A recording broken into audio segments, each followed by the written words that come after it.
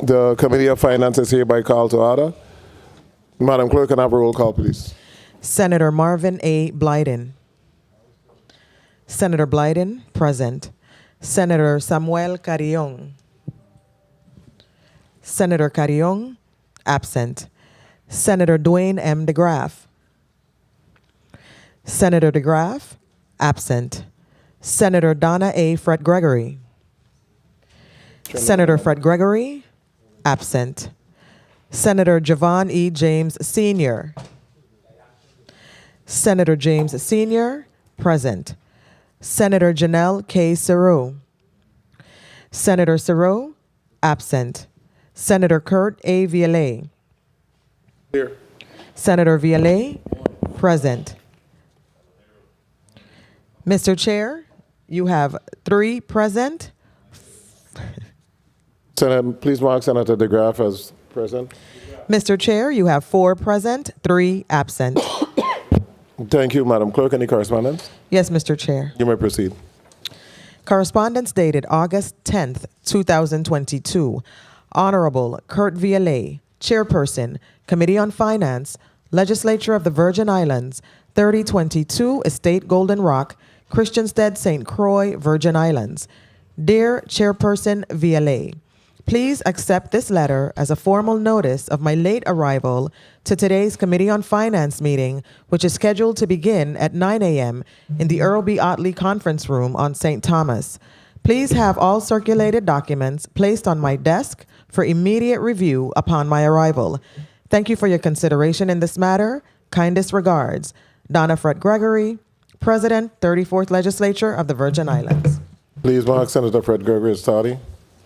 Mr. Chair, 4 present, 2 absent, 1 tardy. Any more correspondence? No, Mr. Chair. You may proceed and read the agenda into the record. The Committee on Finance Fiscal Year 2023 budget hearing for Wednesday, August 10th, 2022 at 9 a.m. in the Earl B. Otley Legislative Hall, Charlotte Amalie, St. Thomas, U.S. Virgin Islands. The Committee on Finance will receive testimony on the proposed fiscal year 2023 executive budget for the government of the Virgin Islands of the United States. At 9 a.m., the Department of Property and Procurement invited testifiers Anthony Thomas, Commissioner. At 12:30 p.m., Virgin Islands Housing Finance Authority invited testifiers Dayna Clendinen, Interim Executive Director. And at 2 p.m., the Virgin Islands Police Department invited testifiers Ray Martinez, Commissioner. Mr. Chair, this concludes the reading of today's agenda. Thank you, Madam Clerk. Good morning to the people of the Virgin Islands. Good morning, colleagues. Good morning to the testifiers. Before we begin to receive testimony from the Commissioner of Property and Procurement, I'd like to wish my colleague a very, very happy birthday, Senator Blyden. Happy birthday, and you're here to work on your birthday. So, I want to thank you for your commitment to the legislature and your commitment to the Finance Committee. You're always the first individual to arrive and the first on the list. So I appreciate the work that you have done on a regular basis. I also want to recognize Senator Angel Bulquist.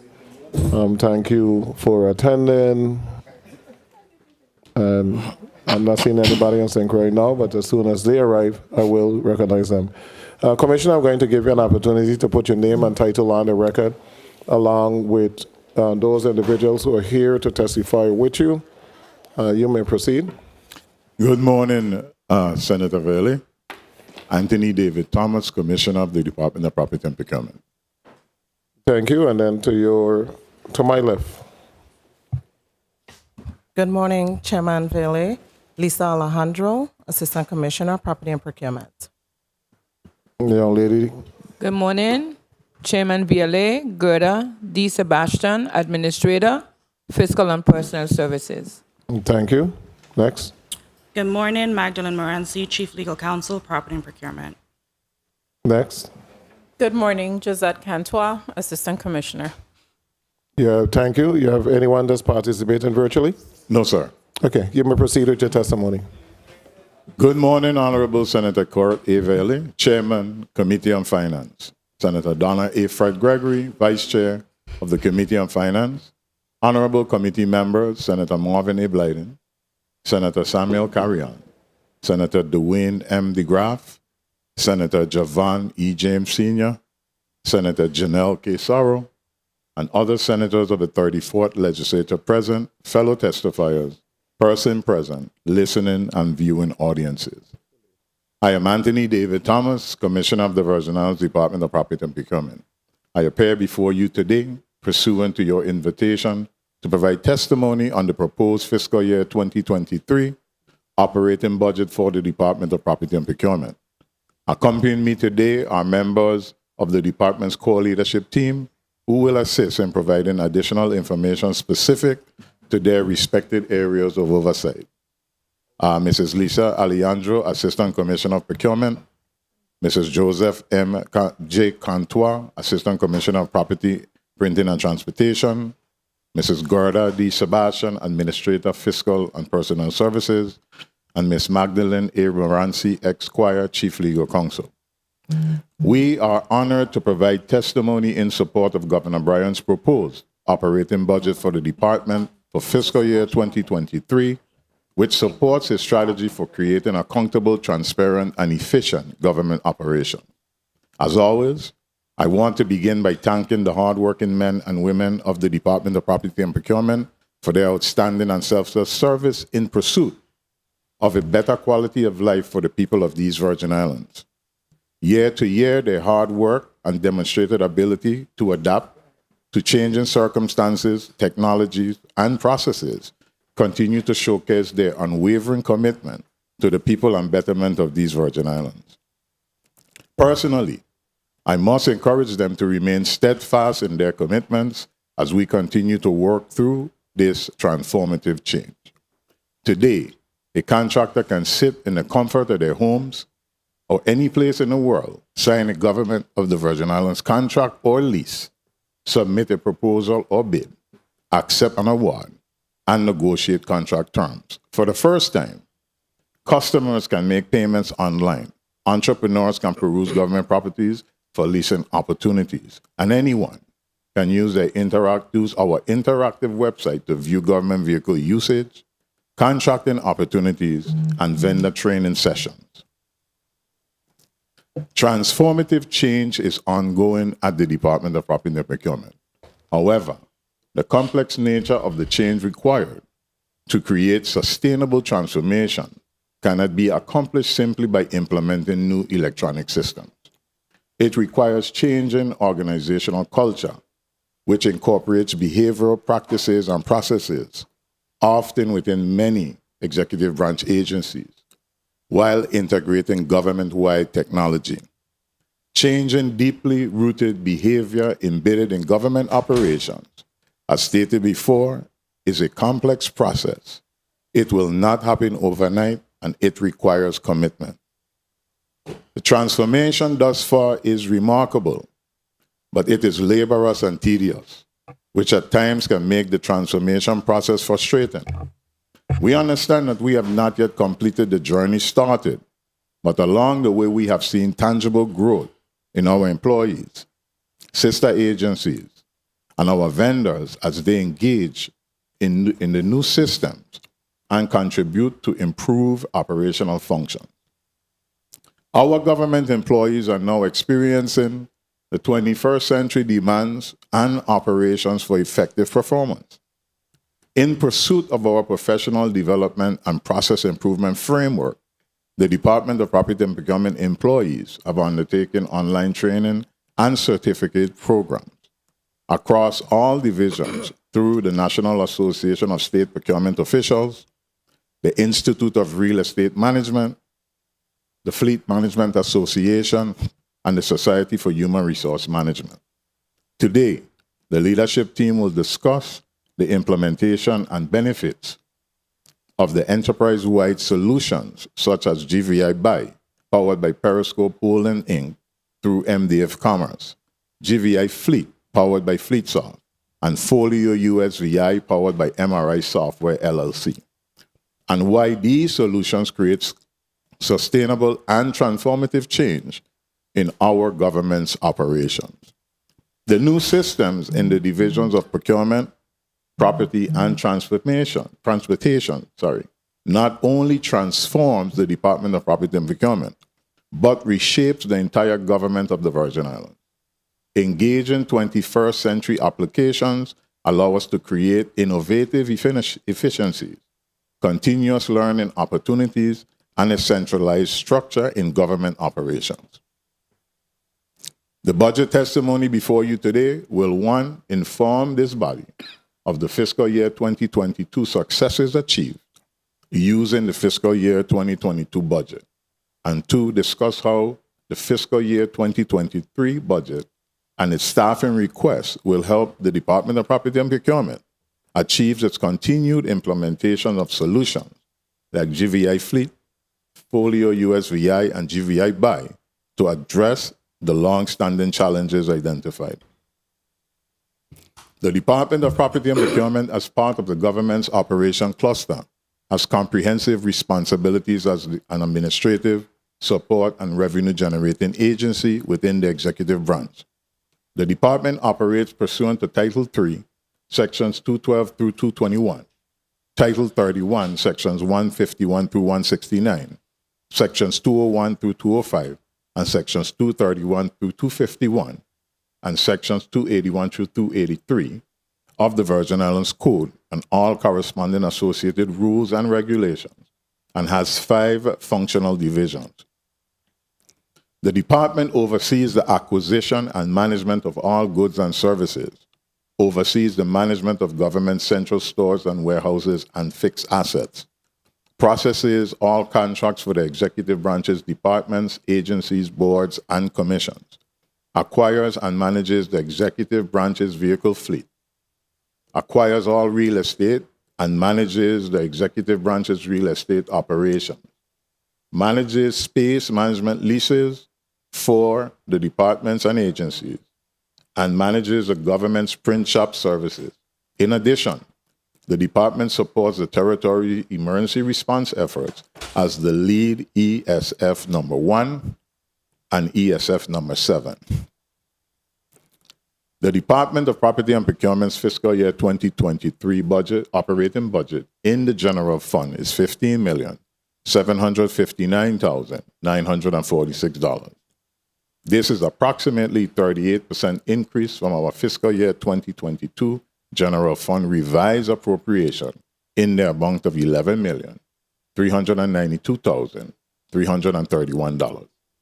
In addition to the department's fiscal year 2023 general fund request, the department is requesting funding from other appropriated funds, such as the Business and Commercial Property Revolving Fund, in the amount of $4,839,128, and the indirect fund in the amount of $185,000, and a total of $4,020,000 from non-appropriate funds, such as the Central Motor Pool Fund, Central Stores and Warehouse Revolving Fund, Gasoline Coupon Fund, and the Printing and Production Fund. The total of all these funds is $24,804,074. Personnel services under the general fund in the amount of $3,895,240 covers 21 fill exempt positions in the amount of $1,359,700, 16 fill classified positions in the amount of $678,715, and 45 new exempt positions in the amount of $1,413,500, and 13 vacant exempt positions in the amount of $443,325. Fringe benefits are calculated at $1,742,376 for the position. Operating supplies are funded at $895,028, and other services are funded at $8,427,700. Included in the funds for other services are monies for GVI's property insurance program, valued at $7,357,300. Please note that the department's remaining budget in the amount of $8,402,646 will be utilized to cover other mandatory operating costs. The operating budget request for fiscal year 2023 under the Business and Commercial Properties Revolving Fund is $4,839,128. This amount covers personnel services in the amount of $2,766,844 for 38 fill-exempt positions, in the amount of $2,391,300 and $375,544 for 9 classified positions.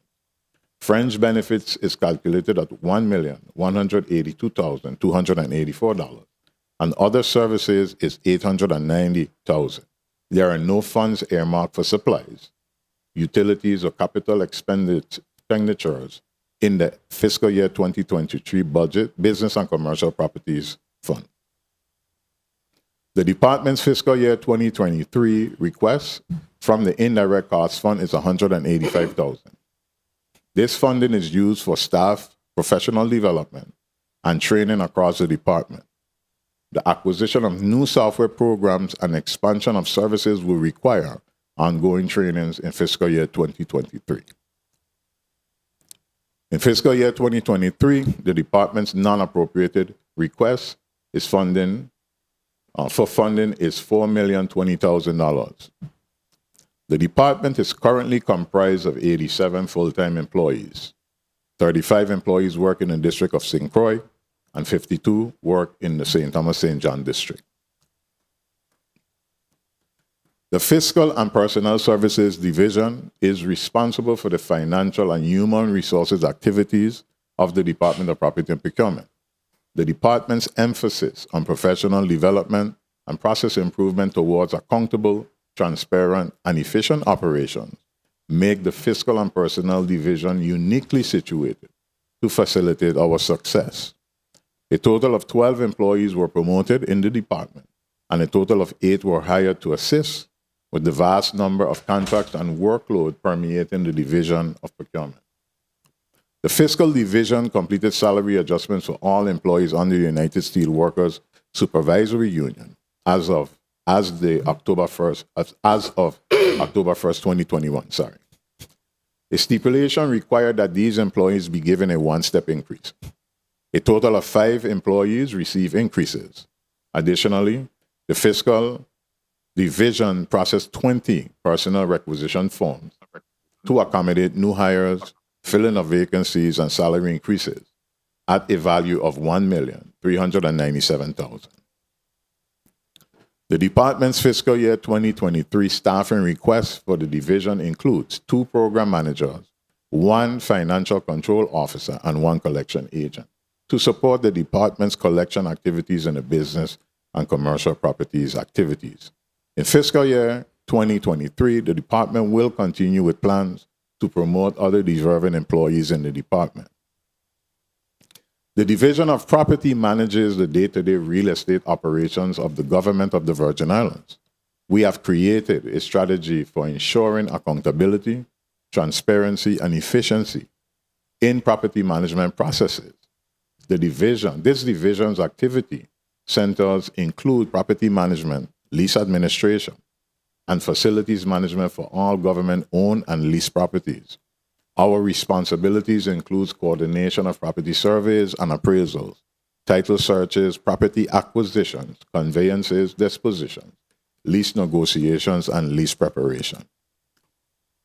The Division of Property Unit administers government leasing and property management services to 149 business and commercial tenant accounts with annual revenues of $3,367,146.20. Business and commercial services include applicant screening, tenant lease administration, and monthly property inspections to ensure leasing, compliance, and property maintenance.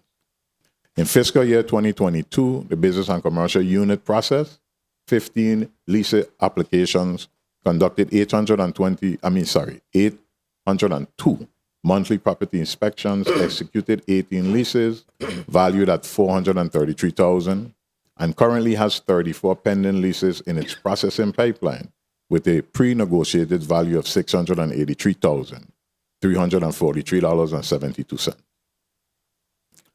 The Division of Property Space Management Unit manages 151 government leaseholds to include privately owned office and storage space on behalf of 32 executive branch agencies valued at $9,693,639.58.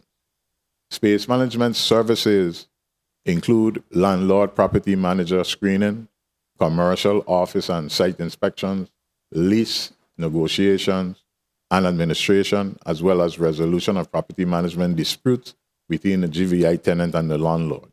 Space management lease expenditures have grown as various departments and agencies temporarily relocated from government buildings to leased office space since Hurricanes Irma and Maria.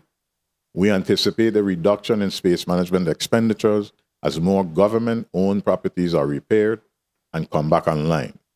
In fiscal year 2022, the Space Management Unit processed 30 new leases, 33 renewals valued at $1,796,519.49, with another 28 leases in the pipeline with a negotiated value of $1,189,733.49.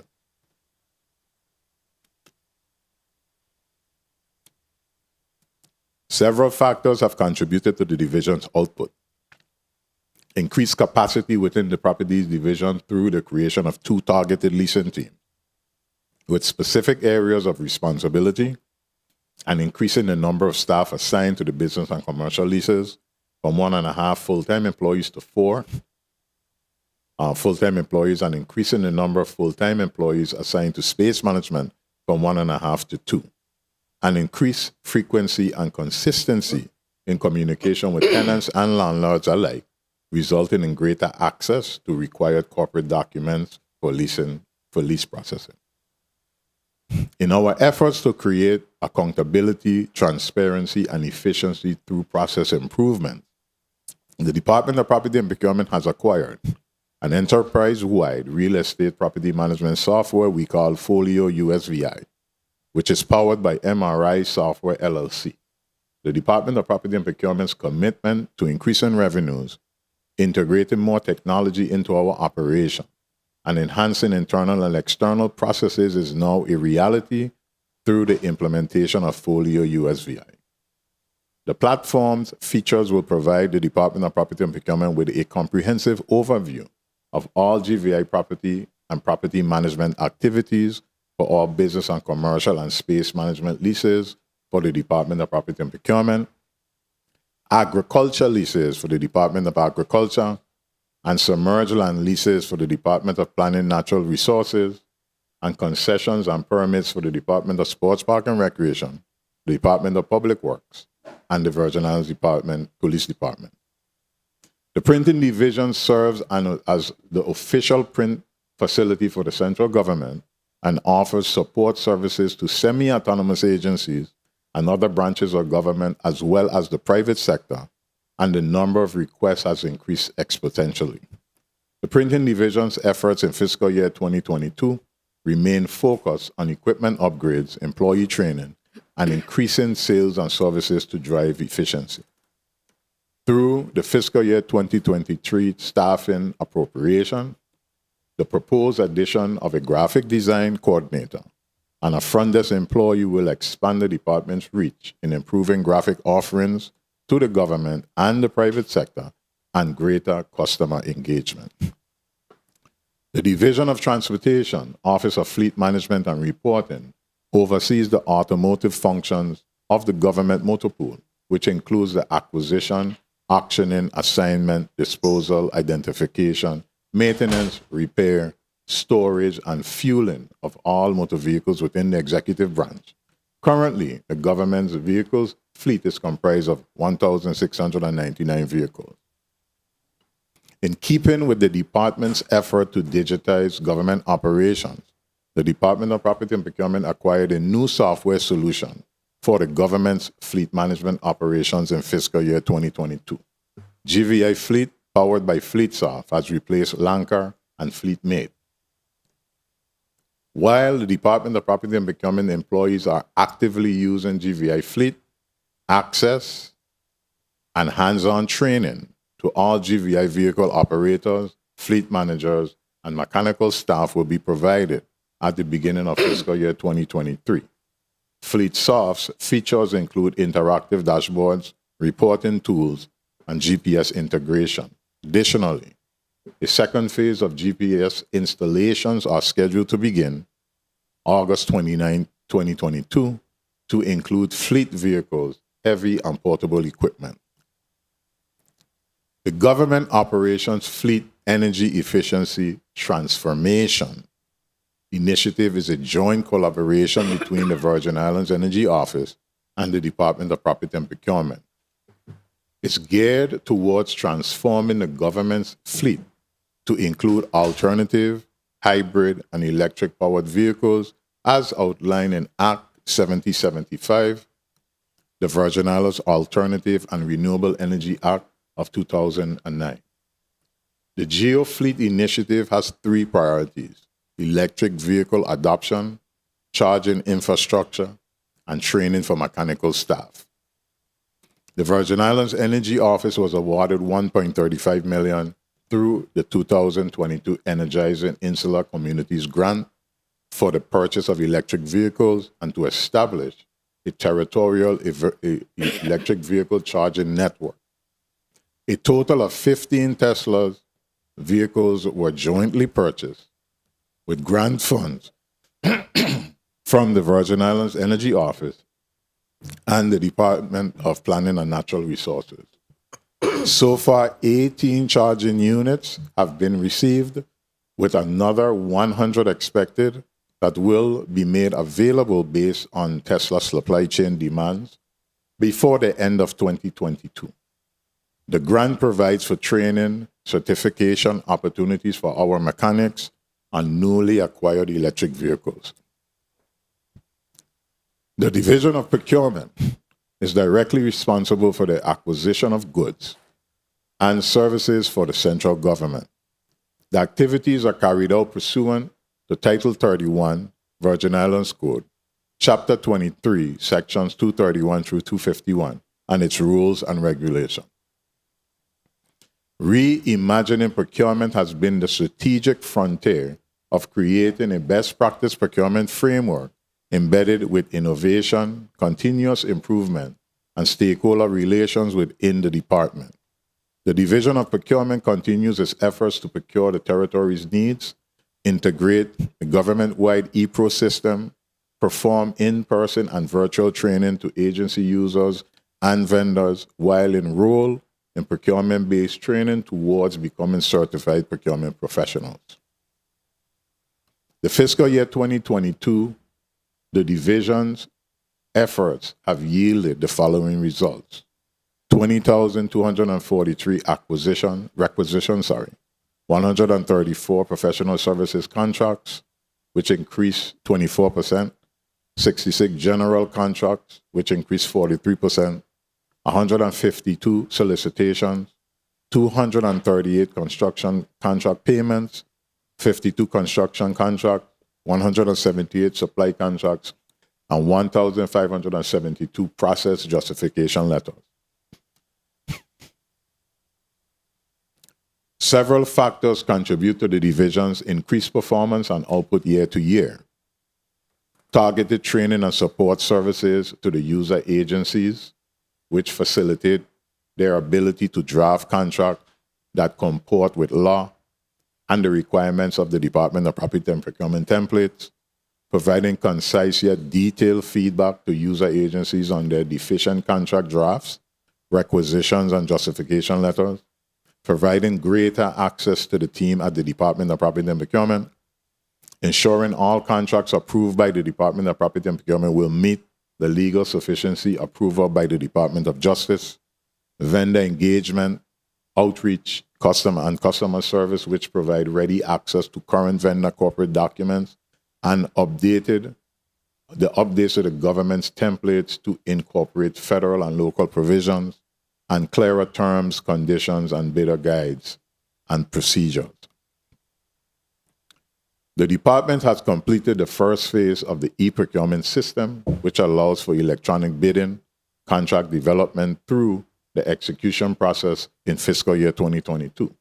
Phase 2 of the integration is set to go live at the end of September 2022.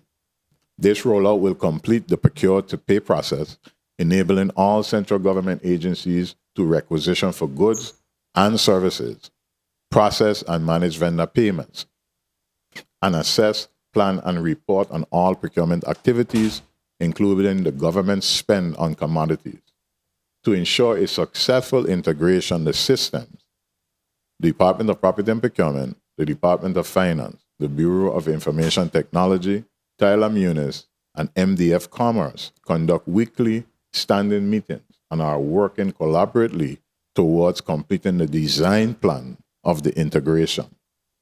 As we approach full integration, the department continues its effort to build government-wide awareness of new systems, processes, changes, and requirements by delivering virtual and in-person trainings through partnerships with various stakeholders to include the Office of Congresswoman of the Virgin Islands, Stacey E. Plaskett, Esquire, the Small Business Development Center of the Virgin Islands, and the Small Business Administration. Below, there are 9 events that are taking place in fiscal year 2022. The infusion of technology, particularly phase 1 of the ePro system, is currently working to increase efficiency, reduce waste, and maximize government spend. Since the system's rollout in February 2022, our vendor reach and responsiveness of vendors have significantly increased. Also, the controls and transparency of the bidding process has reduced the number of protests and concerns from vendors about government awards. The vendor management team plays a major role in the division of procurement, GVI buys vendor management module, as well as in Tyler Munis system. The vendor module division is the zenith of the GVI buy and Tyler Munis vendor management system. The department's ability to increase efficiencies and expedite contracts was in part due to the vendor relations and engagement of the vendor management team. The team's ability to update vendors, send notifications about commodity opportunities, and bidding and award decisions prompted vendor responsibility to ensure they are in good standing and registered to do business with the government. Presently, bidders are not required to submit corporate documents during the bidding phase if they are in good standing and registered in GVI buy. As of July 20th of this year, the vendor management team successfully registered 1,140 vendors in GVI buy, assisted over 400 vendors in DUNS registration, and assisted over 200 vendors with obtaining SAMS Gov registration. Further, to add value to our vendor community, the department outfitted a vendor station in the St. Thomas district that allows vendors to perform walk-in registration and receive training. A vendor station will be added in our St. Croix district upon completion of the new modular procurement office. Although testimonials from our vendor community attest to the transformed procurement landscape of this territory, we have witnessed the efforts of a dedicated team of individuals who have, through a series of disruptive innovations, swiftly adapted to acquire value goods and services on behalf of the people of the Virgin Islands. As we embrace this digital evolution, the department will continue to invest in the growth and professional development of each employee. Most recently, the department activated its membership in the National Association of State Procurement Officials. NASPO is a nonprofit organization made up of central government procurement directors from all 50 states, the District of Columbia, and U.S. territories. The central stores and warehouses fall under the Division of Procurement, and oversees all warehousing operations of the government of the Virgin Islands in accordance with Title 31, Sections 244 of the Virgin Islands Code. This unit is responsible for the purchasing and storing of equipment and supplies for resale to other government departments, agencies, and serves autonomous agencies. To date, the division realized sales of $466,079.73. Over the past year, the division of central stores remained at the front line of the pandemic, distributing, replenishing, and managing the government supply needs for personal protective equipment to various agencies while managing their day-to-day operation.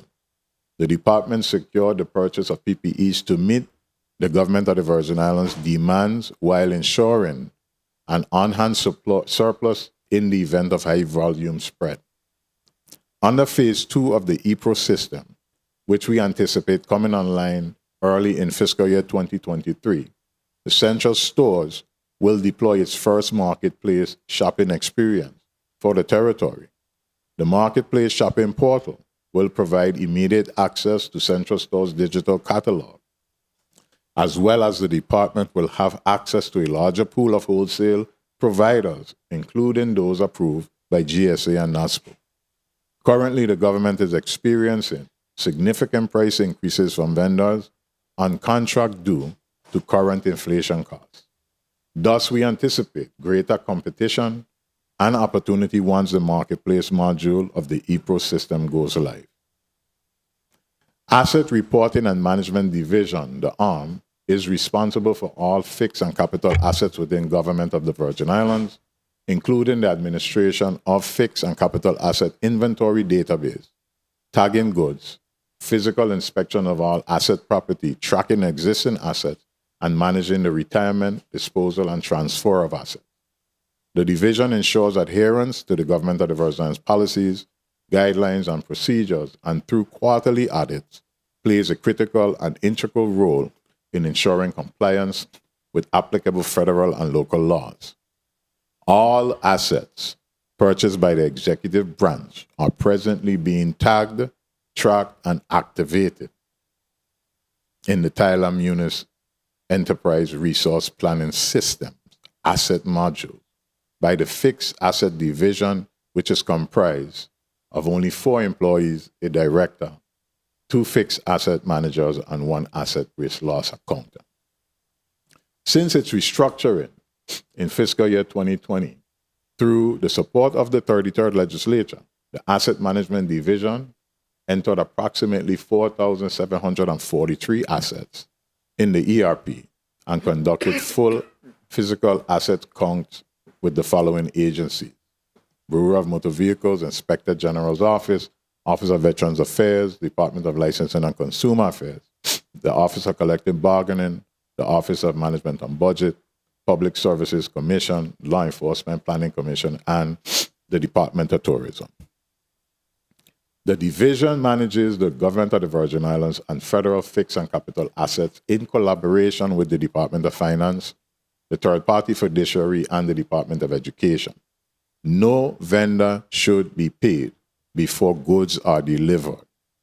Despite its size, the ARM team is committed. The ARM will provide some autonomy to departments and agencies in their asset management functions. The insurance brokerage firm of Marshall & Sterling, St. Croix, Inc., provides the government of the Virgin Islands with insurance brokerage services for its multi-peril property insurance program. The 2022-2023 policy was renewed on June 10, 2022 through June 10, 2023. In fiscal year 2022, the Division of Property, in conjunction with the Marshall & Sterling Loss Control Team, began the Risk Assessment Initiative to adjust the existing insurance. This initiative is ongoing, and approximately 61% of the property sites visit and data collection has been completed, with the remainder to be completed on or before December 31st, 2022. The completed risk assessment report and presentation to the government of the Virgin Islands is expected by January 31st, 2023. The 2022-23 annual insurance premium is $6,799,726.44. For the property insurance program, the government saw a 2.5% reduction in its insurance premium of $187,000 from 21-22. In addition, the government's premium for boiler and machinery is $64,968, $98,448 for hull and machinery protection and indemnity, and $1,044.37 for pollution coverage for government vessels, and $225,000 for insurance brokerage services. The total of all insurance costs for our current insurance cycle is $7,189,186.81. As highlighted in last year's testimony, insurance premiums will increase in correlation to the new FEMA disaster recovery funded construction projects and other economic factors. Based on FEMA's requirements, all newly constructed facilities must be insured at full value, thus increasing the government of the Virgin Islands insurance costs. Additionally, our insurance underwriters have asked us to conduct a full valuation of all real and personal properties over the next 12 months to make adjustments for inflation and supply chain demands. Funding will need to be identified to meet this request. Overall, the Department of Property and Procurement focuses on workforce training and learning solution delivery with the expectation that every employee's resume is significantly improved during their tenure at the department. In fiscal year 2022, all 8 Division of Transportation personnel began NAFTA Fleet Management Association Fleet Discipline Certificate Program, that covers various aspects of fleet management. All 21 employees of the Procurement Division and their attorneys have access to a wealth of professional development opportunities, market research tools, and other benefits through the department's new membership with NASPO. All 16 members of the Department of Property and Procurement's leadership team were registered for a virtual self-paced year-long training course with SHRM, People Management Qualification Program. All 16 Division of Property employees and 2 paralegals were enrolled in several online courses based on position and job duties through the Institute of Real Estate Management. Our legal analyst graduated from the Virgin Islands Certified Public Manager program in fiscal year 2022. Equally important to the professional development of our current employees, the department prides itself in serving as a host site for the Summer Youth Work Experience and Training Program sponsored by the Department of Labor. This year, the Department of Property and Procurement hosted 17 summer interns and 1 lift summer intern. The department is playing its part in preparing our youth to be the future labor force of the territory. Our fiscal year 2022 legal intern has been recently hired as the contract specialist with the Division of Procurement, effective August 15, 2022. In review, I wish to highlight the overarching efforts of this department, which continues to result in several accomplishments that are a first in GVI history. E-procurement solution implementation, e-fleet management solution implementation, e-property management solution implementation, electronic contract management, and in fiscal year 2022, we are poised to process a $500 million contract. Significant contracted projects for fiscal year 2022 include the Water Island Road repairs at $2.8 million, St. Thomas Road repairs at $2.4 million, Melvin H. Evans Segment 2 at $12 million, Emile Griffith Park at $1.3 million, Arthur A. Richards New Preschool, 8th grade built, $159 million, and Charlotte and Marley Public Restrooms and Visitor Center at $500,000.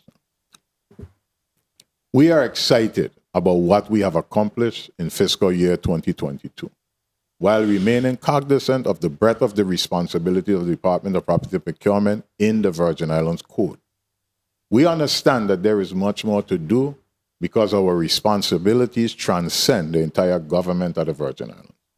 In keeping with the governor's mandate to digitize government operations, the department transitioned to the use of enterprise-wide software solutions to support the functions and needs of each of our foundational divisions: procurement, property management, and fleet management. The launch of these systems is transforming the way government does business, allowing collaboration from all stakeholders in a singular platform. This contributes to a more efficient delivery of services and underscores the need for continued capacity building. The use of electronic systems on their own cannot produce the improved processes we strongly desire if we do not change mindsets and commit to the necessary resources to change how we operate.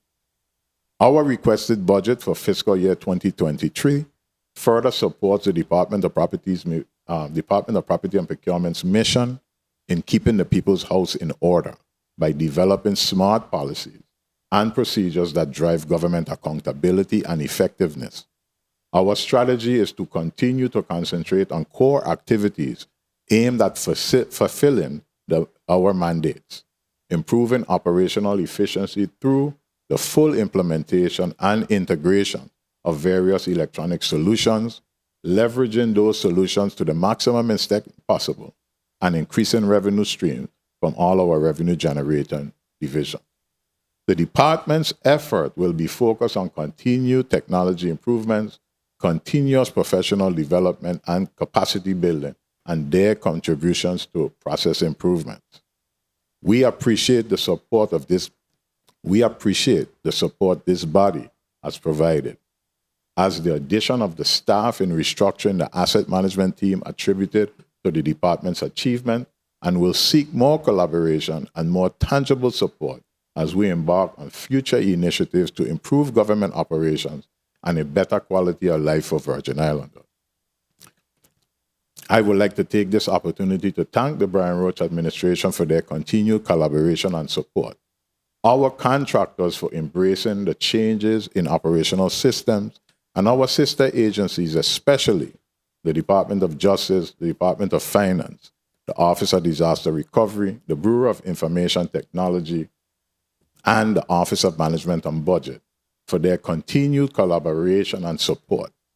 I again thank the staff of the Department of Property and Procurement for their continued support and perseverance in furthering of the collective good. Honorable Chairman Senator Kurt Iveli, this concludes our fiscal year 2023 budget testimony, and we stand ready to answer any questions the committee may have. Thank you, Commissioner, for your testimony. Colleagues, we're going to go directly into a 6-minute round, beginning with Senator Blyden. That is Senator Carrion. Please mark Senator Carrion as present. Thank you so much, Mr. Chair. Good morning to my colleagues, and thank you so much for the birthday wishes. Good morning to the viewing and listening audiences, staff, central staff. Good morning, Commissioner Anthony. Morning. And your supporting management team there with you, and thank you so much for this most comprehensive and in-depth testimony. Let me start quickly before I go to the post-audit report. And please be succinct with your responses. What the value of all our properties in the Virgin Islands under your portfolio? What the value? It's estimated at 1.3 billion. 1.3 billion. And with the assessment going forward within the next 12 months, what do you think? What's your estimate? Well, there's a possibility that that value could increase, because I think that it's been a while before we actually did a full assessment. So it's about time to do a full assessment on the property. Correct, because much improvement have been done. Yes, and correct. It needs to be assessed. Okay, very well.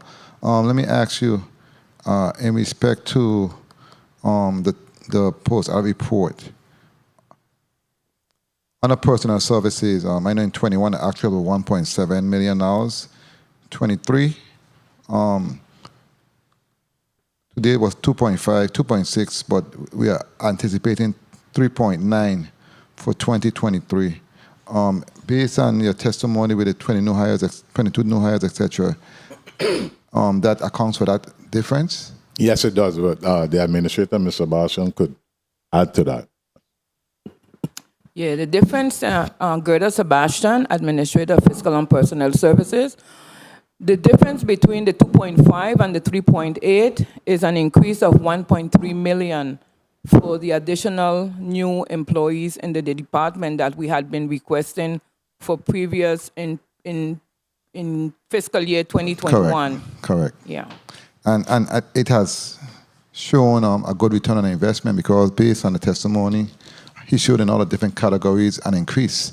So it makes sense to have the proper capacity. That way it increases your revenues, which I appreciate that you guys did that. And I hope all departments can do the same thing.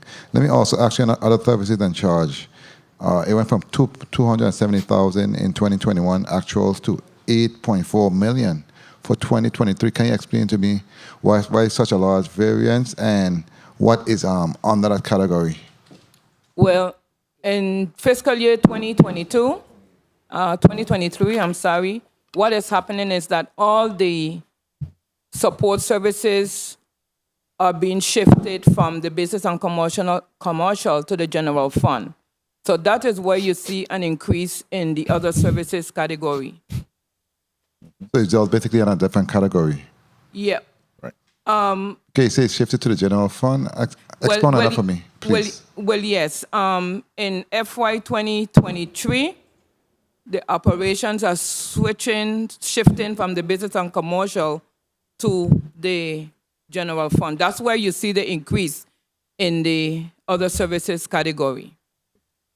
And if I may, Senator, during COVID, we recognized that the reduction of the business and commercial collection, so it's so flexible that it's best to go into an account that is sustainable rather than fluctuates. I got That's it. why the shift was. So supplies, is the same thing for supplies because it went from 13,000 to 850,000. Is that the same thing? Same Absolutely. Situation? Yes.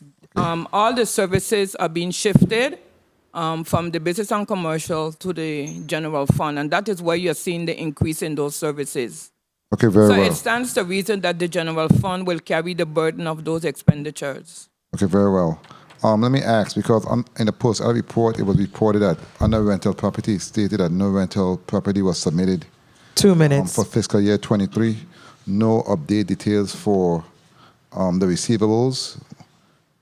No update or information when it came to properties that you manage. I know you didn't get any federal funds for fiscal year 23, but and no outstanding vendor payments was submitted. Can you explain, please? Well, unless it's an oversight, I don't think we had any to submit, but the properties should have been You submitted. always do, though. Yeah, we always do, but we have done a better job this year as we increase efficiencies at these electronic systems. We're doing a much better job of keeping up with what our responsibilities are. Commissioner, through the chair, please can you submit those information? We'd appreciate it. I can. Thank you so much. Let's go to your vacancies. I know you're on board 22 individuals. How many vacancies do you still have at present? I like to say none, but I want to let the administrator speak to those. Currently, in FY 22, we don't have any vacancies at this point. We had one, and Can you repeat that, please? currently in FY 2022, we do not have any vacancies. We had one, and we have a PRF, a personal requisition form, in process for that position. Well, I would like to say congratulations. That's a first. Thank you. I really appreciate that, and it shows that you guys are working and doing everything necessary to assure that you basically do your responsibility and at the same time try to bring as much funds to the coffers of the Virgin Islands government. I want to thank you for that. Also, your training programs, and congratulations. The Lift Summer intern that was hired, what's the young lady name? It's a young man, What's his name? Miss Sebastian. I think it's a Shibo Clark. Really? But anyway, I want to say congratulations to that gentleman. It goes Time. to show that once we train our young people, give them the proper tools and equipment, and give them an opportunity in terms of internship, they can assist us moving forward instead of us shipping out our youngsters all the time. So, Senator, we have a couple, right? The one that was hired was Corey Romney Jr. Okay. But we do have about 6 that's waiting for school to end, and they're coming on board. So we have quite a few that we have had for a couple of years that come to the department, and we've been working with them, and they've been growing exponentially, and we see them as long, career-minded individuals for the department. We appreciate that, especially when it comes to our young people, and thank you so much for that, and thank you, Mr. Chair, for the time. Thank you, Senator Blyden, for your question. Senator, I want to recognize Senate President Donna Fred Gregory. Thank you for coming. Senator Bolquez. Thank you, Chair. Good morning, Commissioner Thomas and administrative team. Morning, Senator. I would like to commend you all. Pardon me. I'd like to commend you all and your administrative team for a very excellent and detailed report. I'm very impressed with the amount of trainings that you've offered for your staff. I believe that that is the backbone of any agency and department, and we must take care of them at all times. Amen. I've also seen the increases in requisitions, purchase orders, invoices, and contracts of the department, which constitutes a thriving department and overall a growing government. So I commend you on that. Thank you. As a proponent of e-government, I'm very excited about the advances that you've brought forward in the department. And I'm very interested in the GVI Buy program, which has exponentially expanded accessibility to vendors for conducting business with our government. Concerning GVI Buy, what is the yearly cost associated with that program? So I'd like the Assistant Commissioner of Procurement, Ms. Lisa Alejandro. Yes, right now we are looking, I'm sorry, Lisa Alejandro, Assistant Commissioner. Right now, Senator, we are looking at, we've entered into our second year, so we're looking at the costs for the systems, and that's in the amount of 300,000, just about, for those renewals, etc. But we're looking about 2.8 million. 2.8 million over what time frame? Correct. Over a year? Yes, it's 2.8 million, and we're looking at about 5 years, and that includes some of the additional costs. Most recently, we had an amendment to support that for the extension of services and modification of some services as well, which will increase it by another 2 million. Okay, and what do you believe is the return of investment concerning that program? Well, the return of the investment, we're actually able to envision some of those presently. Like I said, we have reduced based on the testimony. We were able to reduce bidders' protest because there's more transparency in the system, and they do understand that the controls that is within the system is not allowing for fraudulent behavior that would have been exposed previously. That is one. The next thing, we were able to do more aggregate procurements so that we are benefiting from more competition as well. Bidders as well have power to work within their own vendor maintenance systems. We are getting corporate documents. That's really not an issue so much now. So okay. That's just a few of the benefits that we've seen. Thank you for that answer. Also, I noticed that you mentioned that you're conducting trainings for your staff in GVI Buy, but also for vendors. You said St. Thomas, and you mentioned that once you build out your office on St. Croix, you will also offer that training for St. Croix, but no mention of St. John, and we have vendors on St. John. What are your plans for accommodating them? So quite a few of our training senators, thank you for the question, training has been virtual as well. And we do intend to continue the training, both in the St. Croix, but as you mentioned, we can expand as well to our St. John. Okay, thank you. I'm also interested in the collections for your printing and warehouse divisions. What have those collections been for this fiscal year? They've been pretty good. What we have done in the printing division, we have done a number of reconciliations, which has increased the collections by 2 to 1, and also in the business and commercial. This same period last year in the business and commercial, we had a 2.7 revenues generated. And between the two divisions or just one? Between the printing and the warehouse. Oh, I thought you said business and commercial. My bad. No. You said printing and The divisions of printing and warehouse. well, in the printing division, we have collected thus far 300,000 in terms of revenues, and in the business, in this, the central stores is not so much revenues generated to us because that is where the departments and agencies purchase from us. Understood. So we don't really; those revenues don't really come directly to us for our operations. 2 minutes. Okay, thank you for that. Concerning derelict properties of the government, what plans does property and procurement have to curtail that issue or reappropriate them for any specific purpose that would be beneficial to the government? So since 2021, that has been one of our main focus. 2019, sorry, has been one of our main focuses in turning those derelict buildings into useful properties.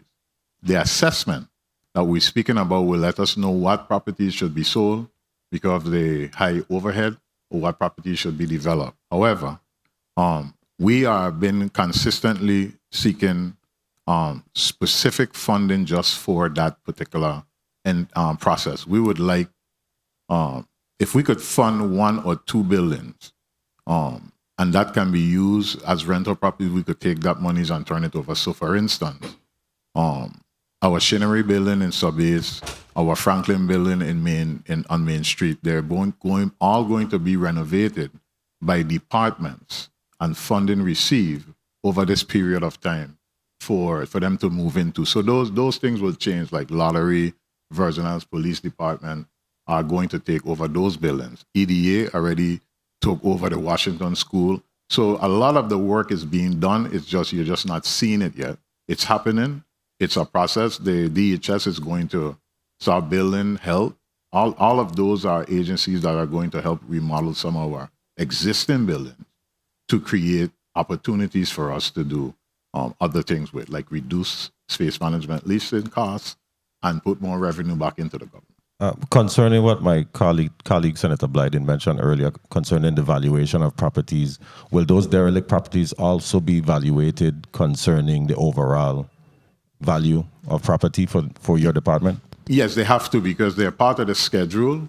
But once we evaluate it, then we'll be able to determine its true cost and how it affects or impacts our bottom line. Time. Thank you for the time, Mr. Chair. Thank you for your answers. Thank you, Senator. Thank you for your question, Senator. Bullquest, you were complete. You're the next question. Point of inquiry? Senator Blyden. Thank you, Mr. Chair. Commissioner, I know in your testimony you mentioned that you have spent $9 million trying to get other properties since you have damages within your portfolio. How is that affecting your division in a positive or negative way? Well, the government spending $9 million on space management leases, we want to reduce that. Right. But we are in a quagmire because since the hurricanes and COVID, and our employees demand to be in more appropriate or healthy environments, it's important that we provide that type of environment for them until we could get our buildings repaired. But in that space management, you mentioned 9.3, but you say you had 3 more leases to sign. Is that including the 9.3, or that's going to be additional funds? It's going to be additional. We have additional coming online, yes, sir. And that will reduce after about the next 3 years. That was my next question, but where is that funding coming from? Well, that funding comes from the other department's budget. They're the ones that budget for those particular spaces. Like, again, I think you raise a valid point. We need an investment in the Department of Property and Procurement specifically for buildings. The strategy we're working with the Department of Education is that they are sitting on several properties that have infrastructure already. That's easy to renovate. However, they have not finalized their disaster project portfolio yet. So until that is done, we can't grab those properties. But once those properties come available, they're easy to restructure and rebuild because the infrastructure exists. It's less cost, They have the footprint. And that could generate the opportunity for us to move government offices into these facilities because, again, they're reducing the footprint of education by building much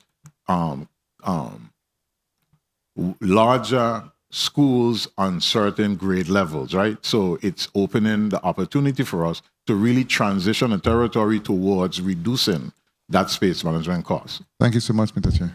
Thank you. Thank you, Senator Blyden. Which schools are you looking at for conversion? Well, the Department of Education has still not given me the list. But when Then you really... we're at step zero. Yeah, no, but like Arthur A. Richards is getting built by, say, Williams School, right? That's being demolished to build a new K through 8. Correct. Right? You have Gomez, you have... No, well, you're speaking to repurposing buildings that they have vacated. Yeah, so those footprints have infrastructure, restrooms, like sewer systems, all of those. I know that. I just want to know which schools. Well, I can't define it yet until they tell me what their final assessment of where their schools are going to be built. Then we can identify those properties. But all the schools have infrastructure, and they all have the footprint available. The part I know, but I'm trying to see how far we are in the process. And St. Croix, I know that Charles H. Emmanuel is empty. Correct. And a very strong building. I know that Alexander Henderson has been turned into a lumberyard. What's the cost of that? So Charles H. Emmanuel is going to DHS. They are that's using going to that footprint. Human Services. Human Services, correct. Has it been transferred to them already? Well, yes, we're working through the process in the sense of they have access to the properties. They just haven't gotten the monies situated yet to really start the process. But that's they have identified. What's the plan for the property? They're going to build housing there for... Head Start. You could put it on the... You could put They're it on... going to do a Head Start. Okay. They're going to do a Head Start. A Head Start. Yes. And we just received a couple $1 million for Head Start. Correct. And you guys have the answer. You just pull the mic down and put it. Don't whisper to the commissioner. The commissioner gave you guys a gagada today? No. No gagada, right? No. Okay. They don't have no gagada. No. Alexander Henderson, what's the cost of that lease to the private company that's working with the federal government? I don't have a lease with Alexander Henderson. So how do we have a private entity on Alexander Henderson School, utilizing Alexander Henderson School? Based on the information I have, the lumber is government lumber. That's all I know. I don't have any information about a private company. The government received that lumber. That lumber is being placed on government property until such time as it can be used. That's it. I don't have anything else about a private entity or anything like that. Okay, well, a private entity is being utilized for security, and a private entity is being utilized for the movement of the lumber that is there. I know we have, didn't you, through your office, there wasn't a contract negotiated for Alexander Henderson School security of lumber for $3 million and warehousing services I of have some no $3 signed million? agreement for Alexander Henderson. Okay. No, for the companies that are over the wood. I have no agreement. Okay, so that probably went through the Public Finance Authority. Before I go to the other budget questions,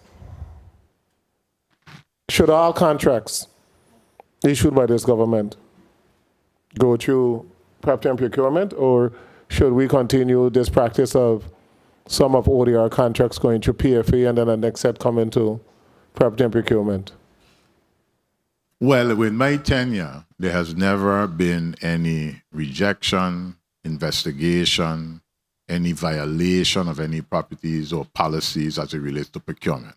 If you ask me if procurement should be managed centrally, my answer would be yes. However, it is the legislature purview as defining these procurement standards. So semi-autonomous agencies have their own standards. We don't control those. We only control the central government. And for that, we manage the process tight, and we can account, and we have a good track record in ensuring that all contracts that come through us meet certain legal guarantees. Thank you for that answer, and hence why I believe that all contracts issued by ODR should come through PMP. It shouldn't be, with the hospitals are going, the redesign of the hospital is going to go through PMP, but this particular service at the hospital is going to go through the PFA. You know, it need to be synchronized that all of those contracts come through one entity, because you have been literally set up to make sure that the checks and balances are in place. So that is my recommendation, and that is why you have no knowledge as to what is going on at Alexander Henderson. So we take a government property and we give it to a private contractor who was leasing from Sunshine previously before, and you take that property that had electricity, AC, everything working, and we take it off the market. We're paying some $9 million for leases, and that property could have been transitioned into some type of government office. Senator James, you're recognized.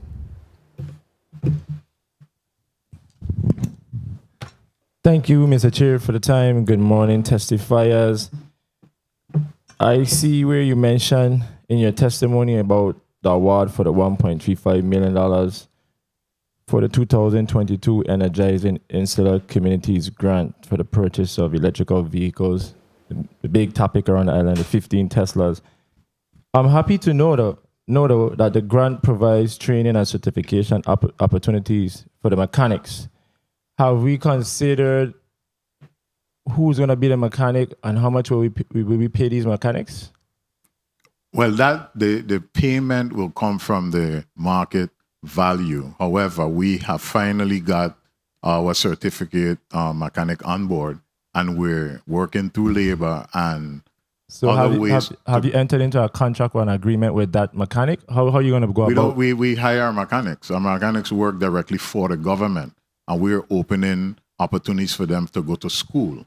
Well, on our agenda is diesel mechanics, people who are mechanics who are able to work with electric vehicles. All of those things are on the agenda, and this grant will help us with the electrical vehicle part, and then the department itself will undertake the diesel mechanics and so on, to send them away to school.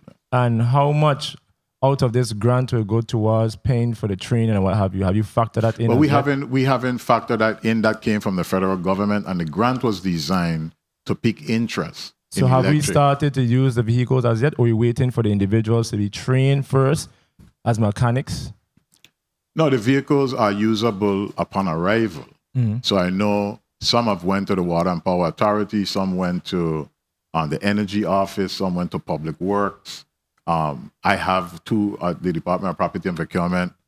They will be going around to the schools so the kids could. So if there's an issue right now with a vehicle, who will be able to fix the vehicles right now? Tesla will fix the vehicles. So somebody will fly down from the States and fix it? That's correct. And that will be covered with a grant. The cost will be covered for the grant when it comes to them flying down? That's correct. AC Cantor, you could go ahead. Good morning. Josette Cantor, Assistant Commissioner, Division of Transportation. The Tesla vehicles are covered by an 8-year, 100,000-mile warranty. In terms of servicing, that cost is borne by the owner of the vehicles. So the GVI would have to have those vehicles sent to Puerto Rico until such a time that our mechanics, meaning all mechanics within the GVI, are brought up to speed in terms of training. Thank you. And I don't want anyone to think I'm straying away from the budget here. And it's important that we consider the cost that is going to be factored in as a result of having these vehicles. And as we speak about the budget, as far as cost savings, having these vehicles, Tesla vehicles in the fleet, have we had an assessment been done or conducted to find out what kind of savings we will have as far as reduction in fuel? I want to say, Senator, you can't look at a Tesla and compare it as a regular vehicle. So the cost of just having a Tesla may increase in repairs, but it decreases drastically in use, although in the purchase and the process. But go ahead, AC Cantor, you could check. I don't want to dwell on it because I have a lot more questions. Okay, go ahead. So thank you for placing that on the record, because I think the public needs to understand that. And forget about the Tesla vehicles for a little bit. When it comes to our overall fleet in government, have we implemented any cost-saving measures to park up vehicles to save money? knowing that we're going through these challenges with our economy, do you have a message or a mandate that came down from the governor saying, listen, we need to park up these vehicles based on the rise of cost of living and fuel and what have you? Have we implemented anything of that nature? So we have not waited until the fuel increase. We have consistently have a strategy that only certain individuals in certain capacities can use the vehicles on 24 hours. Now, we have implemented a tracking system. In the testimony, I read about GVI Fleet. 2 minutes. GVI Fleet is a software program that tracks all the GPS and put it on one platform. That is our way of controlling the use, because I really can't tell you unless I have a wrecker truck, a wrecker on the road with men following people, locking their tires and then dragging them around. But each department's commissioner. Thank you. Okay. Thank you. I want to make sure we're implementing cost-saving measures and being responsible with the taxpayers' money. And as we speak about vehicles, the reason why I'm asking you that is a little disappointing for me. Like, say, for instance, I will be going down the Melvins Evans Highway, and the stoplights are no longer working. And they will stay there until the next morning. But we have individuals who have vehicles 24 hours for specific jobs. I know for sure on the U.S. mainland, those stoplights will not be there blinking for over 2 to 4 or 5 hours. But they don't tend to be blinking all weekend. And we have individuals with government vehicles who's supposed to be in important positions like Department of Public Works, and they are not out there. So when we talk about cost-saving measures, if they're not going to be out there, they need to park up the vehicles. So that's my stance when it comes to being responsible with the people's money. As far as page 19 of 28 in the post-audit report, there's a section that referenced the vendor, but it said vendor not yet confirmed, but yet you list there's a price of $25,000. Even though the vendor has not been confirmed, what is that for? Vendor not confirmed? I'm not sure. Page 19 of 28 in the post-audit report. And as you're looking at... Gerda Sebastian, that's monies for vendors that we may have to do business with that we don't know as yet who those vendors are. So we have to have that money readily available to the department so that if we need a vendor, that we have those monies there. So that's miscellaneous? Huh? That's miscellaneous? Yes. Okay, I'd rather have miscellaneous being placed there instead of saying vendor not yet confirmed.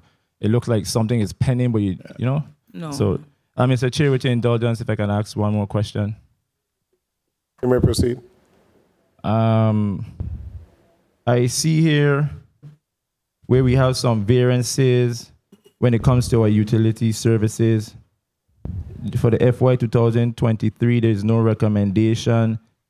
The same for supplies, and the same for other services and charges for property and procurement print job fund. So can you go through that and let me know, with us no longer having an appropriation or allotment for those specific areas, what are you using to pay for those services or items? Remember that the utilities, based on the Single Payer Act, those monies are taken directly from our budget and sent directly to the Department of Finance. However, in the business and commercial, in the general fund this year, we have accounted for some funding in utilities. Let me see. Yeah, you're looking at business and commercial. Yes, we have accounted for $800,000 for utilities. Thank you. But those funds eventually will not come to us. They will go to finance. Thank you, Mr. Chair, for the time. I haven't seen the consistency across government when it comes to that with the single payer. What do you call it? Single Payer Act. Single payer act. Yeah. So thank you for that clarification, and thank you, Mr. Chair, for the time. And like I said, those vehicles need to park up so you could save some money. They're not working. Thank you, Senator James. Point of inquiry, Senator Fred Gregory. Didn't you have one?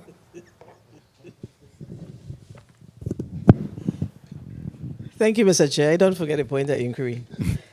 I want to go back to the conversation that my millennial colleague from St. Croix asked about with regards to the Tesla vehicles. I think we're all for improvement. We're all for cost saving. We're in a technological age, and we know that we have an energy crisis here in the Virgin Islands. But I have to ask, Commissioner, you participated in the procurement of the Tesla vehicles? Well, the grant was given to the Virgin Islands Energy Office, so we assisted in supporting him in purchasing the vehicles, yes. Okay, so I'm going to tell you why I'm asking the question. Because of the response that you gave when the senator asked when it's time to, I think it wasn't you, it was the assistant commissioner. What's your last name again, ma'am? Cantois. Cantois, Ms. Cantois. Her response was that if the vehicles, I think it's an 8-year warranty. However, the owner of the vehicles have to maintain the vehicles. And if there are any issues, then we have to take the vehicles to Puerto Rico.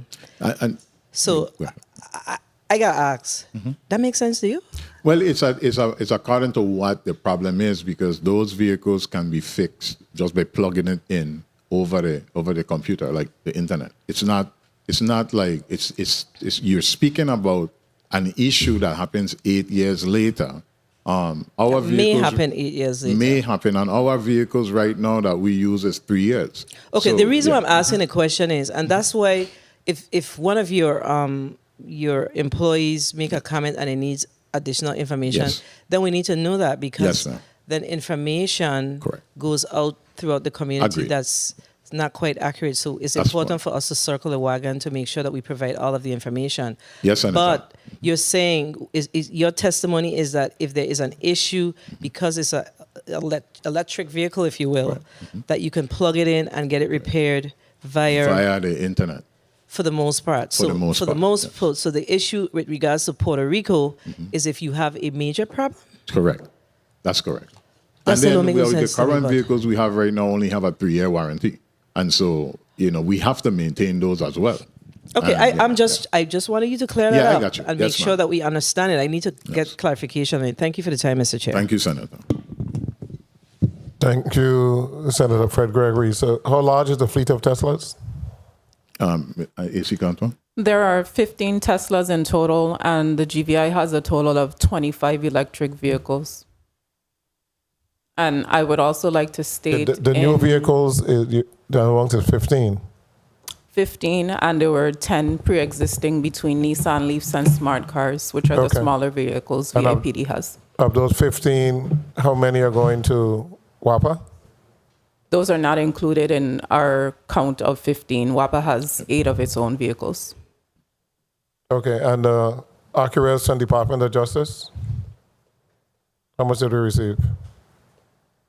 I believe there's a total of 55 Honda and Acura vehicles that were received. Have we received all? We receive all. Yes, sir. And they have already been distributed? Yes, sir. I'm looking at the numbers and the actual expenditures amount. Fiscal year 21, gasoline coupon fund, 1,957,878. Fiscal year 2022 to date, $4,191,071. So it has literally doubled. We're not to the end of the fiscal year yet. What austerity measures have been put in place to reduce the costs that we're paying for gasoline by the central government? Well, the central government's challenge is the increased cost in the fuel. Now, the central government challenge is a 24/7 allowance of driving vehicles all day. What austerity measures, and you can't do it, but have any austerity measure been submitted for your perusal to reduce the high costs of gasoline? No, but we did that ourselves. And all those vehicles, like I said again, should not be being driven. We are constantly reviewing the reports. We are constantly talking with the departments about the usage. We are doing those things, but again, until It's not on you. Yeah. It's not on you because you're just the like that placeholder. But the cost of gasoline, what we're paying as a central government, has doubled.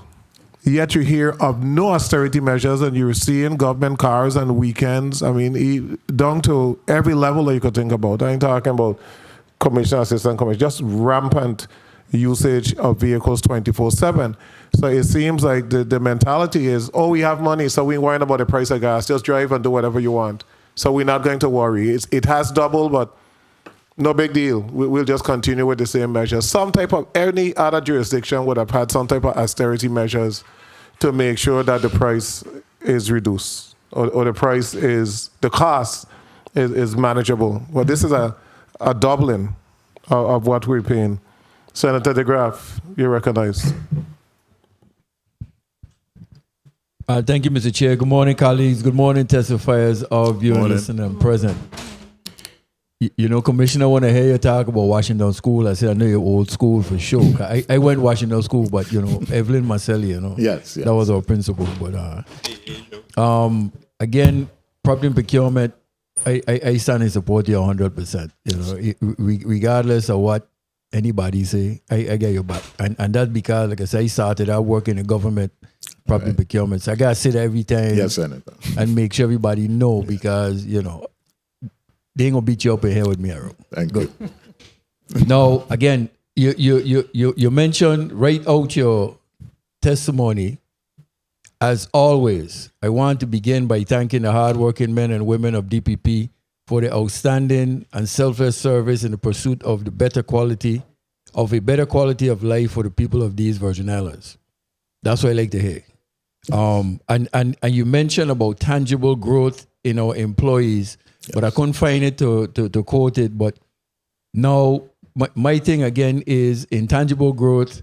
Have anybody received any wage increases for this fiscal year to be sustained in the 2023 budget? Mr. Basso? Relative to the classified service steelworkers, the government is still in negotiation for those salaries. Okay. However, we have awarded the supervisory unit the one-step increase that was effective October 1, 2021. Okay. Excuse me, you could state your name before you speak because the stenographer is remote, okay? Thank you. Sorry to interrupt. Oh, you had finished? Okay, sorry. Oh, I'm sorry. No. My name is Gerda D. Sebastian. Okay, so you have any exempt or GS employees who have received wage increases? We have, yes. We have promotions that we have done in-house for many of our employees, exempt in the exempt class of service. Okay. And going forward, we will continue that venture. Good. And GS employees, any? Steel workers? No, any GS employees that okay, because no, their wage increases coming up in 23. Yeah. That's why I make sure you have money covered for that. Now, Department of... Well, that is not... Any increases that is going to be awarded the steel workers, those funding are not within our budget. Right. I understand at the time that once the negotiations are done, OMB will... And that will come. Yeah, I got that again in terms of anybody owed any monies. And so I want to make sure we start, catch up everybody in 22. Supposed to be paid, y'all, that straight now. So going into 23, we're ready for that. Now, problem procurement is an old building.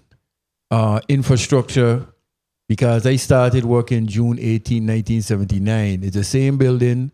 Probably the inside may be a little different, but I didn't really notice much for capital outlay in terms of your facility. I don't know how it is on the St. Croix end, but on the St. Thomas end, does it need any funding for any repairs of anything to keep the environment for your employees safe and functional? Or is it all taken care of? It's in the budget. I think that we have a design on the front cover of our testimony that shows how the new building is going to look. Okay, good. And we're also putting a building in St. Croix that's almost completed. That's going to provide the staffing with the room. 2 minutes. And this type of environment that's needed. So in fiscal year 2022, we started that process. And we have we're just almost completed. Okay, great. And there's nothing for immediate repairs or anything right now? I always have immediate repairs. Okay, good. As long as it's being addressed, that's fine with me. Now, I started off in the motor pool. Like I say, a very long time ago. And when I look down and I see Central Motor Pool, I only see 3 classified positions. You have 3 mechanics. Correct. You have 3 mechanics. No, also I have 1 mechanic. 1 mechanic. And what the other 2 are? They're going to be helpers that we're trying to bring on board so that they can learn to become mechanics. And 1,699 vehicles territory-wide. Correct. And in the fiscal year 2023 budget, there's employee positions slated for the motor pool. How many? So you have program managers that's there as well. That's going to No, by be. the time of actual mechanics. Well, the mechanics, again, it needs a certain certification, and it's hard to find mechanics. So we finally got one on board, and the way forward for us is sending kids away to school and then having them employed in the government to really meet those standards. So I actually see that with the 3, with 1 mechanic, total personnel services, 140,785. If you go 3 ways, that's 46,000. But now you have 1 mechanic, and help us. What is the salary of the mechanic? Mr. Barson?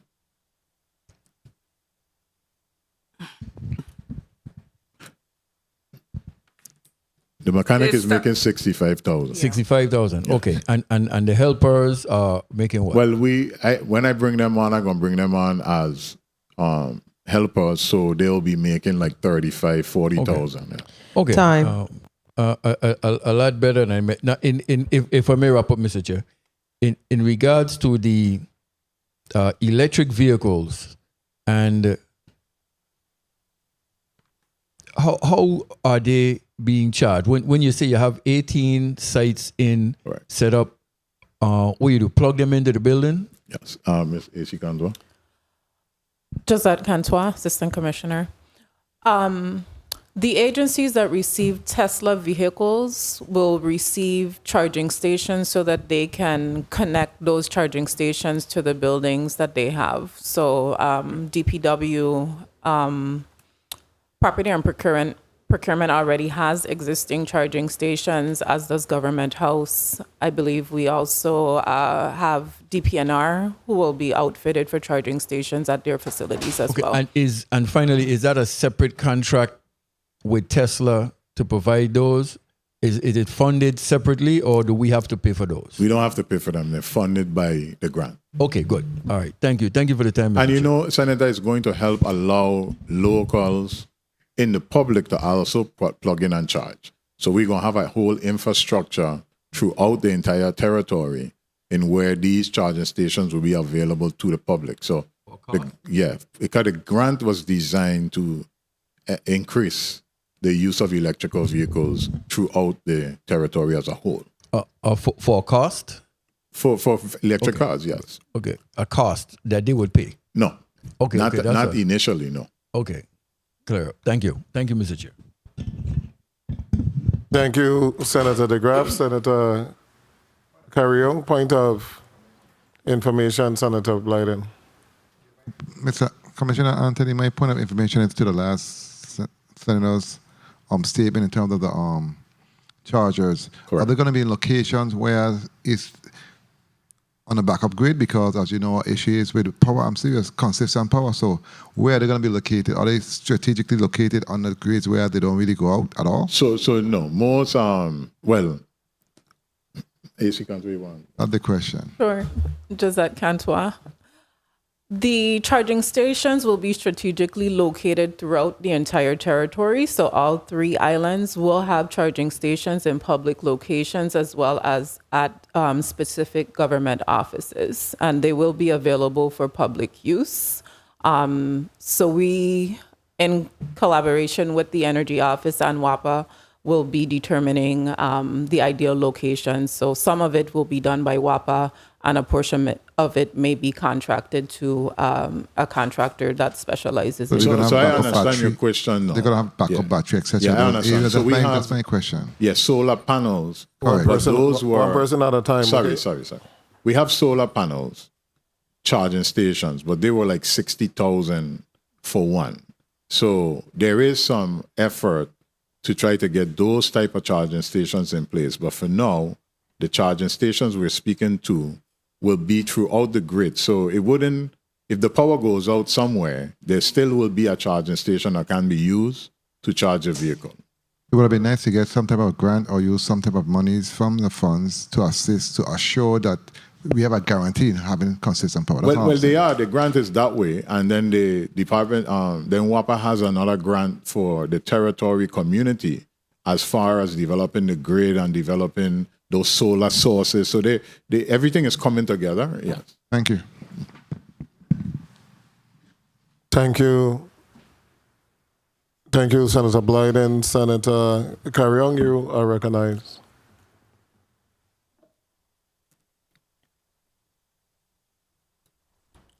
He's speaking, but he's on mute. Media Senator Carrion.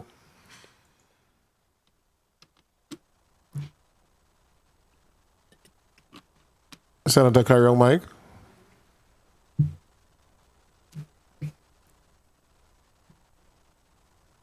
Okay, we're still not hearing Senator Carrion.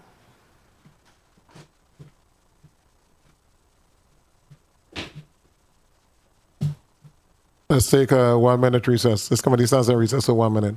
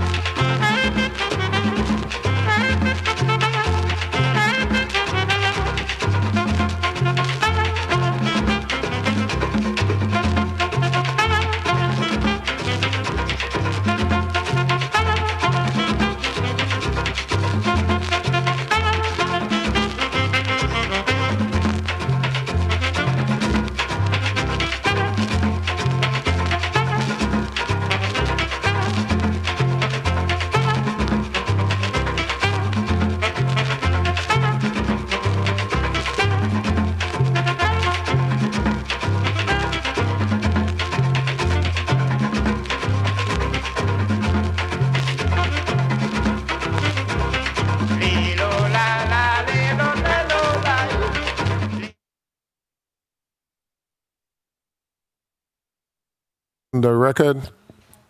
Senator Karong, let's try this again. You may proceed. It's working. Good morning. Good morning to my colleagues, and good morning to the commissioner and his team, and our viewing and listening audience. Commissioner, I want to commend you for your presentation this morning. I think it's very comprehensive, as always. Very well presented testimony. Now, let me ask you in general. I usually ask the commissioners and directors about their budgetary challenges. Have you or are you experiencing any at this moment? And what is that? No, Senator. At this time, we have had the opportunity to make the request that we have tried to make since 2021. But we're here today, and we've been provided with the type of budget that we think would allow us to go to the next level. And I see there is increase in your budget. Generalizing, what is the justification for that increase? Well, as the testimony points out, professional development, process improvement, and the upgrades to the current structure required us to invest in technology. That technology requires more training. And because of that technology, the influx of more work in the workload has increased. Personnel is needed to move the various departments to the next level. So we had slated for ourselves to have like 43 persons working in procurement, 30 working in property, 25 working in transportation, so on and so forth. We are currently halfway there, but we can't sustain what we're doing if we add in the technology and not the staff to help manage the processes going forward. Understood. And based on the post-audit report, it's reflecting some vacant position, but I think I heard one of your team members state that you have no vacant positions at this moment. For fiscal year 2022, there are no vacancies. The only vacancies we have would be those in the request for fiscal year 2023. Okay. So in the request for 2023, then, are those new positions that you are working to obtain? Yes, I can have the administrator add to that. Ms. Sebastian. Yes, Gerda D. Sebastian, Administrator of Fiscal and Personnel Services. Yes, we have approximately a total of 45 new positions that we are requesting in FY 2023. And these would be these would be the vacant positions. So these are all new positions. Were there any new positions requested in FY 22? Ms. Sebastian. In FY 22? Yes. We don't. Yes, in FY 22 we had new positions that were requested and we got those filled. We don't have any vacancies, and they were filled. Well, I commend you for that. From all departments that have been coming before us, I think P&P has been one of the only ones that's been able to fill all vacant positions and even the new ones. So we're talking about how many new hires have you brought on board for FY 22? Approximately 12 new hires in FY 2022. Can you break it down by district for me, please?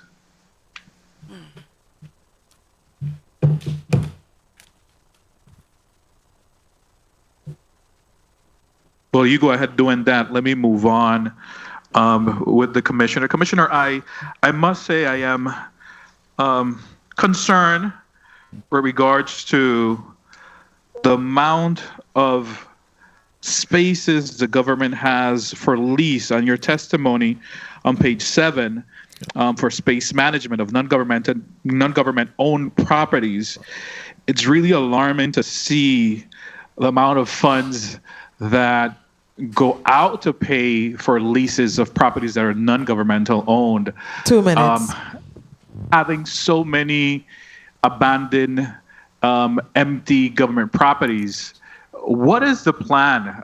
What conversations are you having with the governor What's the plan of this administration in order to change this around? We're talking about approximately 9.5. Talk to me, please. What's the plan to change this around? Anthony Thomas, Commissioner, Property and Procurement. Senator, since 2019, we've been discussing transitioning about 50% of the space management back to the government space management process. However, Hurricanes Irma, Maria, COVID, the demand for better environments are all taking a toll on the government employees. So our emphasis at this point is providing environmentally safe environments and processing departments like health, human services, VIPD, OMB, and agencies like those into spaces, but returning back into the government lottery. All of those have already have buildings that are slated to be repaired, that is government owned, that they will be moving back into. I'll say the next 24 to 36 months, you should see that number begin to come down. So in the next 24 months, we should see a reduction by, what, 50% you're saying? No, I say that you'll start to see a reduction. I can't say 50%, maybe 20, 25%, because the larger agencies have funding. They have identified properties and buildings that are getting ready to be repaired for use. So I'll say 36 months, anywhere in that arrangement, in that area, you begin to see reductions in the space management portfolio. Time. Well, we really need to have a master plan to change this around. And I would like to see one where it really breaks down what are the projections and what are the goals. Like you said, 24 months, 36 months, up to 5 years or 10 years to really change this around so that we can have our departments and agencies in an environment that, of course, it's safe, it's healthy, that would give them pride, and that we can reduce this amount of expense that we have paying out on leases. Mr. Chair, thank you. I'm just waiting some of the response. I would like to get the breakdown of by district of the new hires, and these 45 new hires that are being requested within this budget. I would also like to know what's the breakdown per district. Thank you, Mr. Chair.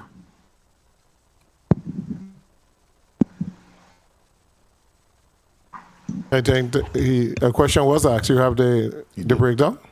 Yeah, I'm working. Yes, I am working on it. Give me a few minutes. Okay. Breakdown of new hirees. You're saying that so your personnel budget is literally increasing by 50%? That's correct. And that is for some 40-something new positions? That's correct. And that would allow you to do what? Increase our productivity. So right now, we're still leaving things on the table.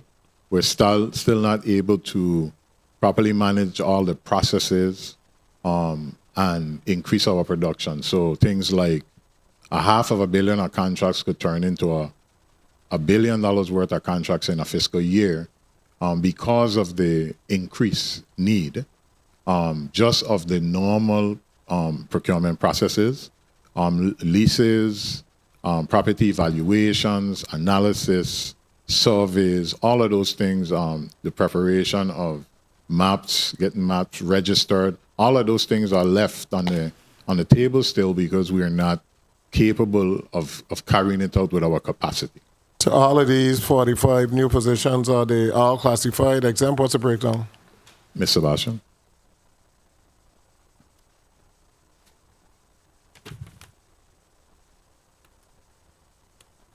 Before I go there, the 45 positions are funded at 50%? Yes. Yes. All 45? That's correct.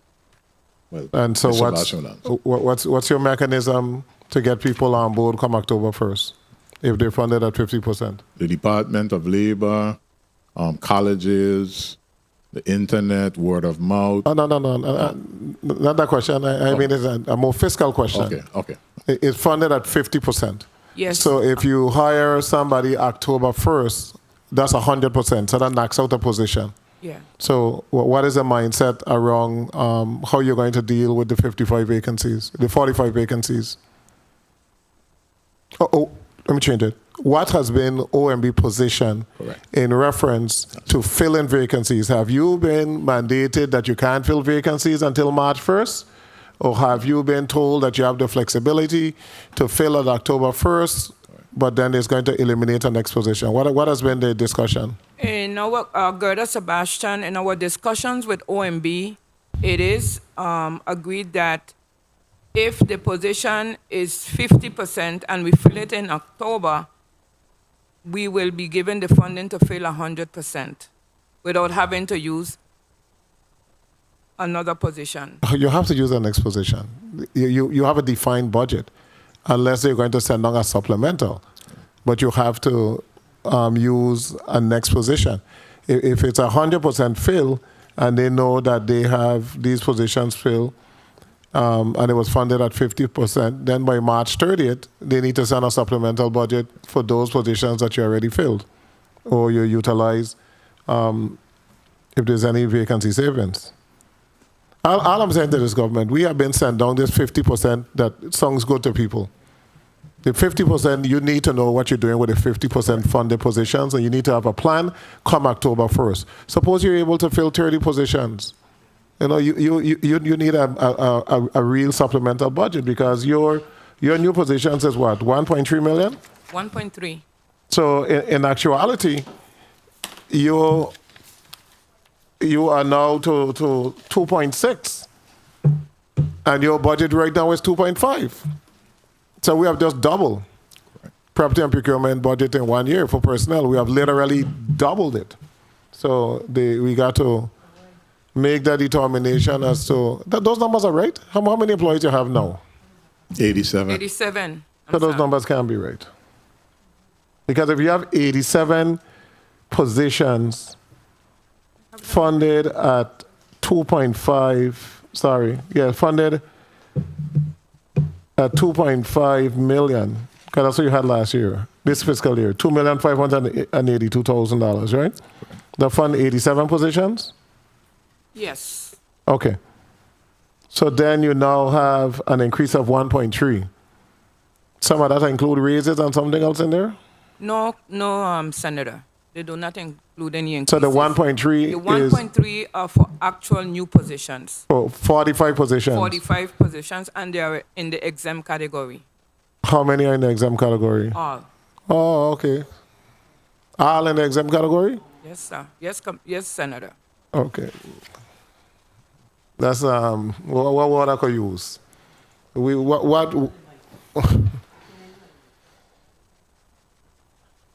So 1.3, 50%, so 2.6, 100%. So 100% for 45 position and 2.5 for 87 position. We presently budgeted at $2.5 million. So if 2.5 million is funding 87 position, and you have 1.3, and you're saying that is all new position, then 2.6 is for 45 exempt position. Yes or yes or Yes, Senator. That's at the full year, right?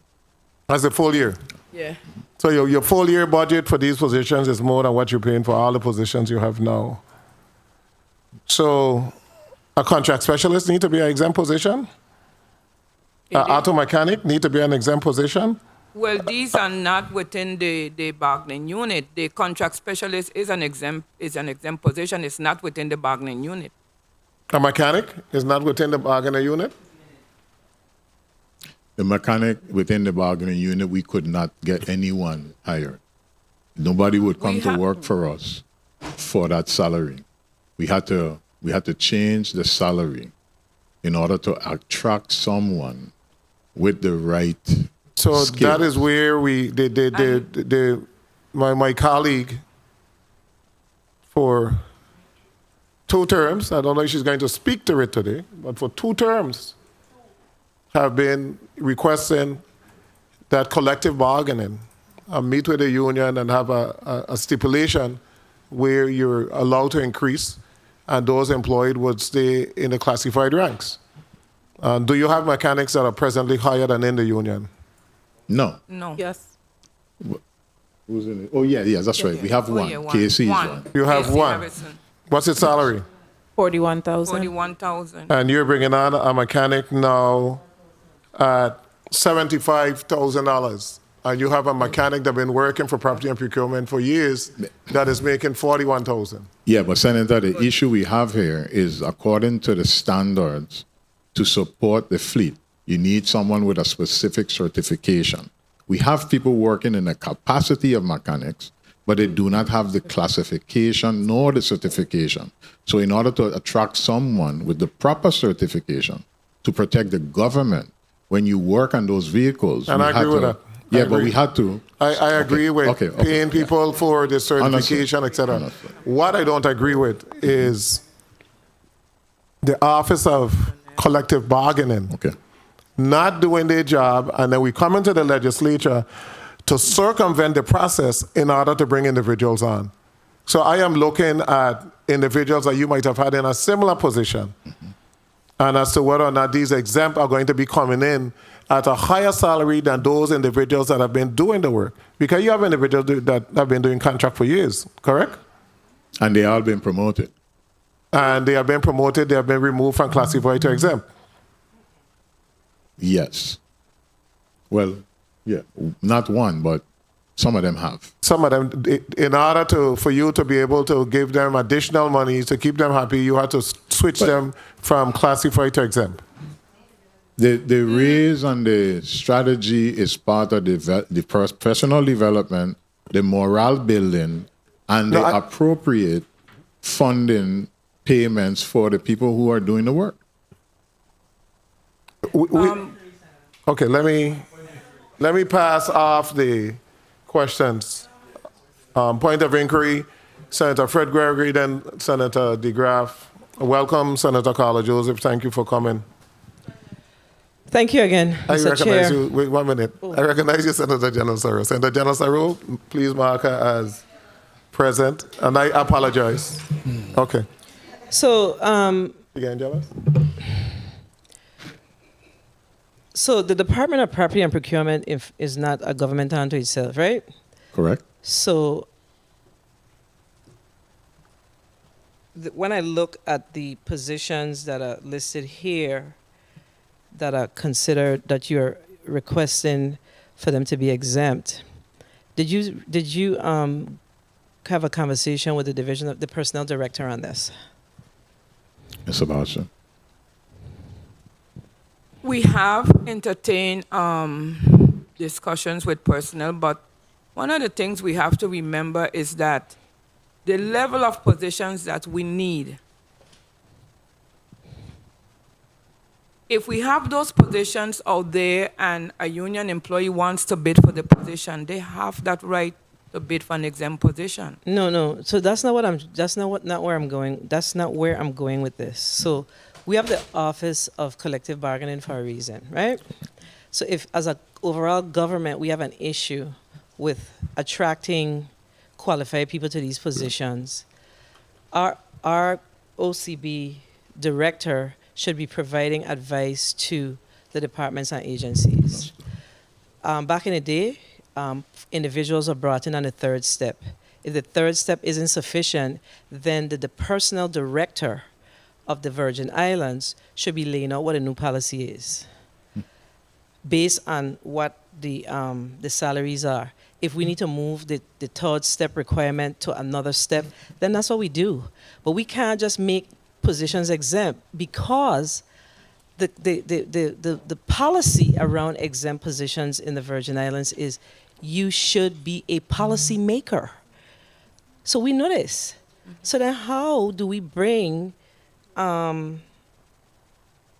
something like this before the legislature and expect us to fund it? Then they're going to say, we funded it. We can't fund this in the way it's presented. And this must be some discussion. And let me just ask you, Commissioner, has there been a true discussion with OCB with regards to your challenges with attracting certified folks. And you also talked about individuals hired and they're not certified.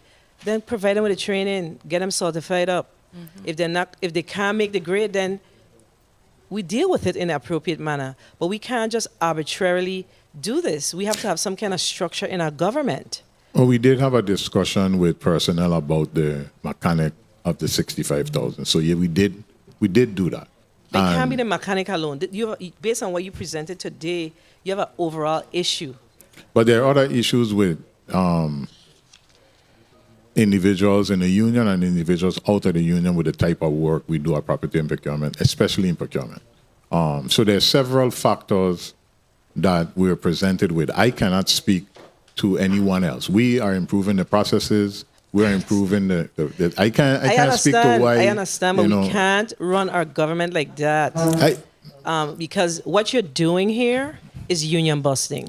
Well, and at some point, the union is just waiting to see whether or not these positions are going to be filled in this manner. And then we're going to have a whole another issue where these individuals going to have to get placed. It happened in education when I was there. The governor of the Virgin Islands send down and say, this person will be exempt and they're going to be making this salary, working inside the same space, doing the same job as individuals who are in the union. The matter went to court. Precedent has already been set. Why are we trying to go down this road? It doesn't serve any of us well. It's money, it's time, and it causes dissension within your department. Mr. Chair, I abusing my point of inquiry. I just wanted to make sure that we understand that while you may have a need, there must be a different approach to getting to where you need to go on this. This tough. This is a tough one. Okay? Senator DeGraff, you recognize. Thank you, Mr. Chair. Commissioner, don't respond. But in regards to when I was asking my question, my question is, there was 3 positions at 140,785 for 1699 vehicles. I asked the split down, 3 of them is 46, 3 ways. You said no. The commissioner, the mechanic is making 65 presently. Correct. And then you have the 2 helpers at 36. Or the helpers will be, they haven't been hired yet, but they will be at, if this budget goes in, if we are given the opportunity to receive this budget, then those positions will be funded that way. But the assistant commissioner there said that the mechanic is 46. So we have a mechanic in St. Croix. That's 46. I forgot about him. So how did the one mechanic or whomever get to 65? The guy was approved by personnel, and there was no way for us to attract the person with the right credentials to bring them into the government. So who is making 65 is what I'm trying to figure out. The new mechanic, the new certified mechanic that was hired. The lead. Gerda Sebastian. So it's still 3 people? We're going to have a helper coming on once this budget is approved, if it's approved, with the personnel that's in it. We only have a mechanic that's working right now. One mechanic? One mechanic and one lead mechanic. So you have 2 mechanics that's working. And one of them making 65 and one of them making 46? That's correct. Okay, and the because third he's certified. I don't want to miss the point. He's a certified mechanic. No. I was just going based on what you have in the budget book for 3 positions. Okay, yes. At 140. So you say one is making 65. Yes. One is making 46. Correct. And the other one is making the difference of 140. Well, the other one is not working yet, but they would make the difference, yes. Okay. All right. Thank you. Thank you for the time, Mr. Chair.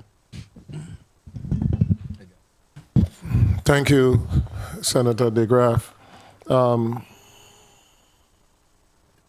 In reference to, and I'm not blaming PMP, because you're trying to be creative in order to bring individuals on board and to try to pay them a salary that would attract employees. Because one of the issues have been that we have been funding positions and we are not getting individuals to fill those positions. So we have made a request to the Office of Collective Bargaining for the last couple of years that they come up with a creative approach where they'll be able to have stipulations and those individuals remain within the union and we pay them more money. they switch from classified to exempt. Exempt is supposed to be policymakers. You know, it's not supposed to be a mechanic. A mechanic is not a policymaker. It's not supposed to be a contract specialist. They're not policymakers. So it's a very dangerous category. And what it really says, it says that, well, you're classified, you're protected by a union, but if you want a raise, you go exempt, and now you serve at the pleasure of the governor. That's what exempt is. Exempt, you serve at the pleasure of the governor. You could be hired and fired at any time. It also means that you really don't have to be qualified for the position. You could just hire whoever you want because it is an exempt position.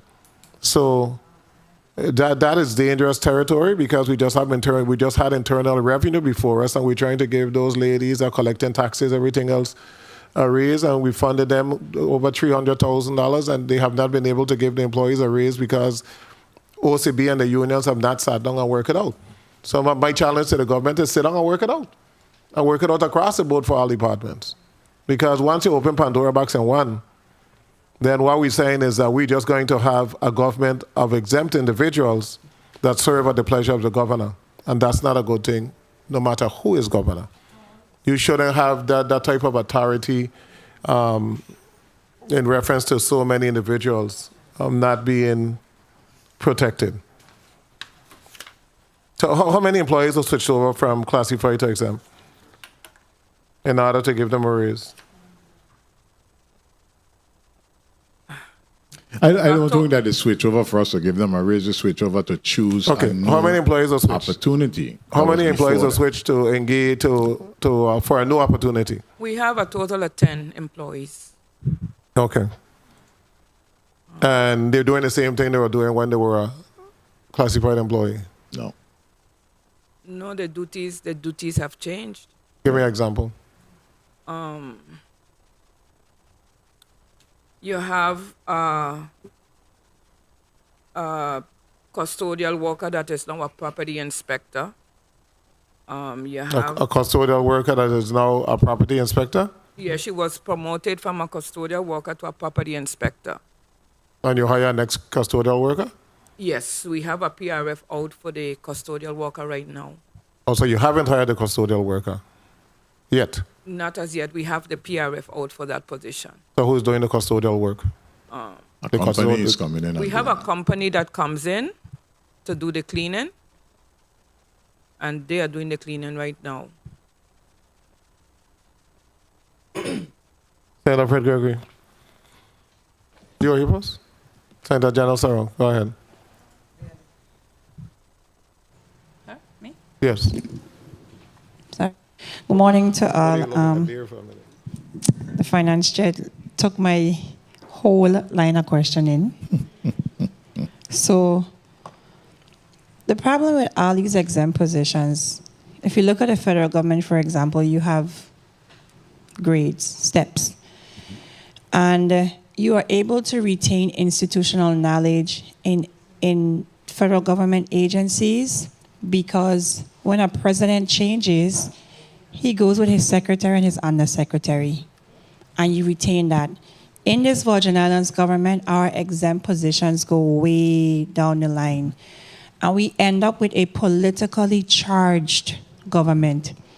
So we create these positions for whoever is in power, and then when it comes time for them to exercise their democratic right, they're afraid to engage in the electoral process because they don't want to lose their job.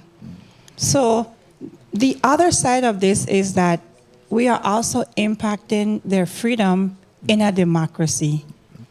And you have an attorney next to you. This is political science 101. So when we keep doing things like that, we create this sectarian society of exempt employees that are afraid to move freely in their society for fear of political retribution in losing their jobs.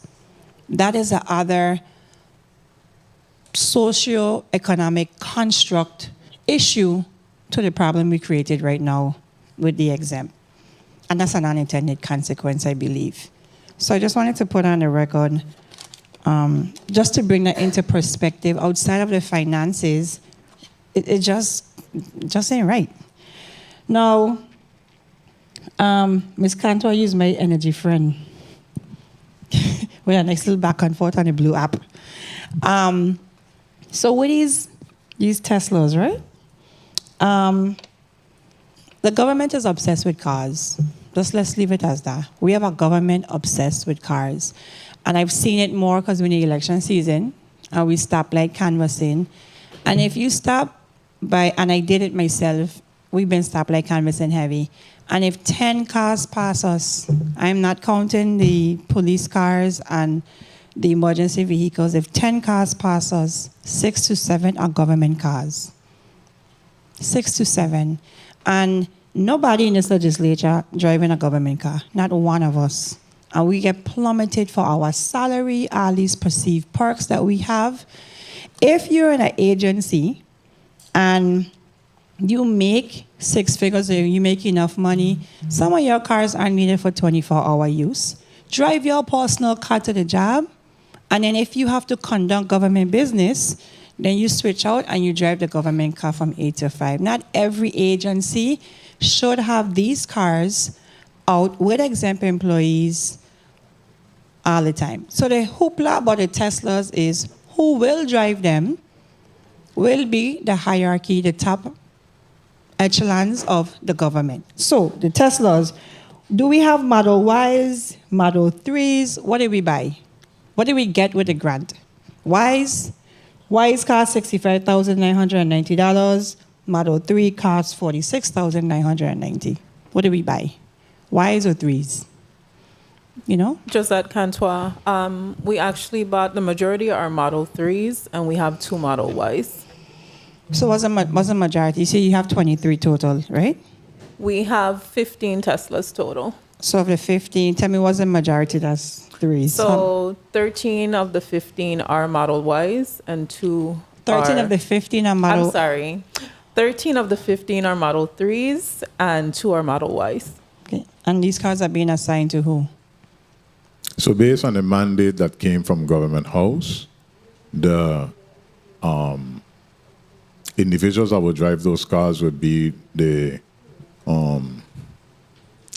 those guys would deliver stuff for all agencies. The messengers. Messengers, correct. Okay. Now, let's go to transportation. 2 you and I minutes. had this, I look at my notes from last year. Right there. This is a budget book. And we had a whole debate about these. Remember, we talked about mechanics, and I focused my line of question on mechanics. Correct. So we have 3 mechanics right now. So how much are you paying to maintain your vehicles? Because the government fleet is large. There's no way the amount of mechanics you have can maintain a government fleet. So what does that cost look like? AC Canva. Josette Cantois, Assistant Commissioner, Division of Transportation. We do not currently have a number outside of what DPP has. With the addition of the fleet management software, we'll be able to give you next year around this time life cycle costs, including purchase. So what's the cost right now to maintain the existing fleet? Do we pay an outside vendor? So if you're asking about the process in managing, yes. Most of our vehicles go to the outside vendor to do oil changes and those type of things. Tell me what's the cost associated with it? So again, it's a manual process. So if you asking for the cost, we'll get it to you. But we don't have it here in front of us. Okay, because the dealers, some of the dealers outside is Caribbean Automat and that. Oh, yeah. And they're struggling to fix regular people cars, right? They have had people, they have one mechanic, sometimes no mechanic, and cars for regular citizens sit at Caribbean Automat for 6 to 7 months. So if that's the issue with the average citizen, how are the government cars getting fixed? So Senator, I think that's the quagmire we find ourselves in, right? We are moving towards designing a department to be self-sufficient. We finally got a mechanic hired who was certified. We finally got funding where we could send our mechanic. Okay, let's pause a second. When did you hire the mechanic? We had a mechanic about 5 months ago, and he quit, and we had to hire one that came on about a month ago. Okay, because we talk about mechanics for a minute. Mr. Chairman, Okay. Mm-hmm. What's your actuals to date? Excuse me? Your actuals. For From your 11 million for 11.4 million, what are your actuals for Mr. your Balsam? department? And while we at that too, I need to know what's your revenue from your leases. How much revenue have you generated to date from all government leases, and what is your outstanding balance? The number is in 3 million something in the testimony. Today. And what's the outstanding balance owed? Well, the year is not finished yet, so we're What's collecting. owed as to date, Mr. Again, we don't have systems. We have manual systems. If you want that number, I could get it to you, Senator. But I came in here with information to date. If you want the extension to the end of the year, I can get that to you. But that's not what I came here with. I came here with the money expended to date. Commissioner Thomas, I'm not trying to be adversarial. No, I ain't being adversarial. I'm being factual. That's what we came with. So I'm just asking you, what is owed to this date? What do we have outstanding from those leases? And you Correct. telling me something about being manual, and if I want Yeah, it to the end of the year. Because do you have that information, Mr. Thomas? The process is a manual process. As leases are added, those numbers change and they fluctuate. And the end of the year, we came here with the values that exist up to today. If you ask me what is going to be the values that's going to be collected by the end of this fiscal year, I could give you those numbers. Mr. Chair, my time has been called, but I'm just asking a simple question. This is the agency responsible for the property and the assets of this government. And if I'm asking of the people that you've leased to, how much have you collected? How much is outstanding? I cannot fathom under this great sun why I can't we have this amount collected, we have this amount that's owed. I don't understand why it's so difficult. Gerda, We should have the information. Gerda Sebastian, are you asking what is the amount of money's revenue generated for the business and commercial? I was speaking plain language, Mr. Sebastian. Okay, to date, effective October 1 to now, we have collected 2.6 million in the business and commercial revenues account. And do we have a what's number of individuals that have outstanding balances? We don't. We have what we have. We don't have any outstanding balances that are owed outside of our outstanding obligation. No. No, they're asking about leases. So if the monthly payments come in. Right. Okay, but so we could tell you what that figure should be. However, as like we're doing collection. I'm trying to find out your agent if we have 100 Correct. leases. How many of those leases are current? How many of our leaseholders are current with paying the lease? All our leases are current. All our leaseholders are current for this fiscal year because as we implemented paying by credit cards and stuff like that, that has increased our intake. However, there are collections on the books from previous years that we are still attempting to collect from government agencies. And are they current leaseholders? They are current leaseholders. So then how we can collect it? If they were in that building and they owe us money, how can we not collect it and they are still in the government property? Payment plans and stuff like that is what's taking place. Mr. Chair, that's what we're asking. We're just asking for, this is a budget hearing, and that does impact the revenues of the government, and that's all I'm asking. And every time we ask a question respectfully to Mr. Thomas, you don't take me around the wall and back for just asking you what is the there are people that owe for their leases. The agent report. What is that amount? Agent report. Okay, so Even if it's agent or not, I still explaining the situation. I may not have the correct term, but you know exactly why I'm asking. Gerda Sebastian, we will get the listing of the agent report. We'll have that readily available for you. Actually, I can have somebody pull it up and send it to us. have somebody pull it up to you and just send it, okay? It shouldn't be hard to send. Next up, Senator Fred Gregory, you're up. Thank you, Mr. Chair. I asked for a point of inquiry, but I guess my time running. Yeah. No problem. So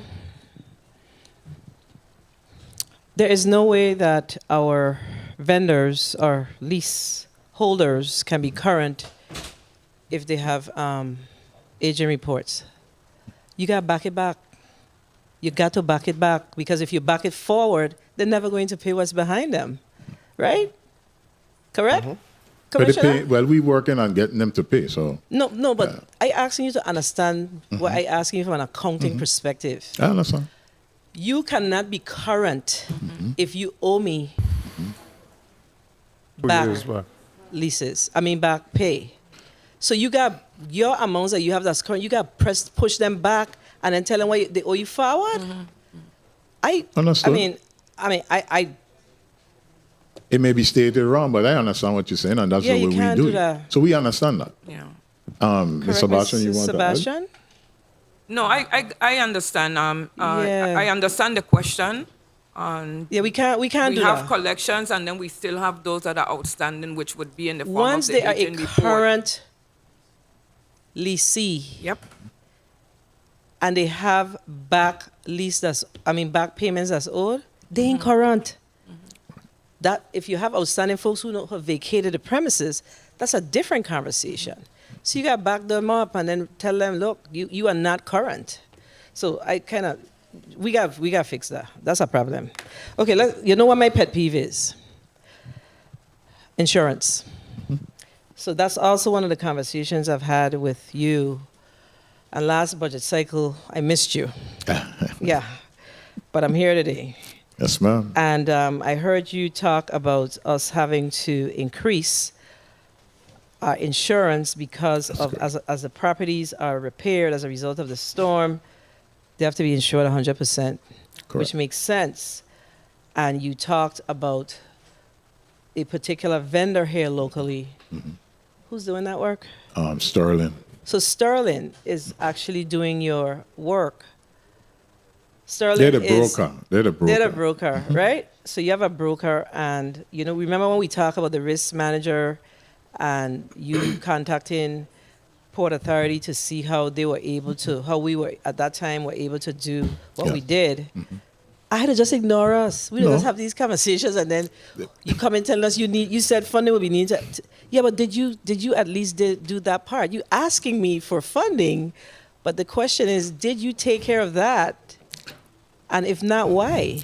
No, we had the discussions. The portfolio cannot be compared. It's much smaller than the government's portfolio. However, they have newer properties. We have a lot of work we need to do to clean up our existing schedule.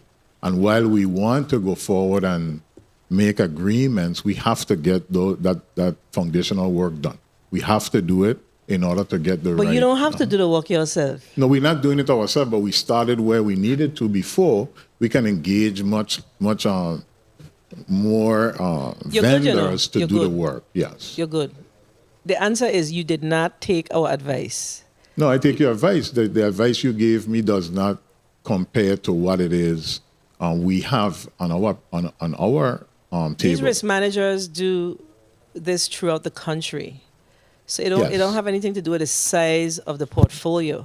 It has to do with how do we save money on this? Because I see you coming back with an exorbitant amount of money requests as it relates to this insurance cost. But I'm going to leave that alone, because it's like every time we have these conversations, we'd be spinning our wheels. It goes back to the same conversation that we had with regards to, and it's not your department alone, with regards to the how we treat the employees as far as the salaries not being sufficient, and now we're trying to make them exempt. That's how you cure the problem. Doing the exempt is compounding the problem. So I'm going to leave that alone because I've talked about it already. Okay? Let's talk about your business and commercial property. So you've seen an increase in your business and commercial revenues, correct? Mr. Barton? I think I saw like $1 million, a little under $1 million. If I'm not Gerda D. mistaken. Sebastian, yes, there has been an increase. Okay, so if you've seen an increase, are you coming before the legislature to ask for additional resources in the general fund? The general fund, the business and commercial could not sustain. Dayna, question. Yes. Are you asking? So Yes. This is the thing, right? So what we have to do, we have to remember that our revenues 2 that we minutes. generate in the Virgin Islands all of it falls in one pot. So if you've seen an increase in your business and commercial, then you have a responsibility to look at what's happening with the general fund, because you have to you've preached about becoming self-sustaining, Correct. but you're still coming to ask for additional resources from the general fund when you've seen an increase in your business and commercial. So we got to balance this. But it's And that's not just a comment. Yeah, go ahead. We got to balance this. We can't keep coming and asking for additional resources when you have $1.3 billion in commercial property vacant. Not vacant, commercial property throughout the territory. We have to figure out what that plan is to address this. And I know it requires money. I get it. Let me go to tagging equipment. We've been in a third-party fiduciary situation with the U.S. Department of Education since 2000 and, I'm going to say 8. Yes. 2006 or 8. Correct. And one of the issues with U.S. Department of Education is how we procure goods and services. So I'm hearing that there's some improvement there. But let's talk about tagging the equipment. I know you made a reference to it, that you have a new system. Correct. So is there improvement with the tagging of equipment as they are purchased within the Department of Education, as well as the Department of Human Services and the Department of Health in particular? The answer Those is are the yes. entities that's under the third party. So the answer is yes, and we have even went a little further because we have managers in the Department of Property and Procurement that works directly with the teams at Education, DHS, and they are actually entering the items in the local system now. So all the items, both federal and local, is being tracked in the MUNA system, Tyler So that's MUNA happening system. now? That's happening now, So, yes, ma'am. so if you were to say to the federal government tomorrow, hey, U.S. Department of Education, we have, based on this compliance agreement, section whatever, we have addressed this area. You are confident that if they were to ask you for a spot audit, that you would be able to say that item at X school is in fact at X or Y school? I'm confident of that, but Time. I need Okay. more personnel because I only have 4, and like to do the government, education has 17 to do education. I only have 4 to do the entire government. So then you use education, you use your resources. So we are. So that's right? what we're doing. So then the answer should be yes. But the answer is yes, except I can't use education to check themselves. I have to have a checker to check the checker. Yeah, but you got to do some so, kind of spot so check. we're working on it. But we're working on it. Listen, you know how long we've been in this third party thing? So let me say I'm working on it a different way. We're working to ensure that we get the staffing necessary so that we can go and do the spot checks at any time we feel like. We are doing the audits. We are doing the audits at every agency to make Start sure. with education and health. That's where the federal government has us under their thumb on top of us. We're dealing with agencies that are not critical to us removing ourselves from the third party. My time has been called. Mr. Chair, I have one more question. Proceed. So one of the things that you said is that no vendor, because I was listening to it as I was coming here, you said no vendor should be paid or will be paid for goods unless the goods and services are provided. Correct. Did you say that? That's correct. So vendors have a right to ask for mobilization fees. No, but mobilization or a percentage down payment. So how are you managing that? So we agree, but this is about assets being purchased, goods being purchased. That's in the section it's in.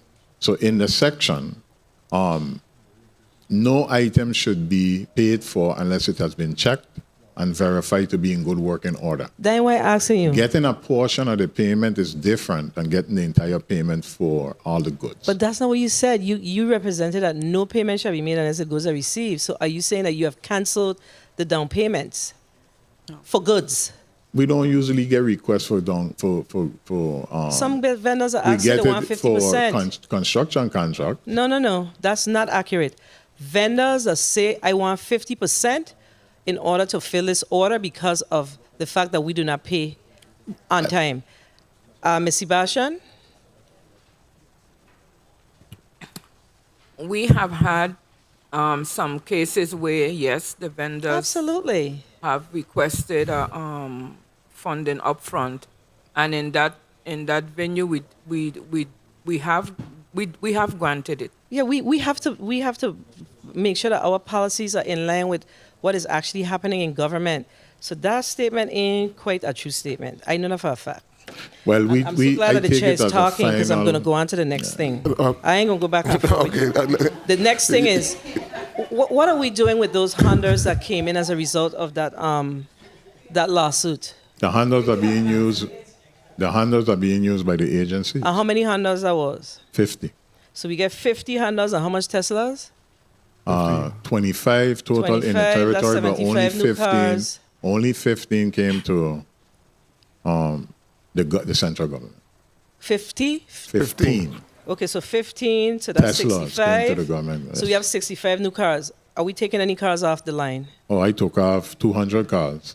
I have 118 that's going to be auctioned on the 28th of August. So how many cars do you have total within this government right now? 1699. 1699. 1,699 cars. That's correct. For a territory of 87,000 people. But the largest amount of the fleet is police, DHS, education. Those are the ones that has the largest amount of vehicles for the services they provide. Okay, well, I could see police. Okay.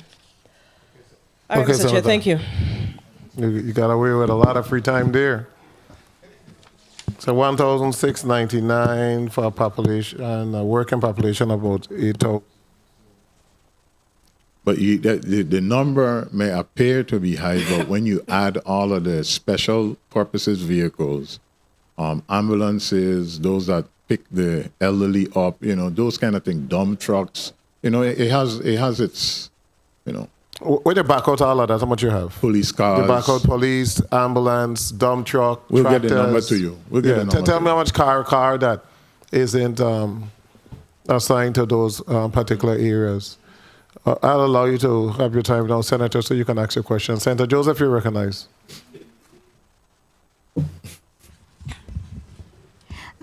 Pleasant good day, everyone. I thank you so much, Mr. Chairman, for the opportunity. I want to, thank all of the persons and the personnel at the Department of Property and Procurement for your efforts. I know it is not easy. I know you are in a transformational mode, and I really commend you for trying your very best to think outside the box to meet the needs, because you have a lot of needs with all of the departments coming here, and they have been saying consistently that some of the issues are with procurement, okay? And you're trying to do your best to think outside of the box, but I think you have to go back to the drawing board again on some of these aspects. I don't know if these questions were asked by my colleagues before I arrived, but I wanted to look at your indirect funding, your total indirect cost fund. I looked on page, let me see, here, page 17, which is Appendix A, and I noted that to year to date, you have expended $132,738.01 of indirect cost fund. What is the source of the indirect cost fund? Because in our, just hold with me and walk with me a minute here, because in our post-audit report, page 5 of 28, I don't see anything listed here for fiscal year 2022 or even actuals for fiscal year 2021 as far as expenditures are noted. So tell me what's the source of funds for the indirect cost fund? Where you getting that indirect cost fund from? The indirect, Gerda Sebastian, the indirect cost fund is given to us from OMB. It's a federal car share fund that is given to us by, it's a rate that is given to us by OMB, and there are expenditures to the indirect cost fund. Okay, and so that indirect cost fund, I'll ask those questions when finance comes here, because I need to really understand the rate. When OMB came, and I'm suspecting that these indirect costs are associated with their federal grants. Yes. Correct. Okay, and because you perform certain Service. responsibilities Correct. You get a in portion. order to process these federal grants, whether it's the leases or it's through the Contracts. requisitions and the like, some of that money goes to you and you bill them. Is it a billing system that you use? How do you document the amount that you are paid from the indirect cost funds? How is that done? It's given as a budget allotment. It's a budget, Gerda Sebastian. The indirect cost fund is given to us just like a budget allotment. So you have a budget allotment? Yeah, it's How much time- $185,000. Okay, wait a minute here. This is annually your budget allotment for the indirect is how much? Well, for the last 3 years, our allotment has been $185,000. Our budget. And we argue for a budget. larger Wait. percentage, but we don't get anything larger than that. That's what we. 185,000. Correct. That's how much you are allotted. That's what we get. From OMB. That's what we get based on the federal funds that is received. The percentage we get, it come up to 185,000. No. Yeah, but that's why I'm going to be having some challenges. You understand?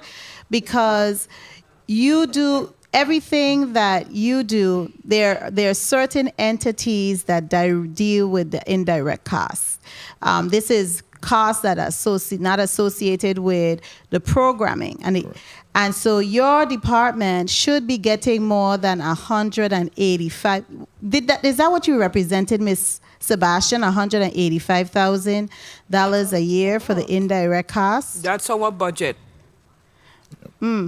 And you help process all the documents that are needed. You do the contracts.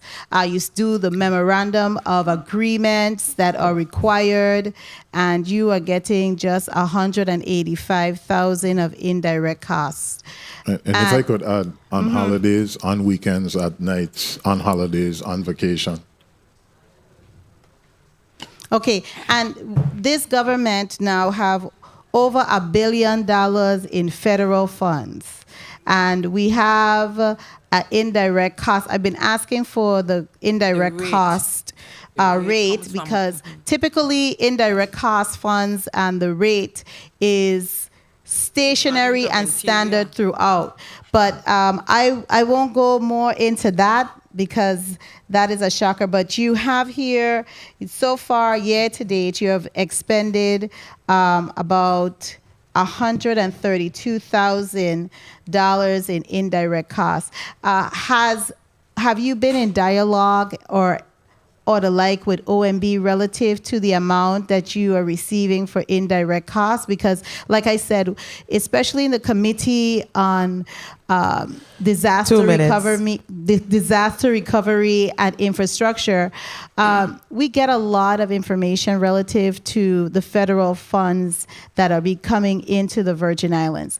So, Mr. Chairman, we're going to need a breakdown from OMB, with that indirect cost, because we have to see what that's money that's coming into the coffers because of all of that federal funding that we're receiving, and we need to know how much it is and how much each department is getting from that indirect cost and where the money is going. That's a key. Okay, that's a key that needs to be unlocked, because if we don't account for that money, guess who's going to have to pay back? Okay, so I just wanted to ask you quickly, are you in discussion with Ms. Sebastian? Because it looks like you're itching to talk, right? With OMB regarding the amount that you receive. Gerda D. Sebastian, I call it like it is. Yes, we have. We have been in conversations with OMB requesting an increase to our indirect cost fund. Okay. Also, I wanted to, I don't know if anybody asked this question. I didn't see Senator Gittins there. Anybody ask about the premium pay? Because, that's our guys' thing. We ask about it? Okay. Let's talk about the status of the premium pay. What's about, Gerda Sebastian, the department has complied with all the requests, the submissions for all the employees that were earmarked as candidates for the premium pay. We have submitted that to OMB, and we are just currently awaiting for the employees to be paid. Okay, I really don't have any more pressing questions, Time. Mr. Chairman. Some of my colleagues already asked those questions that I would have asked relative to the properties that are in arrearage in their payment. Thank you so much, Mr. Chairman, and I'm not going to abuse the time while you chat. Thank you. There was a. It is so nice of you today, Senator, I'm kind. to be staying within your time limit. Before your point of inquiry, Senator Saru, I think Ms. Sebastian wanted to say something. Well, I wanted to respond to Senator Carriong's request, if this is the appropriate time. Where Yes, he go asked- ahead. What information did he request of you? He had, in the district of St. Thomas, we had 8 hirees, and in St. Croix, we had 3 hirees. So for a total of 11? Yes, instead of 12. Okay. 8 and St. Thomas? Yeah? And 3 on St. Croix. Okay. And the 45 vacancies, what's the breakdown? Oh, I didn't. You want that by district? Yes. Those 45 positions, we won't be able to do. We don't know in which. We won't know how to. Well, I shouldn't say we won't know how. You know how We would you- have to provide. I would have to provide a breakdown because I don't have it categorized like that on my list. I would have to provide that. And you have sufficient space to house these individuals Yes. Yes. on both islands? Yes, we're building a modular space units. on St. Croix for procurement. Where? Right in the same property where the building is right now. It's almost completed. So to the east of the building? Just where I'm facing to the, Southeast. southeast. Southeast? Yeah.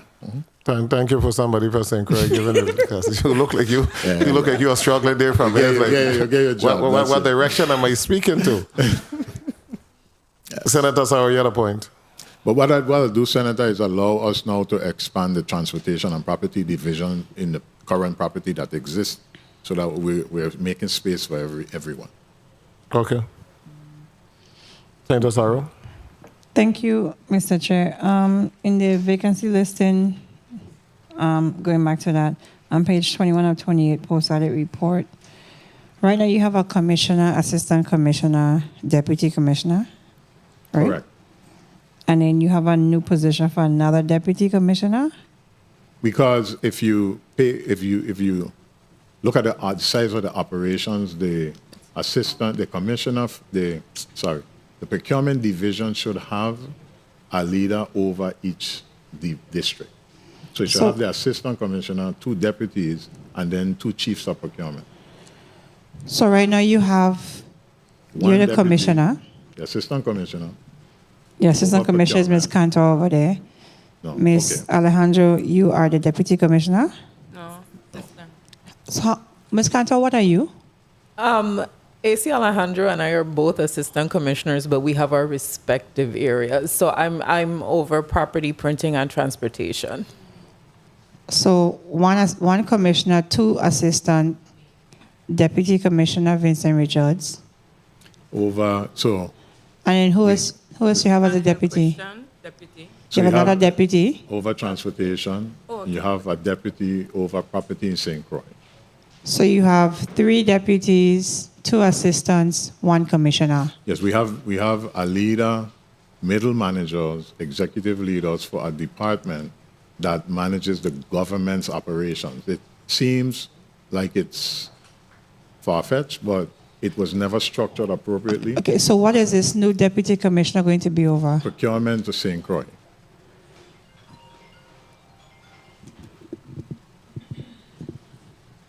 Thank you.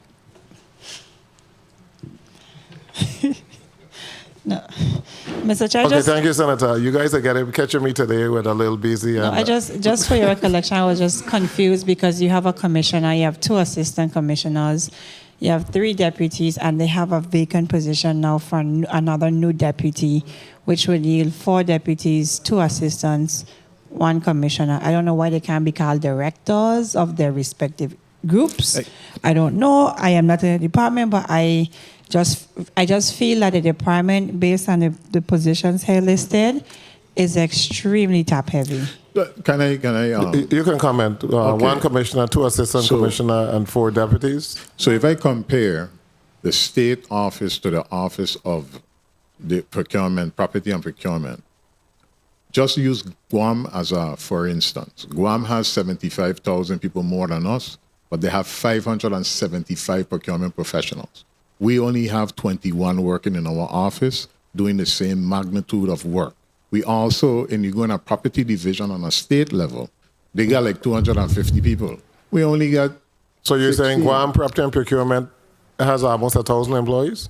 No, what I'm saying to you is that per size of the island, we said 43 individuals for procurement, 30 for property. Now, you're talking about an assistant commissioner sitting in her office trying to manage the line staff. There was no deputy commissioner, there was no chief of procurements, and every time this discussion comes up, we talk about the government being top heavy, and the government may be, but not property and procurement. The work that we do, the operations that we manage require those steps, those groups, in order to manage it appropriately. That's why things are inefficient, because you don't have the right people managing the right scope within the structure of the work that we're doing. Now, it may not work for another entity, but you need to pay careful attention to the operations across government that property and procurement manages. We don't just manage property and procurement affairs. We know that. We know that. Yeah, but that's why those structures are important. And management, that's my background, right? I am a management professional with education and experience. These particular positions have specific duties that help to create efficiency.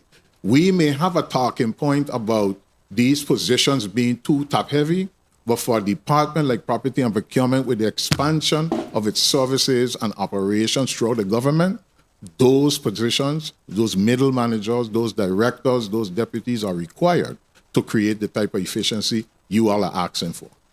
Senator Fred Gregory point. Well, Mr. Chair, just, if I could just, in the vacancy list, I just wanted to highlight that we have a bottleneck with the contracts, and I'm not seeing like new positions for contract specialists and evaluation supervisors, but I'm seeing a lot of top-heavy new positions, and you do have some bottlenecks with the contracts that are coming down, but I'll yield. If I may, I think that those are symptoms of the problem. The problem is the lack of professional development, the lack of integration of technology. Those are the issues that create those bottlenecks. Right now, we had an executive order, 493/2019, that defined the structure of how the procurement situation could be managed more efficiently. Each department was supposed to put a procurement division, like education, in their department. Some would require 1 person, some would require 3 persons. We trained 115 individuals to manage procurement. Was it done?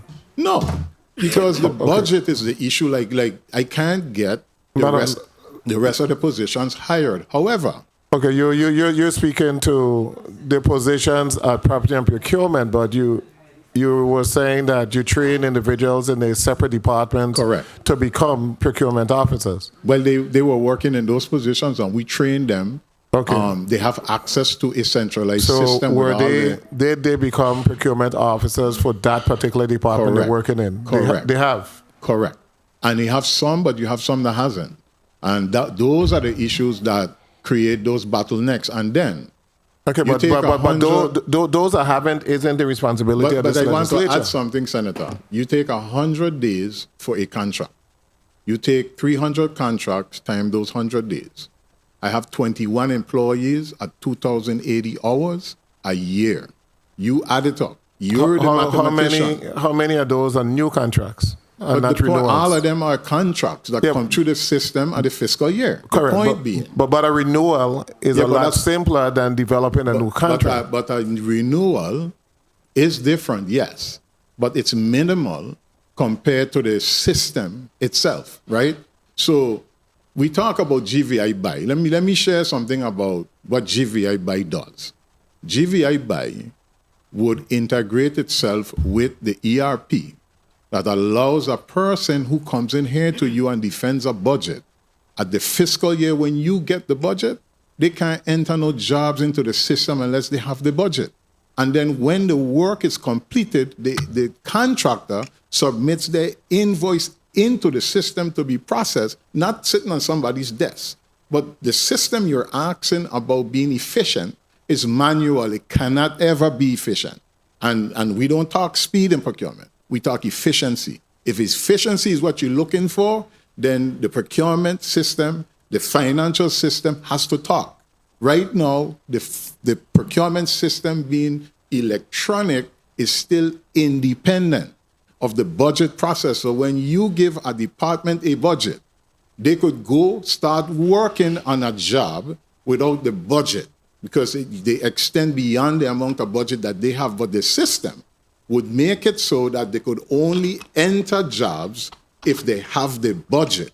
And then that would be processed through the system and identify where that contractor puts their invoice now in the system so that it could be paid. Right? Right now, that's not the case. Okay, so hold up there. At this point, the inquiry is going to ask a question. So I'm giving it to you now. You put your head down. I'm giving you the point of inquiry. Okay, so this I don't know if this should be done during budget. So you are advocating to hire procurement professionals in every single department and agency. Affirmative? The Yes. certain sizes, yes. We plan so to that's do. the operative word. Yeah. Be careful what you represent. And that's why I asked for the point of inquiry, because I was going to go to the size. Correct. Because all departments and agencies are not created equal. No. So if you have procurement, you have to come up with a system where if you have a procurement professional, he or she services two or three because of the size. We but have. when you represented that you train a certain amount of people, and then this executive order is asking for procurement professionals to be in every single department, and every department does not have that magnitude of procurement work that needs to be done. So I wanted to make sure that you correct that, or I understand what you were saying. So we doing the contracts for the smaller agencies, but agencies like education, DHS, DOH, they have to have some procurement, BOC. They have to have some procurement professionals because that's where you get the back and forth. Right. I understand. Okay. But if you have trained up 115 procurement professionals, it's like we're layering, we're padding, because you have the departments that have those professionals that you have trained up, and you should continue to have that relationship with them. Correct. And then you have within your department, you're still asking for another layer. I mean, where's the accountability? Meaning, like, so these people could continue to make, because I think when I was coming here, I heard you talking about the errors, etc., and the work that y'all have to do is sending stuff back. So we have to figure out, so what is that relationship between the departments and agencies? Because this conversation that we're having isn't new. It's an old conversation about, folks just not getting it right. So I understand your frustration, and I understand your need and want to create your own government, literally. I get it, but we can't do that. But listen, the GVI buy would reduce the need for an expansion beyond where we are. But yes, the procurement division itself is severely understaffed for what the workload is right now. Just simply, the procurement staff cannot facilitate the type of work the territory is asking for.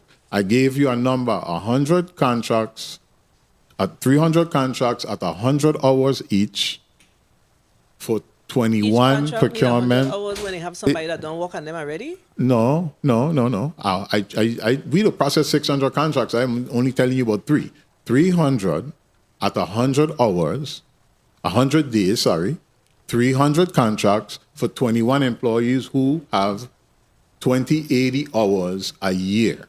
So you tell me. Okay. We I work gotta on the stop you right there, weekends. We because work on Mr. Chair wanna holidays. cut We me off, work and at I gotta nights. wrap up with you. Please. I have to wrap up with you. I'm gonna cut Go you off ahead. right there. I'm gonna tell you why. What you should have been saying to us is, on average, each employee is responsible for working on X number of contracts per month. Then you could come and say, this is what I need. If you have not done that analysis and say to us, this is our procurement universe, and within that procurement universe, everybody, each individual within that 21 number, they have, their responsibility is X number of procurement, whether it be requisitions or contracts, and this is the overage. You can give us that. But we lay it out in a testimony. You have to give us that for us to But understand. we gave it to you in a testimony. Okay, well, I can It's go there. back and tell me what page Yeah. it's on so I can understand that, because, and you see what you see laid out in the testimony? When I send the testimony here? We went sent it a week ago. The updated testimony was yesterday. Two Yeah, sentences. that's the problem. Okay. I got to send these testimonies Two and saying, because somebody like sentences. me, I don't read. And when I get it the morning of, it can't I sink sent in it for a me. week ago. I Okay, didn't well, send it. that's a chair problem then. Thank you. No, ain't a chair problem. As soon as we get testimonies, it's on the drive. So check the drive. Saturday. This committee don't hold nothing. As they come, they going up. I'll send you a text. Hey, look like you're reading the drive. It's on the drive. So moving forward, colleagues, check the drive. Everything is on as soon as we get it. So just check the drive. I'd like to add that the government hired a team of individuals through a company called Public Works. They came to do analysis to help increase efficiency throughout some of the larger agencies like DPP and so on and so forth. Their final analysis was we need to have a personnel analysis done, because the workload that for property and procurement is much more than the staffing that we have. Now, while these electronic systems may help, it does not really address the need for more efficiency as we are moving towards a 21st century operation. It is a dilemma that we face. But I can't begin to speak about the constructs that exist in government. I think we raised some of those issues already that are preventing us from moving the bar forward. But like Senator Fred said, there is a lot of work still has to be done. But there's some efficiencies that we've been rehashing for years. And we've set a standard on how we could get over the hump. And we need the tangible support and the resources to do so.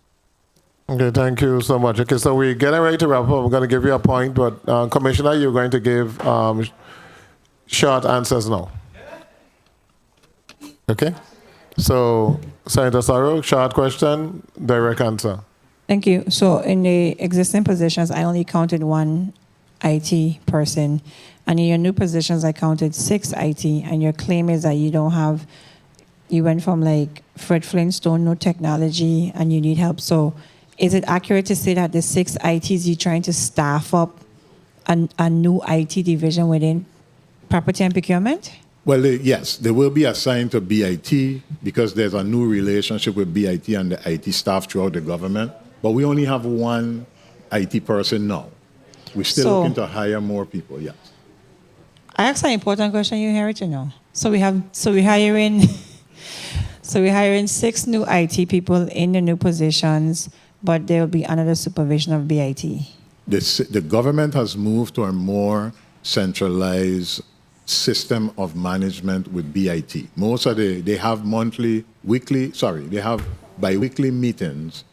All the technology staff for the government meets with BIT, something like procurement. We only have one IT person, but we are intending on hiring 2 more. I'm not sure how you have 6. I think that's a mistake. It should only be another MIS director. So let me tell you what I have. Let's go to page, and this is important, Mr. Chair, so when we funding. So on page 20 of the post-audit report, you have a network systems administrator. Page 20? Yes. That's the first position. As you go down, you have another network systems administrator again, right? That's 2. page 21 or 28. Now you have another network systems administrator. That's 3. Another one below that, that's 4. Yeah, that's right. Then you have a management information system, that's 5. It's a duplicate. And then as you go down, you have director of information system, that's 6. No. So what's the... Gerda Sebastian, duplicate. We have 2 duplicate positions in there. What's the duplicates? The network and the Senator Joseph, you're disrupting a good discussion here. I'm hearing it. network. I have 2 ears. Yeah, we have 2 network. So 2 it's 4. duplicates. Oh, yeah. So 2 network, 1 management information system, and 1 one director director. of information system. Plus the existing employee will make it a 5-man. No. One of them is an existing employee. One of them is Yeah. the It's an existing employee. Yeah. that was promoted. He was promoted To what? from information technology to director of. Because we have information technology specialists, and That's it where says he was. filled. That's where he was first.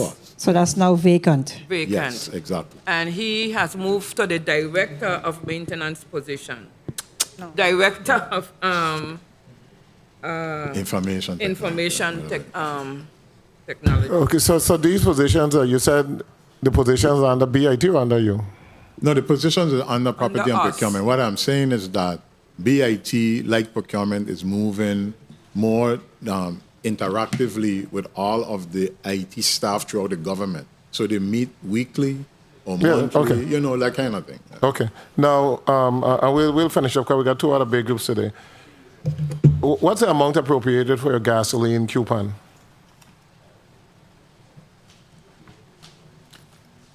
Sent down by OMB. The amount of funding for fiscal year 2022 or 23? 23.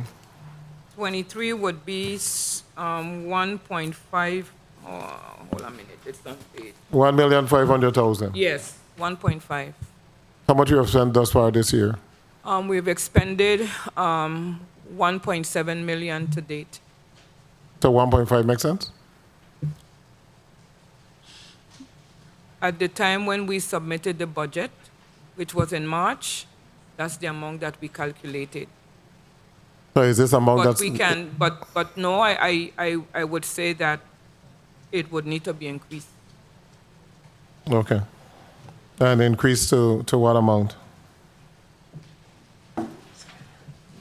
I would say at least 2.2 million. Okay. You said you're presently negotiating 3 leases for government entities. Which departments are those?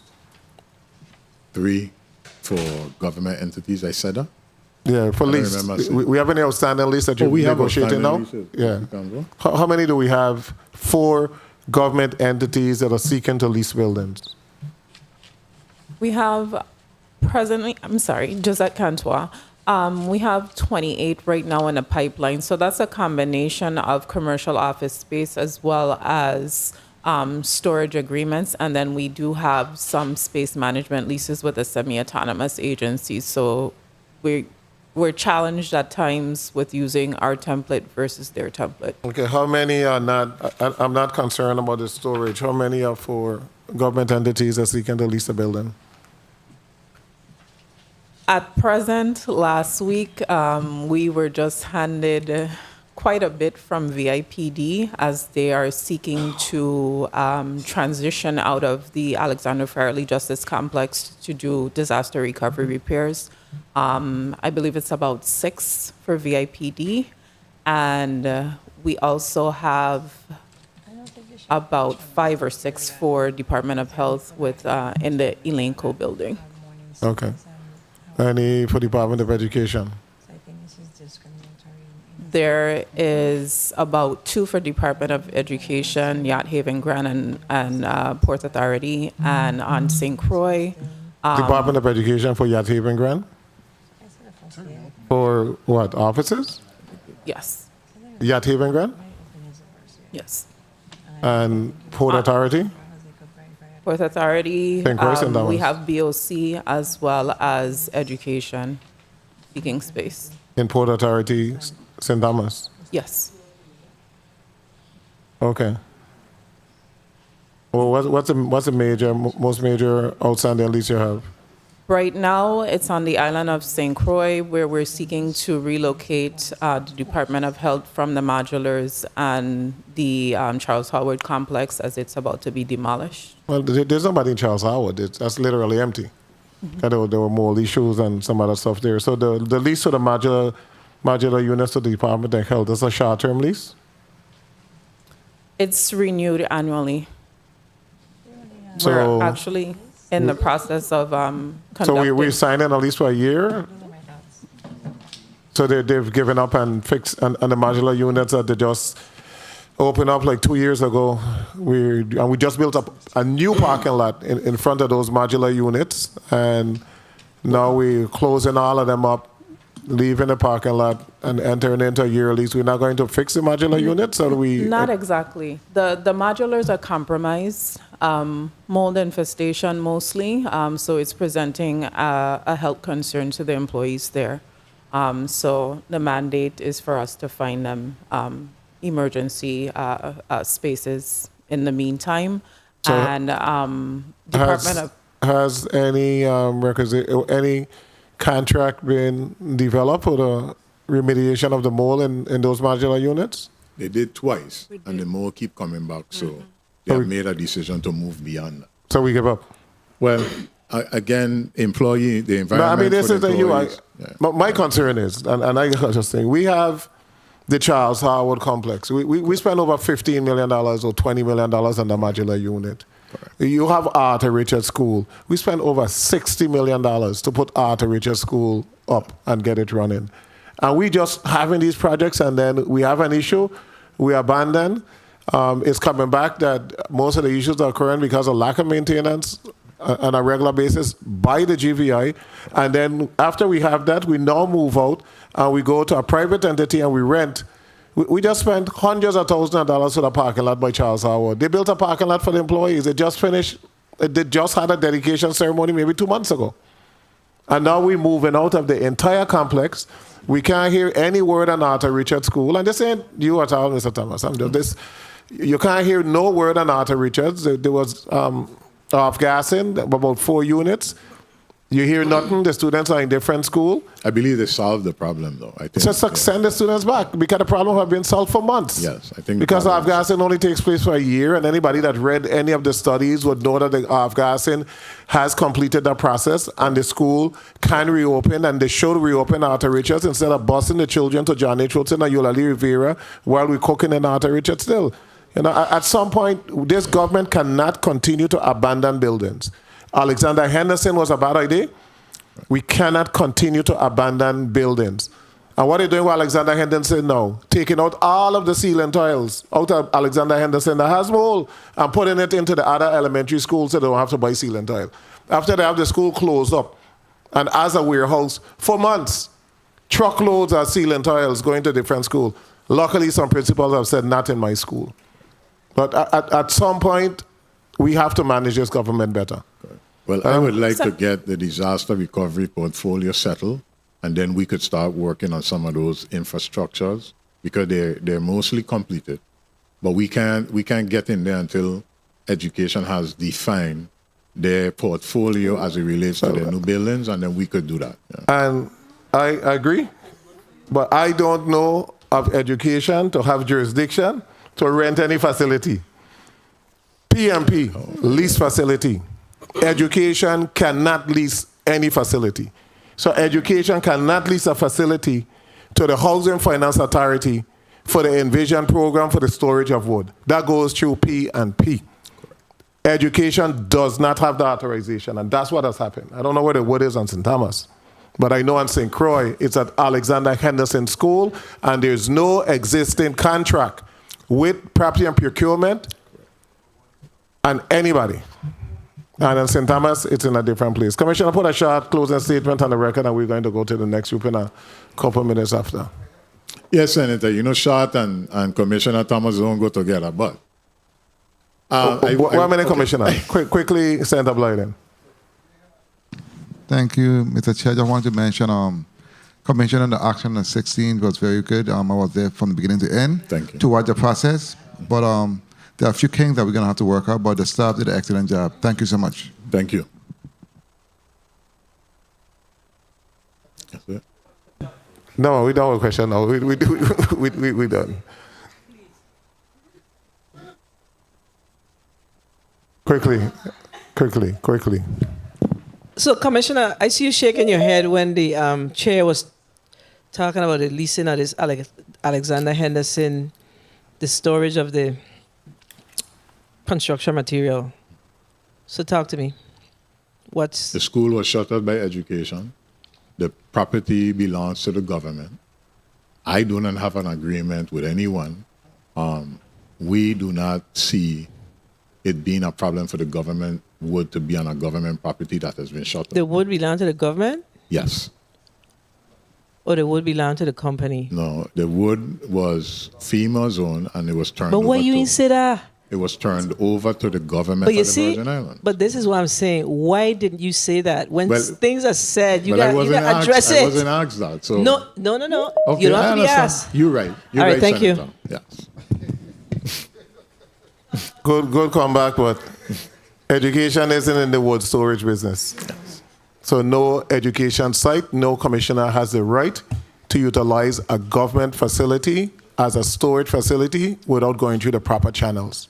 So if that is what the government seek to do, then you go through PMP and you execute a document where Alexander School site is given to ODR or whatever particular group or public works, it will be ODR, to be able to store that lumber.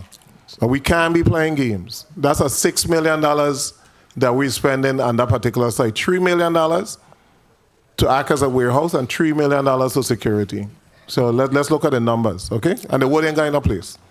Nobody homes on get them fixed. So Commissioner Shaw, closing statement. So thank you very much, Senator Vele. I want to thank first the individual sitting here with me, the Assistant Commissioner to my right, Ms. Alicia Alejandro. She's managing the Procurement Division. Ms. Moranci, Attorney Moranci to my left. Ms. Sebastian to the left of Ms. Alejandro, to the right of Ms. Alejandro, and Ms. Cantua to the left of Ms. Moranci. The progress that this department has made is due to their diligence and their work that they have put in. I listened to some of the discussion we had here today, and it was fruitful. I'm very glad to get some of the insight. But some things I have to say, the government of the Virgin Islands has a lot of work to do. There's some challenges within the government that prevents us from moving forward. The needle is being moved at property and procurement because what we were able to do with the support of this body. I need to thank the people at the Department of Property and Procurement and the people at the Virgin Islands for being patient with us.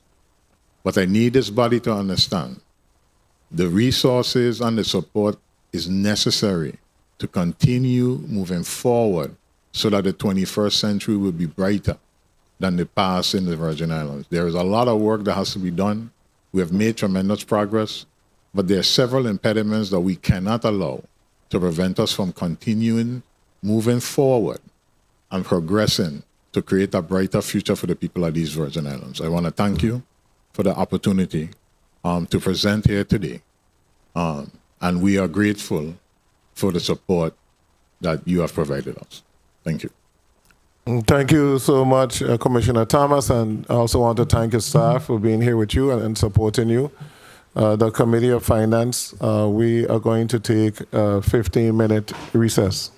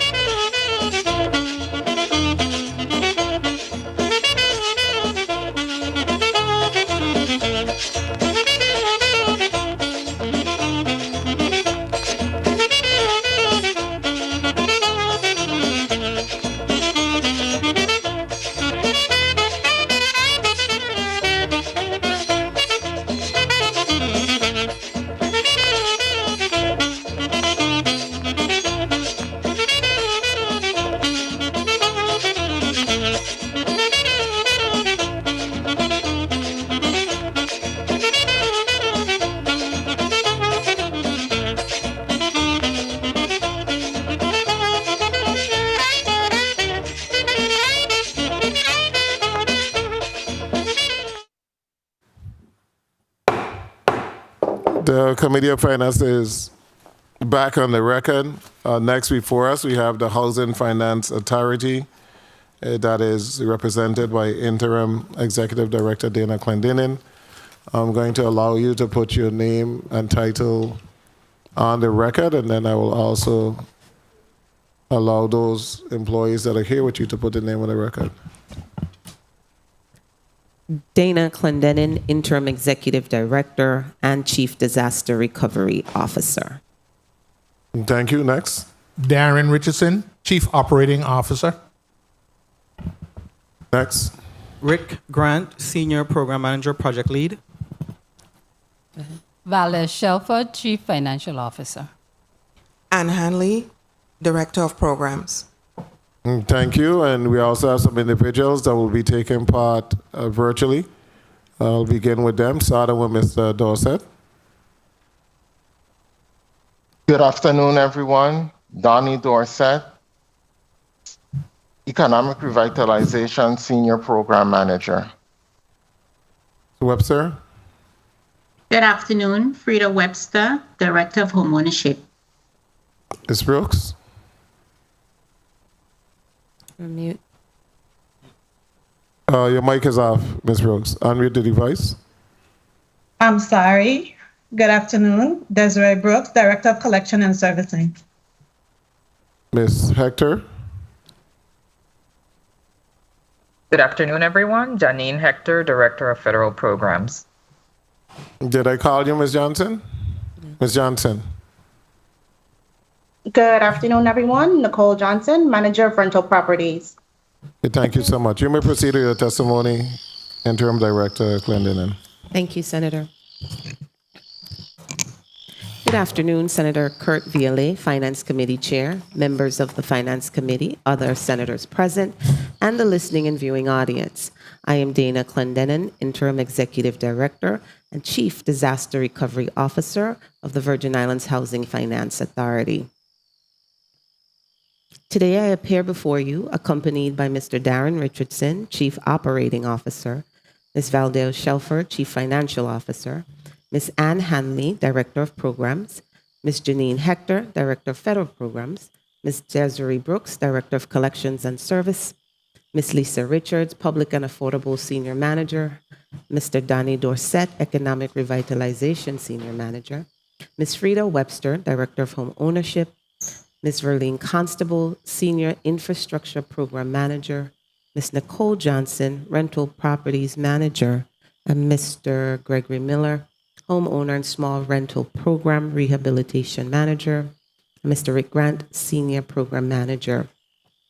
We are here to provide an overview of the Virgin Islands Housing Finance Authority's 2023 budget request and update the committee on our program's accomplishments and recovery activities. The Virgin Islands Housing Finance Authority is a public corporation and autonomous governmental instrumentality of the government of the United States Virgin Islands. The authority was created in 1981 to address the existing shortage of low to moderate income housing in the territory and to ensure that all Virgin Islanders are granted an opportunity to obtain safe, sanitary, decent, and affordable housing. The core mission is to increase access to housing and community development opportunities by developing innovative programs and projects. VIHFA programs are as follows: homeownership, low-income housing tax credit, Virgin Islands housing management, commercial rental properties, emergency housing, community development block grant, CDBG COVID, community development block grant disaster recovery, mitigation and electrical grid, emergency rental assistance, also known as ERAP, emergency solutions grant, and ESG COVID. Budget overview. VIHFA fiscal year 2023 proposed operating budget of $38,590,205. The projected expenditures are for personnel services at a little over $14 million, with $9.7 million for salaries and fringe benefits of $4.3 million, an increase of $1.6 million or 13.54% versus the prior year.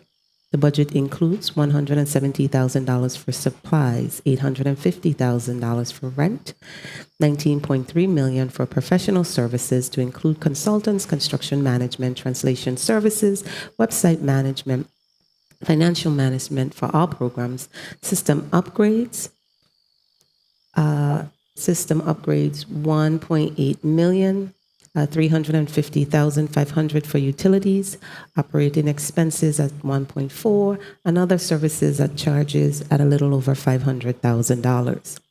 The government of the United States Virgin Islands has recommended an appropriation of $2 million to the authority for fiscal year 2023 to supplement projected revenues of $36,590,205. The government's appropriation of $2 million is allocated to personnel services and fringe benefits. The fiscal year 2023 budget revenues are from stamp tax administration, $430,000, land and home sales at $453,000, leases $200,000, mortgages $350,000, and various federal programs reimbursements from CDBG-DR, CDBG, CDBG-CV, ESG, ESG-CV, and home, at a total of $34.1 million. The VIHFA completed its 2020 audit in March 2022 without any findings and is currently working on fiscal year 2021 audit, which is scheduled to be completed by October 15, 2022. In addition to our independent financial audits, the authority will be undergoing simultaneous reviews and audits by the federal government. The CDBG-DR program is currently undergoing an OIG audit and HUD monitoring. The HUD, Office of Inspector General, is initiating 2 audits to determine whether the authority effectively administered its CDBG-DR match program by identifying and assessing any challenges the authority experienced that may have hindered its ability to achieve program goals, and whether the authority effectively monitored its CDBG-DR funded activities to ensure the national objectives and performance measures were met. HUD's monitoring review will further focus on the program's overall management. The HUD OIG anticipates a report in March 2023, while HUD's monitoring visit will produce a report in about October 2022. Human Resources. As of July 30th, 2022, the Virgin Islands Housing Finance Authority has 115 full-time non-unionized employees. Of this, 71 are in the St. Thomas St. John district and 44 are in St. Croix. We have 4 temporary employees hired to assist the Emergency Rental Assistance Program. At present, the authority has 26 vacancies. Over the last 2 years, particularly within the CDBG-DR program, there has been a total of 36 separations, 31 resignations, 2 retirements, and 3 terminations. Recruitment efforts to build the capacity needed to support the authority's operations are ongoing, with aggressive advertising on both local and national mediums to include, but are not limited to, the Virgin Islands Department of Labor, the University of the Virgin Islands platform for current students and alums, our website and social media, along with all media publications. Nationally, partnerships were formed with the National Council for State Housing Agencies and the National Association of Housing and Redevelopment. We have some great men and women at the authority, but let's be frank, our work is not without its challenges. Nationwide, disaster recovery suffers from high turnover. The Virgin Islands is no different. Recruitment and retention are vital components of any organization. Employees leave organizations for several reasons, and the challenges regarding retention are vast. These include, but are not limited to, employee burnout, better opportunities elsewhere, the need for economic growth and stability, lack of appreciation, and a shift in personal and professional interest. At VIHFA, we want the employees to feel empowered, inspire positive change, and we value their unique skill sets, experience, and backgrounds. To gauge our morale, the authority conducted 2 employee engagement surveys in December and mid-February and set a goal of reassessing every 6 months. We are on track to send out our next survey on August 15th.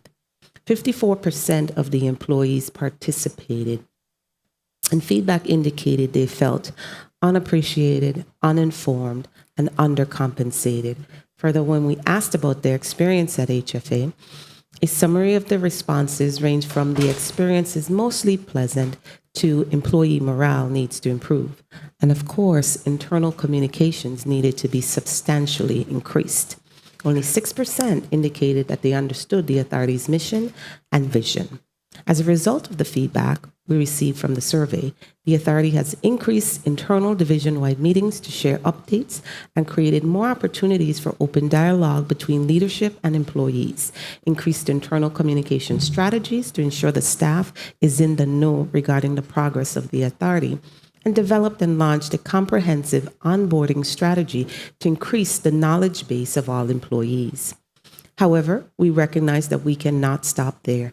Human Resources has been tasked with developing short and long-term engagement plans, retention strategies to include revisiting compensation packages, and overhauling the authority's employee evaluation process to include performance-based increases, and finally, the implementation of a robust telework policy that seeks to address workspace capacity issues and provide a flexible working environment.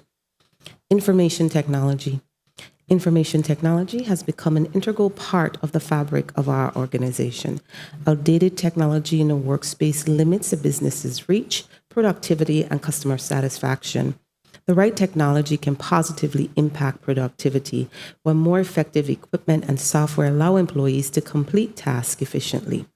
Over the past 6 months, a concerted effort has been made to modernize our processes, make our programs more efficient using technology, and protect our information.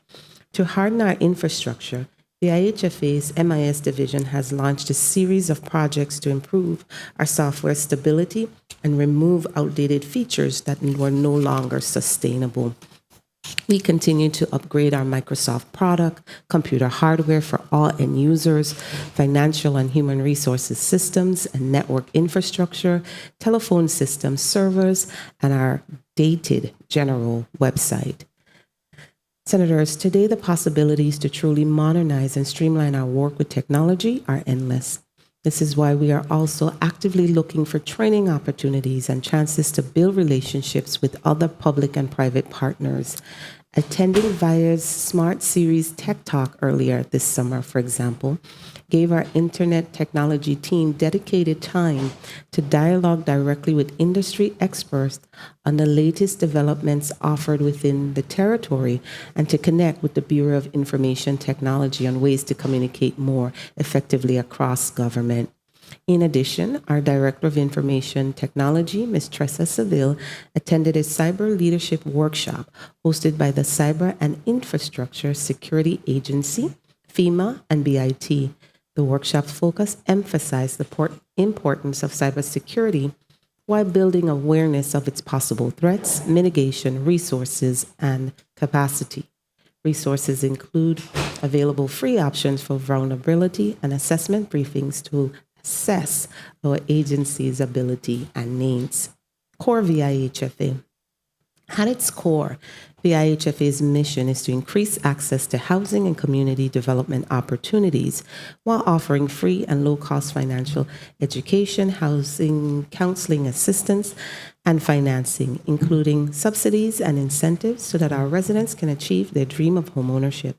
Our programs are also paired with the vision that all low and moderate income residents within our territory have a range of affordable, safe, and quality housing in environmentally sustainable and economically healthy communities. For the fiscal year 2022, VIHFA closed on 8 properties territory-wide, 5 on St. Croix and 3 on St. Thomas. This includes 2 turnkeys, 2 construction loans, and 4 land sales. We anticipate closing on 5 remaining lots on St. Croix, 4 in Estate Bonne Esperance, and 1 in Mount Pleasant by the end of the year. 159 participants enrolled in educational classes, with 116 completing.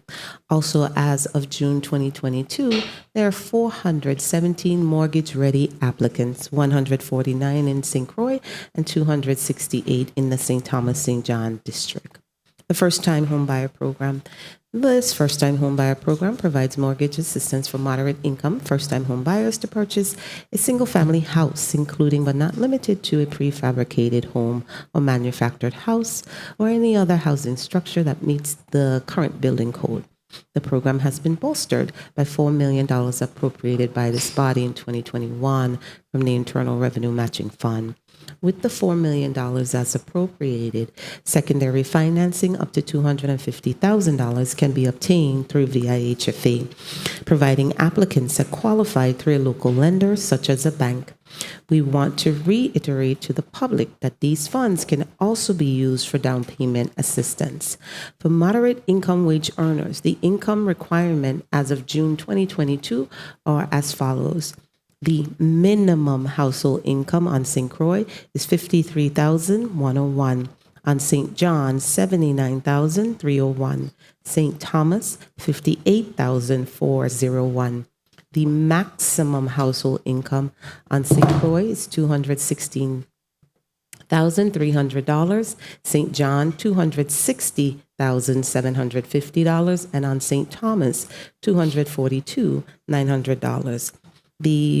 Through the program, VIHFA also provides funding for residents to construct, improve, alter, repair, or rehabilitate a single-family home, including cistern, foundation slabs, or retaining walls, including block and or wire fencing for a maximum loan of $40,000, and acquire land to build a single-family home for a maximum loan of $50,000. Getting the word out about these offerings is critical. We have launched an aggressive campaign using our virtual Housing Month Expo at the end of June, viewed by more than 3,000 residents over 2 days, as the platform for kicking off discussions with the public. Attendees had opportunity to ask questions directly. Based on those interactions, our homeownership division has continued to reach out to local lenders to inform them of the program. We have met with the banks, and most recently, a letter was sent clarifying that funds can be used for down payment assistance and closing costs.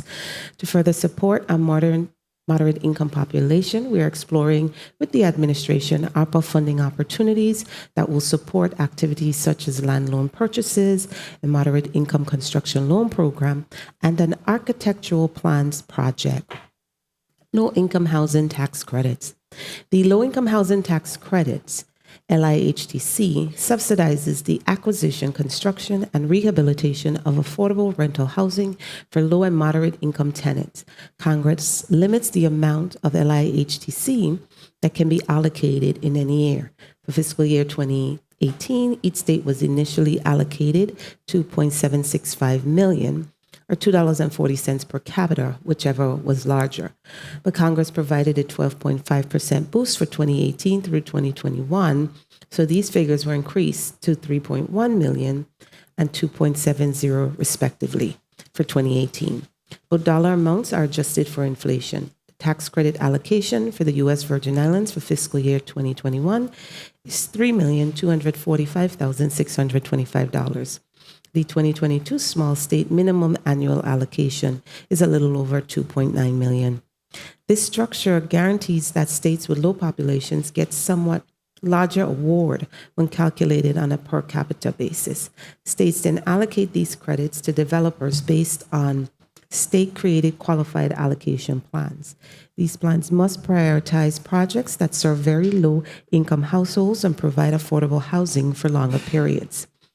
The recent groundbreaking of the Walter I. M. Hodge Pavilion on St. Croix is a prime example of the program at work, as financing for the project includes $49.9 million in funding from FEMA, Public Assistance and Hazard Mitigation Grant Programs, $22.65 million from HUD's Community Development Block Grant Disaster Recovery Program, and $27.56 million valued in 9% low-income housing tax credit.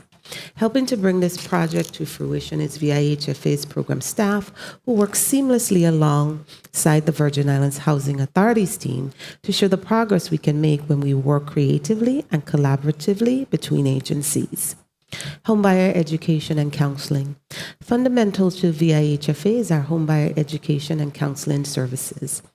The housing counseling program offers personalized counseling services to an individual or family.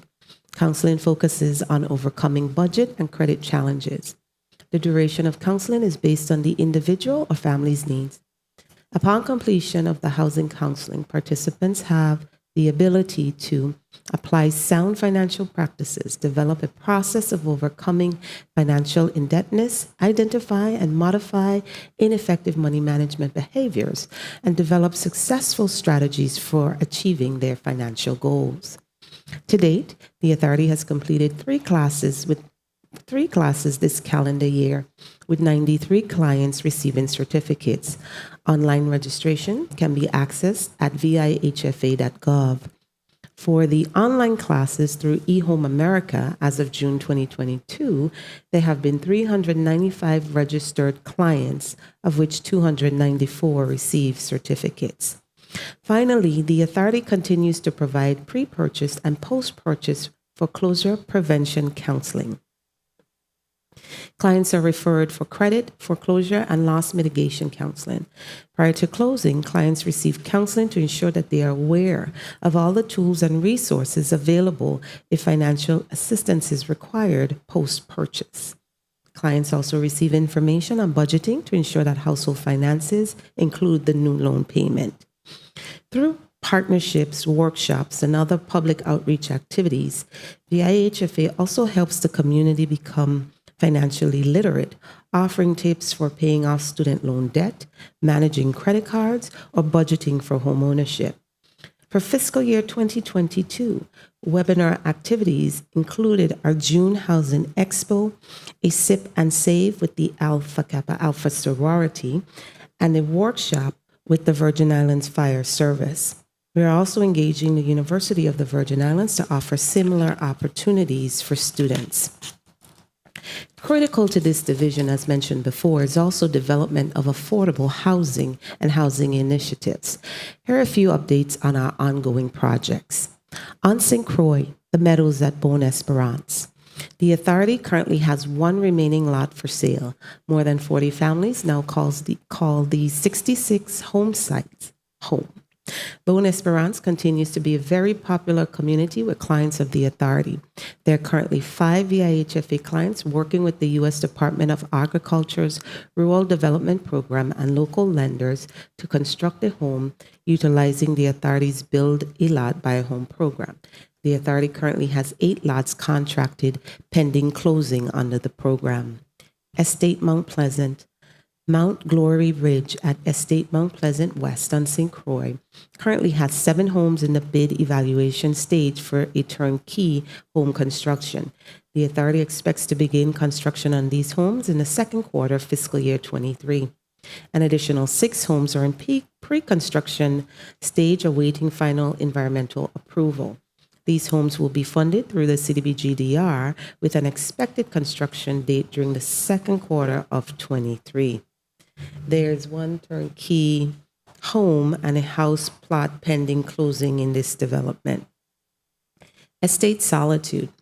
There is new construction of 20 single-family homes, 3 and 2 bedrooms. The project scope consists of site development, including infrastructure installation, roadways, driveways, and culverts. The project is funded through a disaster recovery program, a funding consideration of a little more than $11 million. The planning and construction team is working on completing the application, of which the timeline for review and approval is expected by early September. Estate Concordia. The authority has 3 plots in Estate Concordia that have been identified as land sales. At this time, the plots are being marked and cleared for ease of marketing for sale by homeownership staff. The properties are priced at $31,000 each. Carnegata Inn. We are renovating 18 emergency housing units in Christiansted, St. Croix. Units will also have easy tie-ins for generators and solar panels. Site work will include paved driveways, a concrete area to house garbage bins for trash pickups, and underground cable wiring to keep families connected to emergency services. The project is funded through a disaster recovery program for funding consideration of $2.6 million. The planning construction team is working on completing the application, of which the timeline for review and approval is expected by early September. The Fritz Lowette's Complex, Lagoon Complex. The VIHFA commenced its first phase of construction under the redevelopment plan for the repair and enhancement of the Fritz Lowette's, also known as Lagoon Street Complex, in April 21. The redevelopment plan includes repairs to hurricane-damaged units and a redesign of the facade and rear porches. Although the project is a little behind schedule due to the supply chain issues for certain materials, the authority is pleased with the direction and eventual much-needed enhancements to the community and the area as a whole. One of the in-community enhancements will be the enlargement of the bathrooms in each unit. This phase will also see the addition of 2 handicapped accessible units. The project is expected to be completed by April 2023. On St. Thomas, Whispering Hills. At the authority's Whispering Hills subdivision in Estate Dunum, the VIHFA is reissuing bids for construction of 8 turnkey homes. The authority expects the start of construction for these homes during April 2023. Infrastructure construction for this final phase of Whispering Hills is scheduled to commence in 23. There is 1 turnkey home pending closing this fiscal year. Additionally, HFA expects to utilize CDBG-DR grant funding to complete the infrastructure and home construction of the remaining undeveloped portion of the community, which is expected to yield an additional 28 home sites. Estate Nazareth. The VIHFA continues to develop home sites in Nazareth on eastern end of St. Thomas. We have identified buyers for the 4 remaining home sites, all of which should close in the first quarter of 2023. The VIHFA also intends to issue an RFP for developing a 30-home subdivision plan for submission to DPNR in 23. This has been somewhat delayed by FEMA's Public Works Sheet reimbursement process, which would repair a portion of the property that suffered damages from erosion as a result of Hurricanes Irma and Maria. Since August 21, 5 home sites have been sold in this development under the Buy a Lot, Build a Home program. Estate Fortuna, Wild Pineapple. This project is to develop the remaining infrastructure and construct 56 homes within this community. The project scope consists of site development to include infrastructure, installation, roadways, driveways, culverts, swales, and underground utilities. The proposed community will consist of an initial development of 12 units and simultaneously phased infrastructure installation to accommodate the phased construction of 44 homes. The project is funded through our disaster recovery program for a funding consideration of $30 million. Ross Tannenberg, the Authority three-story mixed-use building for which architectural plans have been completed, will incorporate moderate-income rentals on the third floor, as well as serve as HFA's new office on St. Thomas.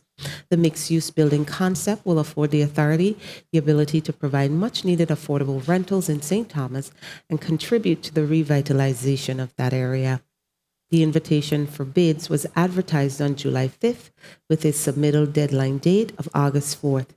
Bid evaluations are scheduled for today, August 10th. The CDBG-DR funding consideration for this is approximately $2.9 million and VIHFO's own funding at $4.6 million. Queen Louise. All buildings on site at Queen Louise, located on Fireburn Hill, were demolished earlier this year. In its place will be a newly built community featuring 32 townhomes with magnificent southern views, including the Charlotte Amalia Harbor area. HFA intends to construct this community utilizing CDBG-DR funds.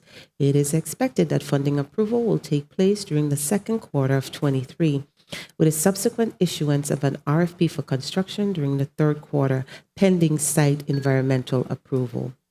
This project will be a welcome addition to the downtown Charlotte Amalia community that has not seen residential new construction on this level in decades. The project completion date is expected in March 2026. Tannenberg Emergency Housing.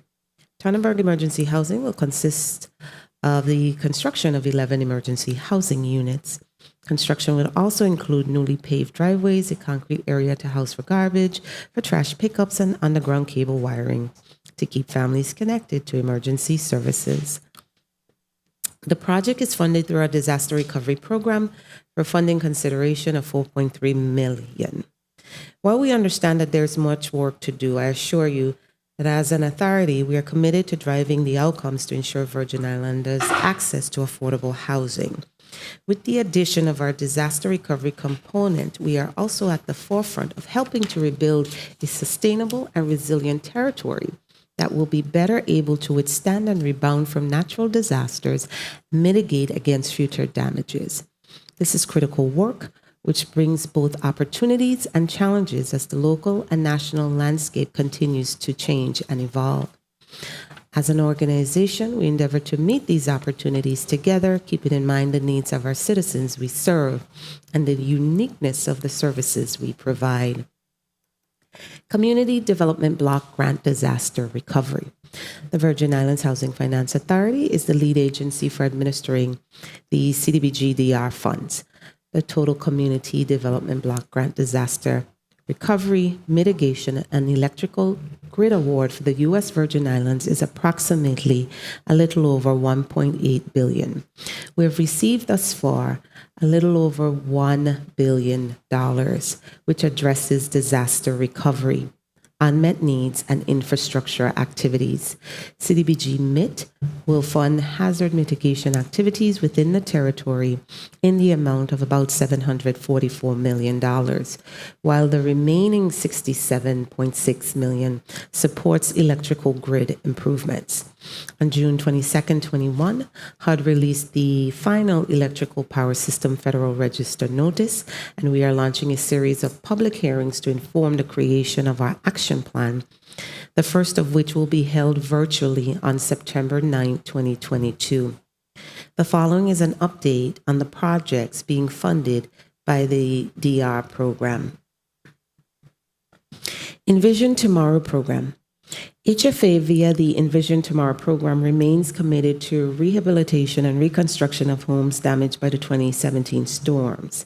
Envision Tomorrow consists of the homeowner Rehabilitation and Reconstruction (HRR) program, and the Rental Rehabilitation and Reconstruction program (RRR). Currently, $160 million is allocated to the Envision program, $135 million to the homeowner program, and $25 million to the rental program. To mitigate the rising cost of construction in the territory and subject to HUD's approval, HFA has prepared its third substantial amendment to the Disaster Recovery Action Plan. The amendment includes additional resources to the Envision program to support more applicants. With the approval, the program will allocate $195 million to HRR and $50 million to RRR. Currently, the program has 44 homes under active construction, 34 on St. Croix and 10 on St. Thomas, and has completed 13 homes, with 4 rehabilitated homes pending final walkthroughs in the week ending August 20th. In March 2022, the program mobilized the general contractor, Person Services Corp., which awarded construction services for 172 homes, referred to as the Envision 200. This initiative was to increase the number of projects into active construction, thus eliminating multiple solicitations by placing a minimum of 100 homes under one contract. This plan is the key driver of the recent increase in the program's construction numbers. HFA will continue to award smaller projects of less than 20 homes to our local contractors. We continue to review and make corrective actions to processes to improve and enhance the program's overall performance and to address the need for increased services, including preparation of damage assessments, revised scopes of work, and architectural drawings. HFA will award a construction management services contract this month as we finalize negotiations. The contract is a fixed cost for approved completed task, which addresses previous concerns regarding project delivery. The issuance and execution of the CMS contract will facilitate the movement of more than 150 projects which require architectural review, drawings, engineering consultations, and construction oversight. HFA requires the completion of 36 bid packages and 30 completed projects within a 3-month period. Despite the initial challenges, construction has increased, including lumber movement from the St. Croix lumber storage area. Lumber movement within the St. Thomas St. John district shall commence with the receipt of approved architectural drawings. Each home participating in the program is required to complete Tier 2 environmental clearance. This includes but is not limited to the completion of environmental testing for the presence of lead and asbestos contaminants. Homes are to be abated when contaminants are removed and a determination if the house exists in a floodplain. This process, floodplain, has significantly impacted the completion of environmental and the movement of homes into construction. To alleviate this concern, HFA recently submitted a waiver request to HUD to waive the National Flood Insurance Policy Regulation, which requires homes in a floodplain undergoing substantial improvement to elevate the home 2 feet above the base flood elevation. The request to identify homes impacted by winds as opposed to flooding and identify alternative measures that could be implemented in place of elevation. After further investigation, it was highlighted that the territory has the same regulation in the VI Building Code. For HUD to grant the territory a waiver from the NFIP regulation, the territory will need to have a FEMA-approved variance within the VI Code that allows for use of alternative measures. VIHFA will be working with our partners within the administration to request a change to the code, and it is critical to assisting those clients in the floodplain. Public and Affordable Housing Program. The Dunu Redevelopment St. Thomas, the Virgin Islands Housing Authority. This project is an affordable public housing rental community in construction on the island of St. Thomas. The scope consists of construction of 84 units in 14 buildings. The project is the first launch of a total redevelopment effort will provide replacement housing for residents of the Estate 22 high-rise apartments public housing development. 100% of the project's units will be affordable to low or very low income individuals and families. The funding consideration for this project is $34 million, made of 9% low-income housing tax credit and CDBG-DR funding, which is at $10.1 million. This project is currently delayed with a completion date set for August 2023. Work has been suspended on the site, and VHA continues to work with its partners on a resolution to move the project forward. Croyville Preservation. Croyville is a public housing community. The project scope includes renovating 81 residential units within 8 buildings. Non-residential related interior renovations will be concentrated within Croyville's community building. Exterior work will include removing and replacing sidewalks, driveways, parking lots, and installing playgrounds. The funding consideration is $6.9 million, comprised of low-income housing tax credit and CDBG-DR funds. CDBG-DR requested a floodplain waiver for Croyville from HUD. However, the waiver was denied since there is no variance in the VI code that would support mitigation measures apart from elevation for existing properties. A viable alternative is to complete an application for an LOMR and submit it to FEMA. This is a letter of map revision, which is a notification from FEMA to officially revise the current flood maps to show changes in the floodplain at Croyville. The expectation is that this will be approved given the floodproofing measures that have been done at the site. The developer is currently undertaking the application process of the LOMAR. Stony Ground. Stony Ground will be a new public housing construction project. It will consist of 98 units. This community will house the residents of the Wilford Pedro housing community, which was deemed not economically feasible to rehab at this time due to structural design deficiencies. The funding consideration is $46.8 million from CDBG-DR and low-income housing tax credits. The application is in the development stage with the Virgin Islands Housing Authority. New housing infrastructure construction. The Virgin Islands Housing Finance Authority CDBG-DR Own a Lot, Build a Home program is a territorial lending initiative designed for first-time home buyers. It will provide 20-year, 0% forgivable mortgages for constructing a new single-family dwelling. This program targets moderate-income eligible clients whose household incomes are based on 120% area median income of the CDBG-DR programs. The Virgin Islands Housing Finance Authority, CDBG-DR, will collaborate with participating lending institutions to ensure all applicants obtain additional financing for the total project costs before committing the CDBG-DR funds. The funding availability is $12.5 million. A memorandum of understanding was shared with lenders for review and feedback in July 2022. The program's launch is anticipated in October 22. Infrastructure program, the Virgin Islands Water and Power Authority, the Randolph-Harley Power Plant New Generation. The Randolph-Harley New Generation project involves installing proven conventional technology with a power generation capacity of 36 to 40 megawatts.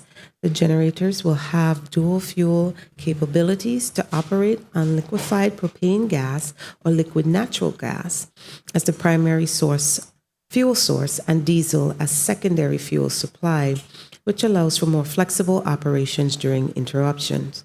The project also includes battery energy storage systems with all the applicable control systems used for spinning reserve and voltage frequency regulation for grid stability.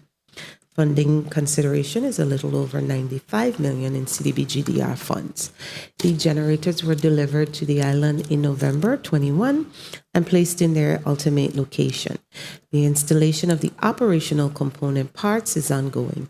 The project completion date is targeted for March of 23. Slope stabilization, Dunu tank and tanks 3 and 4. This project will assess and remediate erosion of the hillside surrounding and supporting 3 critical tanks of St. Thomas St. John water distribution system. This will ensure the continued service to the resilience of the water distribution. Funding consideration is a little more than $3 million in CDBG-DR funds. The project is pending approval of the third substantial amendment to the CDBG-DR Action Plan. Hearings are scheduled for August 23rd, and we encourage the public to attend.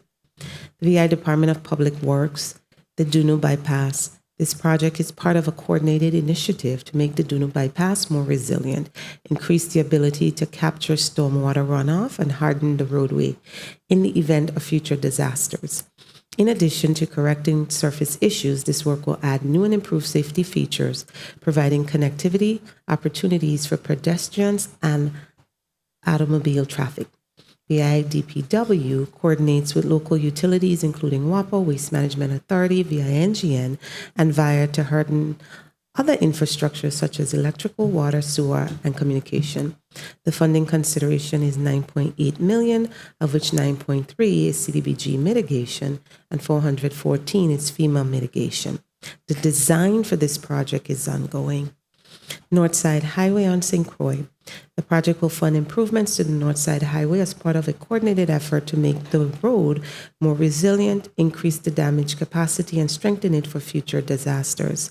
Coordination among the utilities is included in this project as well.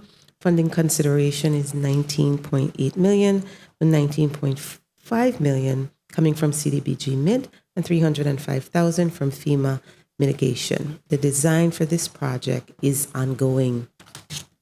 The Waste Management Authority Convenience Centers. In addition to moving the Black Point Hill location from Bourne Field on St. Thomas, Waste Management Authority will upgrade 5 existing bin sites and the St. John Transfer Station as part of this project. This is to lessen the effects of Waste Management's current solid waste collection infrastructure, which was physically overloaded with waste after the hurricanes and posed a risk to the environment, public health, and public safety. Each center will include several collection locations with bins, compactors, and sheds to separate waste. Funding consideration is $17.8 million from the CDBG-DR funds. This project is entering the environmental assessment phase. The Anguilla landfill closure. The project includes the closure of the Anguilla landfill. The project will be implemented in 6 phases using the U.S. Environmental Protection Agency Resource Conservation and Recovery Act, Subtitle D, closed turf system. The system addresses soil erosion, slope integrity, and gas emission. It increases resilience to future disaster by controlling stormwater runoff, affecting groundwater, surface water, and environmentally sensitive areas. The project also includes the use of the area south of the landfill. This unused area will serve as the proposed municipal solid waste disposal site until a new landfill is constructed. Funding consideration is $46.7 million. The project is in the application phase. The Lieutenant Governor's Office Street Addressing Initiative, territory-wide. This project will complete the street addressing grid and the master address repository system for the U.S. Virgin Islands, aligning the territory with established national and regional standards. In addition to producing more than 150,000 geocoded addresses points, the project will also name all the territory's roads, build street name signs, and publish in the MARS release. The MARS will be managed and maintained by the Lieutenant Governor's Office. Funding consideration is $5.3 million in CDBG-DR funds. The agreement has been submitted to the Lieutenant Governor's Office for approval with a notice to proceed anticipated within August. The Economic Revitalization Program. VIHFA plans to continue the momentum of the Vision 2040 by developing a neighborhood revitalization program. This initiative encompasses building facade and streetscape enhancement, small business and entrepreneurship, and technical assistance program projects to align with the objectives of the Vision 2040 plan. We engaged a range of community stakeholders, among them nonprofits, business owners, and public government officials, to explore the development of an urban renewal program model to help communities affected by the 2017 hurricanes. The feedback from this group informed further development of the Neighborhood Revitalization Program, which will ensure continued disaster-related recovery in these areas to improve the quality of life for the people who live and work within them. The towns of Charlotte Amalia, Christiansted, Fredericksted, Cruz Bay, and Coral Bay were identified as starting points for this initiative. which will be funded with a little over $14 million in CDBG-DR funds. VI Tourism, the development of a Welcome Back recovery marketing campaign that is centered on the theme that the Virgin Islands is open for business following the aftermath of Hurricanes Irma and Maria. The campaign targets existing and new markets showcasing U.S. Virgin Islands' vast tourist assets. Additionally, promotional initiatives will focus on specific travel and tourism niches in the U.S. in which the U.S. Virgin Islands are known to be competitive, especially among U.S. residents. Funding consideration for the CDBG-DR program is $5 million. This project is currently paused pending the approval of a tourism marketing waiver from HUD. As the previous waiver ended on May 19, 2022, HUD has responded that the request for tourism waiver is under consideration and no funding is to be expended until the agency approves. The Department of Labor Skills for Today project will provide varied training opportunities, including but not limited to the construction field for low to moderate income residents in the territory by offering entry-level training in high-growth construction occupation based on current labor market information. The goal is to train 640 individuals over 2 years, a portion of which includes employment for those participating in work-based learning. Funding consideration, $10 million in CDBG-DR funds. To date, 285 has enrolled in the National Center for Construction, Education, and Research Construction Training territory-wide, with 125 completing the program and receiving certificates. The number currently enrolled in the on-the-job training program, work-based learning, is 99. The Virgin Islands Port Authority Charlotte Amalia Channel Waiko Dredging Project and Crown Bay East Gregory Channel Dredging. These dredging projects will allow larger ships to berth in the harbors of St. Thomas. The funding consideration is $39.4 million in DR funds. In June 2022, the U.S. Department of Housing and Urban Development, HUD, deemed both projects ineligible for infrastructure program activities. The IHFA recently appealed a decision requesting a waiver of eligibility for the port enhancement projects. We are awaiting a response.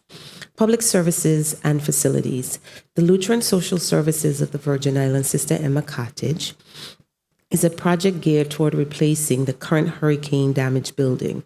Sister Emma Cottage is a group home expected to serve up to 16 severely physically impaired children to provide a safe, clean, and comfortable living facility. Funding consideration is $2.2 million in DR funds.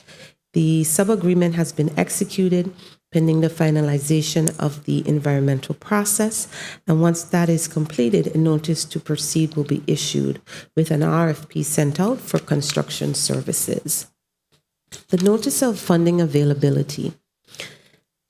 The IHFA announced the availability of Community Development Block Grant disaster recovery funding under the Public Services and Special Needs Housing Program on July 5th. Eligible applicants included nonprofit organizations, government entities, and NGOs that serve vulnerable populations in the territory. The goal is to fund these entities that may have been affected by the hurricanes or were born from a need realized after the storms. To ensure our nonprofits have access to the funding, as they bring a wealth of experience serving our most vulnerable populations, we issued a notice of funding availability for $7.4 million. The application submittal deadline was August 3rd. We received 9 applications from various nonprofits for funding consideration, which are being reviewed by the team. We intend to issue notices of awards in early September. The non-federal cost share match program. With a budget of approximately $317 million, the non-federal cost share match program is designed to assist state agencies, public entities, local nonprofit organizations, and other eligible applicants by leveraging CDBGDR funds with FEMA public assistance provided to the VI to maximize, facilitate, and ensure recovery. In this program, CDBGDR funds are limited to covering the non-federal cost share match portion of related FEMA eligible public project worksheets. The IHFA continues to work with the Office of Disaster Recovery and VITEMA to streamline the process. All program payments will be reimbursed based on actual costs incurred. To date, the match program has expended $93.8 million and expects to fund a total of $119 million in local match payments to include STEP, the composite poles, underground and underwater cables, and generators for WAPA, temporary hospital facilities, and the purchase and installation of 83 modular units for the Department of Education. CDBG MIT. On July 1, 2022, the authority submitted our implementation plan and capacity assessment for the CDBG MIT funding to HUD for approval. When approved, the authority will have access to approximately $774.188 million in federal funding to execute disaster recovery mitigation programs. It is anticipated that during fiscal year 2023, we will receive the grant agreement. The CDBG mitigation funding represents a unique and significant opportunity to carry out the strategic and high-impact activities to minimize, mitigate, or eliminate risks and reduce losses from future disasters. Our approach to implementing the CDBG mitigation funding will be guided by the lessons learned throughout the disaster recovery process, specifically that we need to be thorough, fully educated in the administration of the program, and supportive to our subrecipients. Allocations for MIT will include infrastructure and public facilities, economic resilience and revitalization, housing, and public services. With these opportunities, we anticipate there will be a need to engage in extensive community education and awareness campaigns and initiatives, provide continuous training to staff on administering the grant and to subrecipients on program requirements, continuously reevaluate capacity, and be open to and seek out experts in the field to help us to help ourselves. The Emergency Rental Assistance Program. The territory initially received $21.3 million during the first round of ERAP 1 allocation in March 2021 and paid out nearly $4 million in direct and indirect assistance to more than 700 households territory-wide. Senators, with the widespread financial strain brought by the global pandemic, these funds offered critical assistance to those burdened with outstanding rental and utility obligations. We know that when we came before you 2 weeks ago, our numbers were different, and we made a bold promise that we would have an additional 266 cases closed for an overall total of 745 cases resolved by the time we came here today. We are genuinely thrilled to report that goal has been met, and our contractor Plexus, in conjunction with the HFA team, is not only continuing to diligently eliminate the backlog, but is working to resolve the 107 new cases that have been filed since the start of the contract in May 2022. Since June, we have had banner weeks with a little over $1 million paid out in the last month alone. If you indulge me, I would like to take a minute to make the public aware of the most updated application offered on our ERAP site, which now includes assistance for outstanding internet and cooking gas bills. Understanding that many of our applicants were hampered by challenges with providing documentation, the streamlined application also offers more alternatives to what can be provided, effectively increasing the opportunity for more to apply. Applicants can also track the status of the application on the updated ERAP portal by following the erap@vihfa.gov link, selecting the option to apply online, and completing the tenant application. In the meantime, please note the best number to call with questions or for assistance is now 340-200-0000. 0007, which will take you directly to Plexus's call center representatives. For those interested in communicating in person, please visit any of our standing events starting on August 16th. On St. Croix, Tuesdays from 12 to 2 at Home Depot, Wednesdays 3 to 5 at Cost-U-Less, Thursdays 12 to 2 at Pueblo in East Lorraine. On St. Thomas, Tuesdays from 12 to 2, Home Depot, Wednesdays 3 to 5, Cost-U-Less, and Thursdays 12 to 2 at Pueblo in Long Bay. All concerns with the delivery of services can be addressed directly with Plexus's program manager, Scott Sherrick, at scott.sherrick, SHERICK, at plexusgroup.com, and LaDonna Taylor, also at plexusgroup.com. Homeowner Assistance Fund. The Homeowner Assistance Fund was created under the American Rescue Plan Act of 2021 to mitigate financial hardships associated with the coronavirus pandemic by providing funds to prevent mortgage delinquencies, defaults, and foreclosures among homeowners experiencing financial difficulty due to COVID-19 through qualified expenses related to mortgages and housing. OMB selected the VA Housing Finance Authority to administer the HFA program on behalf of the territory. To receive the allocation of HAF funds, the territory submitted to the Department of Treasury a plan which describes the needs of homeowners in jurisdiction, the design of the proposed program to be implemented using HFA funds, and performance goal. Pursuant to the regulations, homeowner households with incomes up to 150% of the area median income are eligible. However, the regulations further required that at least 60% of HAF dollars must assist homeowner households with incomes at or below 100% of AMI. Once implemented, the HFA program will assist homeowners in mitigating financial hardship by eliminating or reducing their past due mortgage loans and thus their housing vulnerability, and help the lenders recoup outstanding payments. An RFP for a contractor to help administer the program will be issued next week. CDBG-CV and ESG-CV. Under the CARES Act, jurisdictions were awarded supplemental community development block grant funds specifically to prevent, prepare, and respond to the coronavirus pandemic. These allocations are referred to as CDBG-CV to distinguish them from the regular annual CDBG allocations. Territory was awarded $2.8 million over 3 rounds of allocations. An application cycle has been conducted to identify projects to be funded under the CDBG-CV. Ad solicited proposals were published in all local newspapers of general circulation, print and electronic, and posted on VIHFA's website. 19 applications totaling $4.24 million were received. A public hearing to present the proposal was held virtually on Wednesday, July 20th. The team is currently reviewing all submission and anticipates a decision date of August 22nd, identifying all the projects for funding.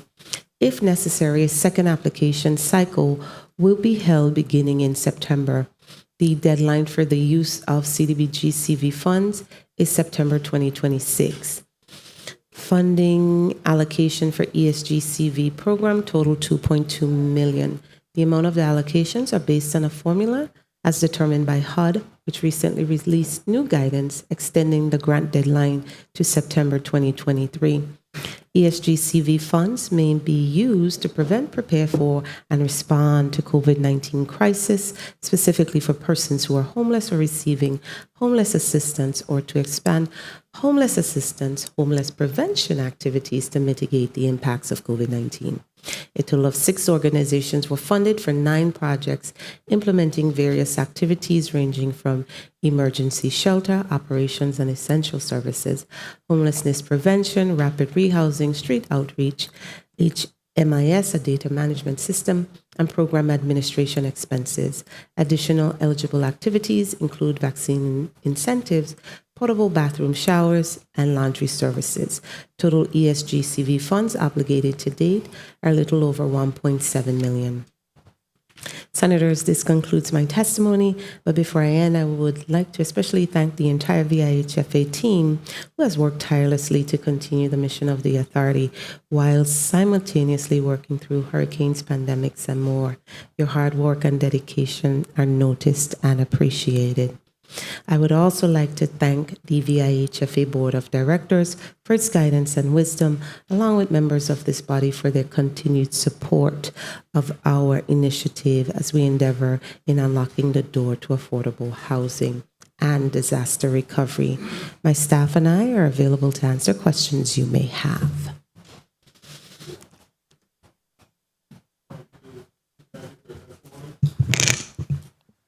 Thank you for your testimony, Interim Director Dayna Clendinen. Give you a chance to drink some water after the long testimony. We're going to go into a 6-minute round, colleagues. We still have the Department of Public Safety to go, so you can ask definitely pointed questions, but we're going to have a 1 minute recess. The committee stands in recess for 1 minute.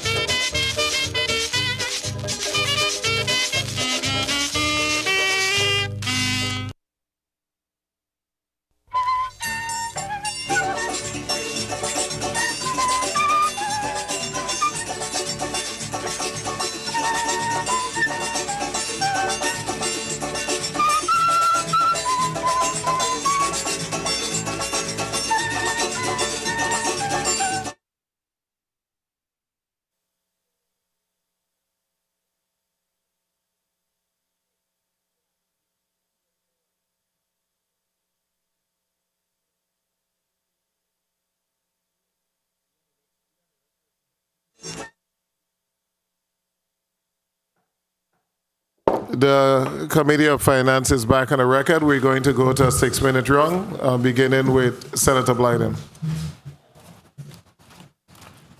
Thank you, Mr. Chair. Good afternoon. Again to my colleagues, good afternoon.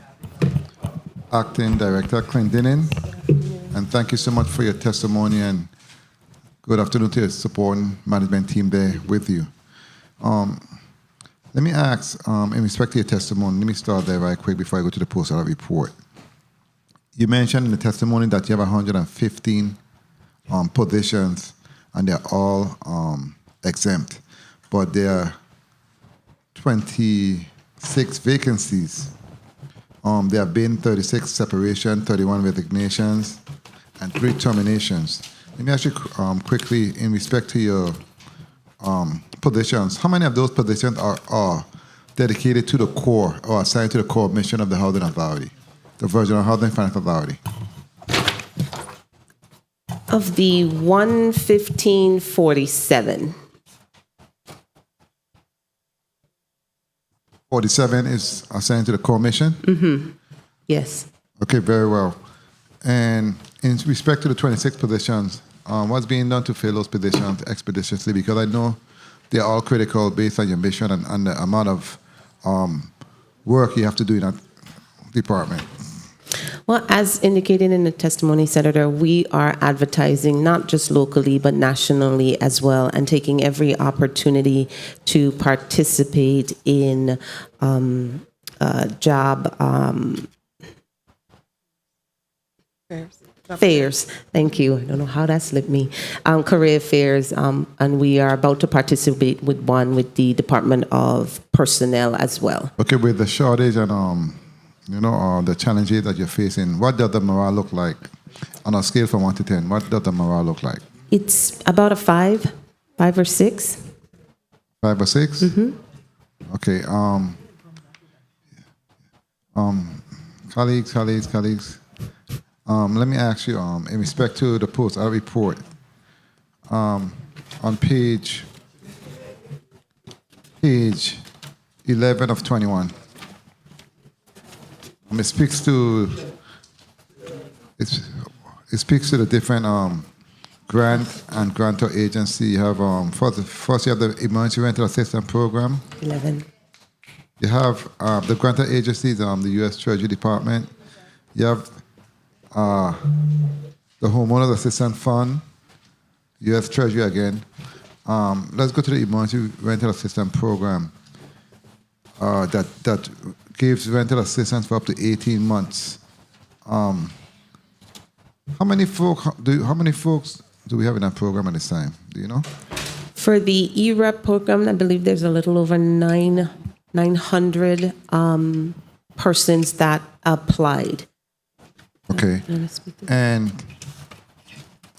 the Homeowners Assistance Fund, that fund has been extended, that grant has been extended to 2026? Yes. Okay, very well. Let me ask you,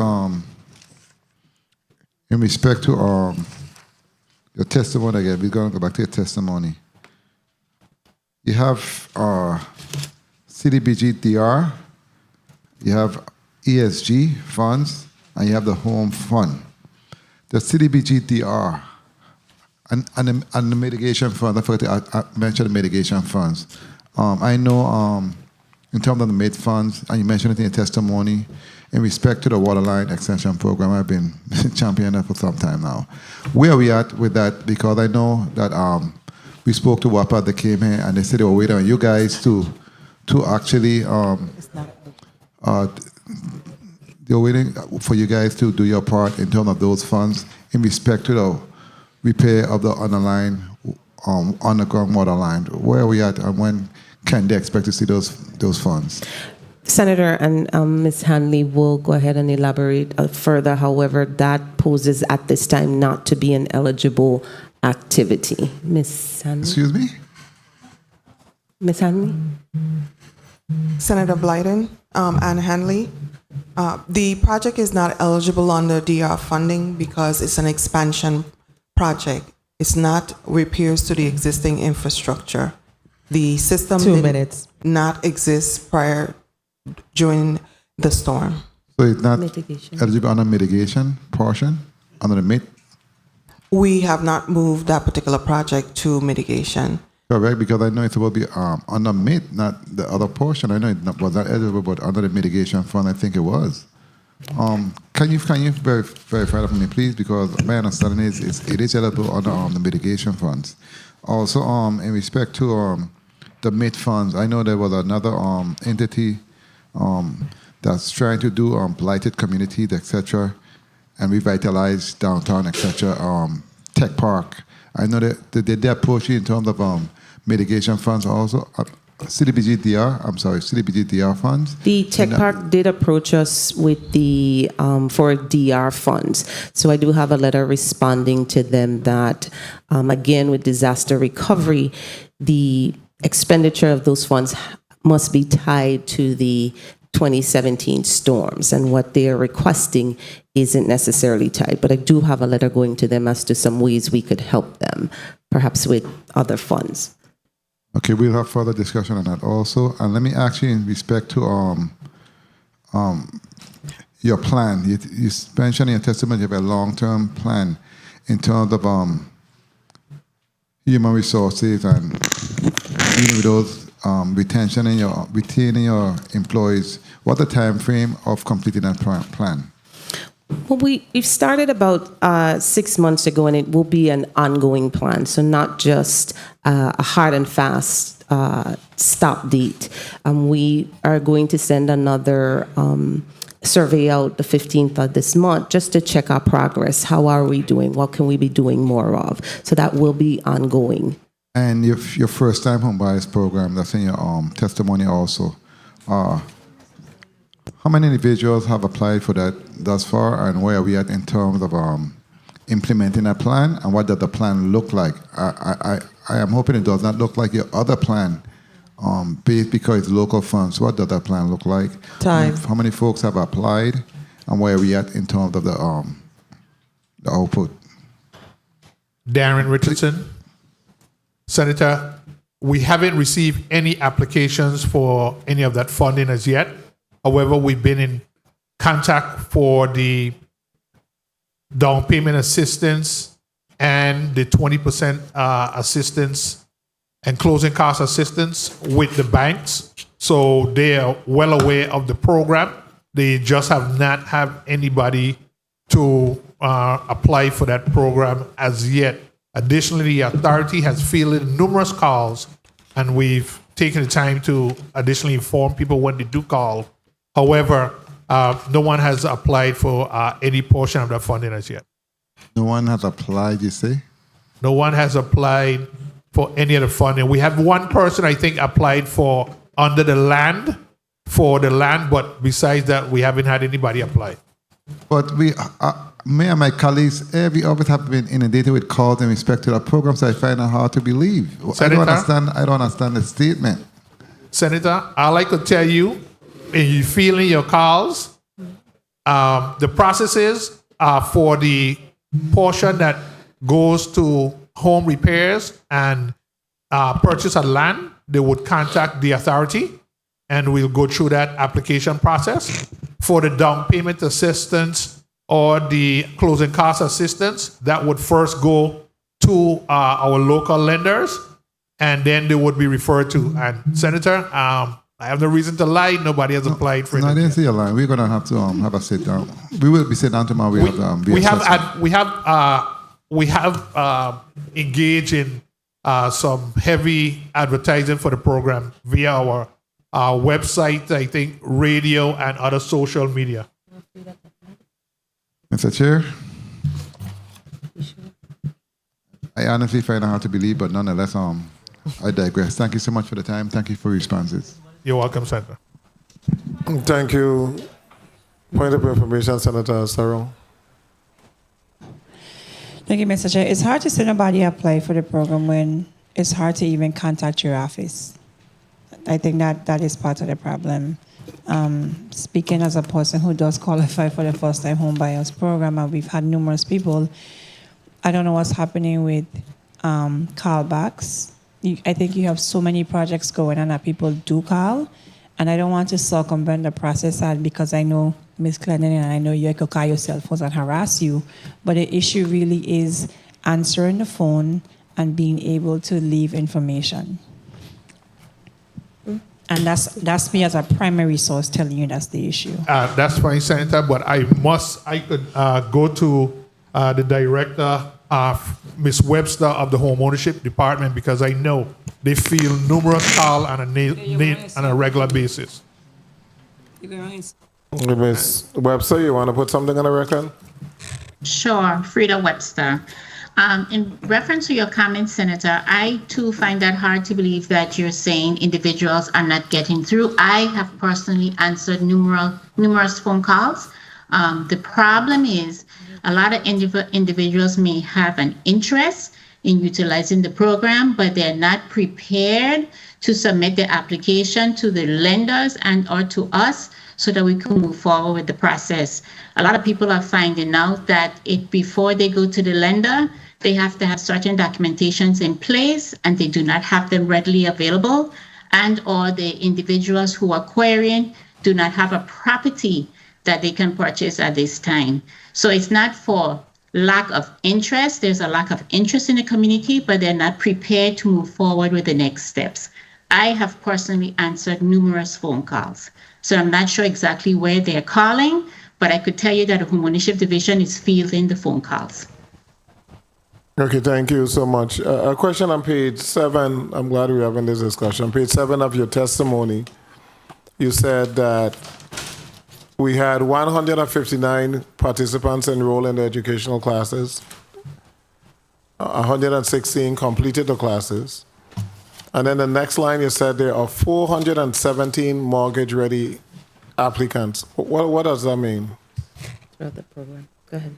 Senator, that means in our classes for this fiscal year, that would be the number for the classes for this fiscal year. I think we've had a total of in-house home buyer education class of 93 certificates, but the mortgage-ready clients is a cumulative amount that stays on our mortgage-ready listing. Okay, so those are individuals that have already completed the class and have passed the class? Correct, and who have made themselves and provided all the information, and we deem them mortgage-ready. Okay, does any of those 417 mortgage-ready applicants, can any of those utilize the first-time home buyer? We send the information to them that this new program exists, and you could use this mechanism in order to purchase a home? Yes, Senator, we have reached out to them. Point of information, Senator Blyden. Thank you, Mr. Chair. Mr. Richardson, I have someone who just texted me and they applied. They went through the whole process, but they were denied. And we're going to get into that when we speak tomorrow. But I know there are people that applied for the program. Okay, Senator, but nonetheless, all I could tell you is what we have in office, and I'm going to be truthful here, like I always am. I will work with the documents tomorrow when we meet. Thank you. Thank you so much. We've had one denial. Okay, I guess that's the one then. At least you got good information. Senator Bolquez. Thank you, Mr. Chair. Good afternoon, Executive Director Clendinen and administrative staff of the Virgin Islands Housing Finance Authority. I'd like to start off with a question concerning your increase in fringe benefits between fiscal year 2022 and fiscal year 2023. It's a 13.4%. Is that because of any onboarding of new staff, and what positions would those be? Go ahead. That would definitely be onboarding of new staff. Of course, our fringe in terms of retirement. Health insurance. We have the health insurance that is also going up almost yearly. So those things have increased our How many cost. staff have you onboarded? Mr. Grant, do you have the number? Rick Grant, we have onboarded 27 new staff members. Okay. For the fiscal year. For the fiscal year. Okay, and how many vacancies do you have? We have 26 vacancies. 26? Okay. I also see that you've also had about, in the last 2 years, about 36 separations. Correct. of those 36, 32 resigned. What have you been working on to try to fill those vacancies? So when an employee resigns, if we always ask in exit interviews what's the basis for the resignation, what did we do well, what not. So what we're finding there, along with our surveys, again, lack of communication. Employees want to be involved, they want to be informed. So we've embarked on an aggressive communication strategy internally, again, so that employees are aware as to what's happening. I have tasked and asked all the leadership team to meet with their staff regularly, pass down the information from our leadership meetings so that they are in the know. Also, activities, bringing us together as a team, what are things we can do there, and of course, reviewing compensation packages. Okay, are any of those positions critical positions? When you're doing disaster recovery, they're all very critical positions, but yes. Well, I'm hoping you fill those immediately as soon as possible. Thank you. Concerning the ERAP program and the administrator of the program, I didn't see a contract information concerning what is being paid either in the post-auditor's report or in your testimony. Is that something that you can share with us right now? Sure. The contractor is the Plexus Group. The contract is for $1,020,000 for a 2-year period. Okay. It wasn't included for the next fiscal year that I saw in the post-auditor's report or in your testimony. Right. So I'm curious to find out if that has already been obligated to the contractor in full, or how is that yes, working? Yes, that comes from the ERAP funds itself, so yes. Okay, understood. My next question concerning the development at Dunu. I know that there's a lot of supply chain demands and inflation, and I'm curious to find out, has that, since it's stopped right now, it's slowed down, I should say. Whispering here. What have you been doing to accommodate those issues, and is it costing you, and what is the cost associated with that? Senator Darren Richardson, are we talking the Virgin Islands Housing Finance Authority's Whispering Hills subdivision, or we're talking about Virgin Islands Housing Authority's project that they're doing at the old site? The redevelopment. Dunu redevelopment VI Housing Authority. Oh, right. I apologize. My mistake. No problem, Senator. That project is the Housing Authority. Again, we work very closely and collaboratively with them. Yeah. 2 minutes. I apologize for that. Okay, on page number 4, items 6 and 7, have you conducted a cost analysis for those, which is the repair and upgrade of your St. Thomas and St. Croix offices? And number 7 would be the demolition of the emergency housing apartments to increase availability for emergency housing in the Virgin Islands. Go ahead. Answer 7. I'm sorry, Senator, you said pages... that would be page number 4, I believe. Hold on. Items number 6 and 7. Of the post-auditor's report? Yes. Oh, I failed to mention that.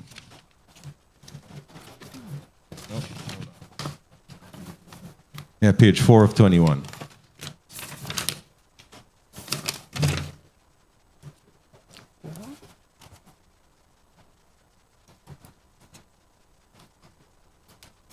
There was no mention to what that would cost. The repair and upgrade of the St. Thomas and St. Croix offices? The St. Croix office, Mr. Richardson, that would be the Lagoon. I think you did an assessment. I'm not sure if we have the number, but I'm happy to get that to you as to that cost. And then item number 7, the demolition of the vacant emergency housing apartments. So that's within the testimony. We talked about Tannenberg and we talked about Cronagata as well. I could look and get you those numbers. Okay.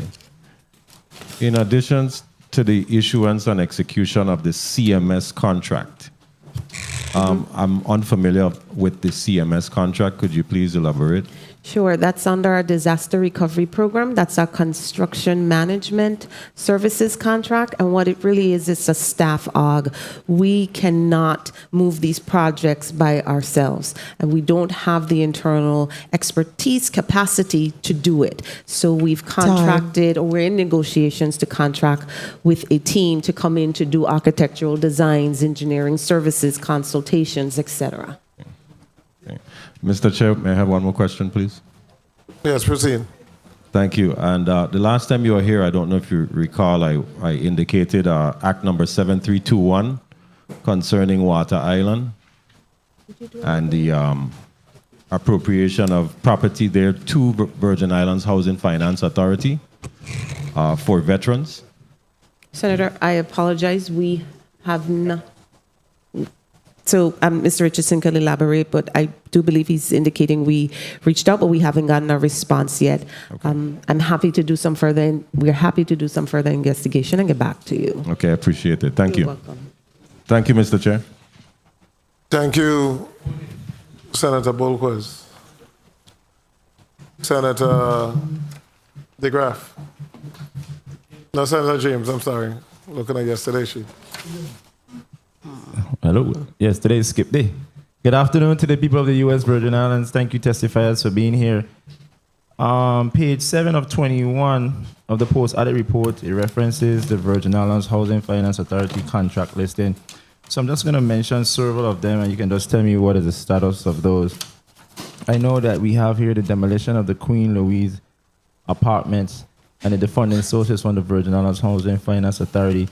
Can you just give us an update of what is going on with that project? I'm sorry, Senator, my numbers pages seem to be. You say page 7? Darren Richardson, in the interim, Senator, the Queen Louise demolition has been completed, as stated in the testimony. Okay, all right. And as I go through them, you just let me know. And I see here we have hurricane repairs for Grandview and Altona apartments, approximately $552,000. Can you give us a status update on that? Senator, a majority of that work is done. We're about to close out some of those remaining repairs at the Grandview and Altona. Okay, thank you for placing that on the record. And just expound for me. I see here where you have the emergency home repairs VI, and it's $25,000 per resident. Can you just give us an update on what's going on there with ACOM when it comes to that? Okay, this is the contract that we have had with ACOM for the STEP program. So right now we're going to close out. So that everything is over so far. We're just doing the closeout with FEMA to pay the contractors for eligible costs. Okay, and then after we deal with that, what's next? Everything's finished? Yes. We have 2 PWs. So PW 100 is in closeout.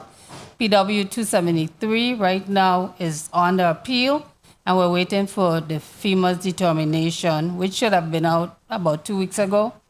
But they're still working on letting us know what is eligible and what is not eligible under the PWs.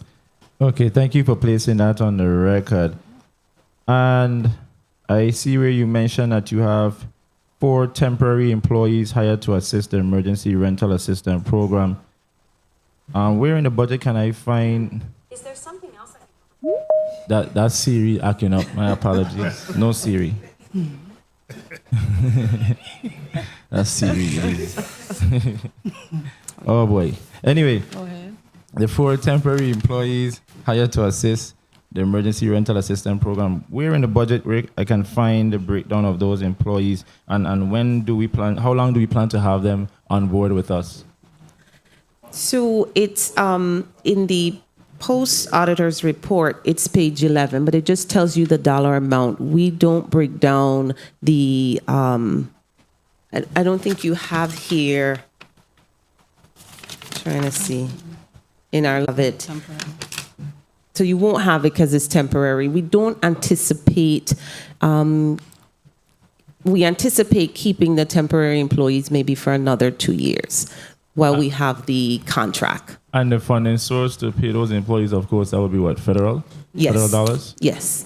Okay, just want to make sure there. And as far as the 26 vacancies, I know that all across government we do have vacancies, so I'm not going to be redundant in my messaging. But as far as the morale of the employees, I know you mentioned some of the things you did to keep employees on board. And I know you mentioned employee burnout, so I'm assuming there's a lot going on there. Can you just let me know, as we want to make sure we keep our workforce and avoid having these vacancies, what are you doing to prevent employee burnout or just reduce it? 2 minutes. So individuals will not be, stressing on the job. I think what's going to be key, particularly with when you do disaster recovery work, is a good work-life balance. And it's going to be important, not just for HFA, but I believe across government, for employers, et cetera, to be more flexible. Right now, we have approved a telework policy where we will be allowing employees to telework up to some 3 days a week. So 2 days in the office, 2 days at a work site. I believe that will help as well as it provides some flexibility. Compensation is always a concern. So it's looking at that for assisting in improving morale, because we all know it doesn't last. And of course, just finding activities and ways for them to engage and be part of the process. Okay, thank you for placing that on the record. And I know that we gave you some funding for the first time home buyer program. And I was reading your testimony where you briefly touch on it. But can you just give us an update on what's happening there? Any progress ever since the passage of that bill? Mr. Richardson will go ahead and address that. Senator Darren Richardson, the first-time home buyer program with what was funded with an additional $4 million from the legislature is active and up and available to the clients. And that was the same thing we were speaking about earlier about the applicants. And just to put on the record, I don't doubt that people have been applying to the banks, but that's the first step. At that time, the bank will evaluate their application, and if they see that they fit within our confines, they would then refer them to us to apply to us for the additional funding. So Mr. Chair, with your indulgence, as far as marketing, do you need funding to market that program? Or do you just gonna do a press release? You're just gonna do social media? I just want to know if you need what funding is needed to highlight that program and make sure that individuals are taking advantage of that program, because most of the time we pass things and those who are in the know, they take advantage of it, but you have individuals who like to take advantage of it if they only know. So as far as marketing, can you speak to if you have funding in place to market that program? Sure. And not just in the short term, in the long term? Sure, we are marketing. We've done extensive. We've used the Housing Expo as a opening to bring it to the public's attention. We've done social media, and I want to ask you and your colleagues, if you ever go on our page, please like it, share it, forward it. That's how information gets passed on as well. We've done advertisement in the newspapers, print, and online. So we continue to do aggressive marketing and will continue to do it. Thank you. I'm going to catch you on the second round. But in the meantime, between time, just a little off the record when it comes to the budget. I do it a lot. I have this thing on Facebook where you pin to your profile, to the top of your profile. So a lot of the things that you really want to get attention of the masses, you just pin that to the top of your profile, and of course you run some sponsored ads, and I'm hoping you're running sponsored ads. Yes, my communication director and our team is on top of that, yes. Okay, thank you for the time. Thank you, Mr. Chair. I'll catch them on the second round. Thank you. Thank you so much, Senator James. In reference, how long does an individual have to be working in order to qualify in the same job? It's 2 or 3 years. What's the period? And that's a mandate by the banks, or that's a... I will let my home ownership director answer that question to be a little more specific. Thank you. Ms. Webster, how long you have to be employed in a particular job, and is it you have to be employed or you have to be in the same job? Standard underwriting guidelines require stability of employment for at least 3 years.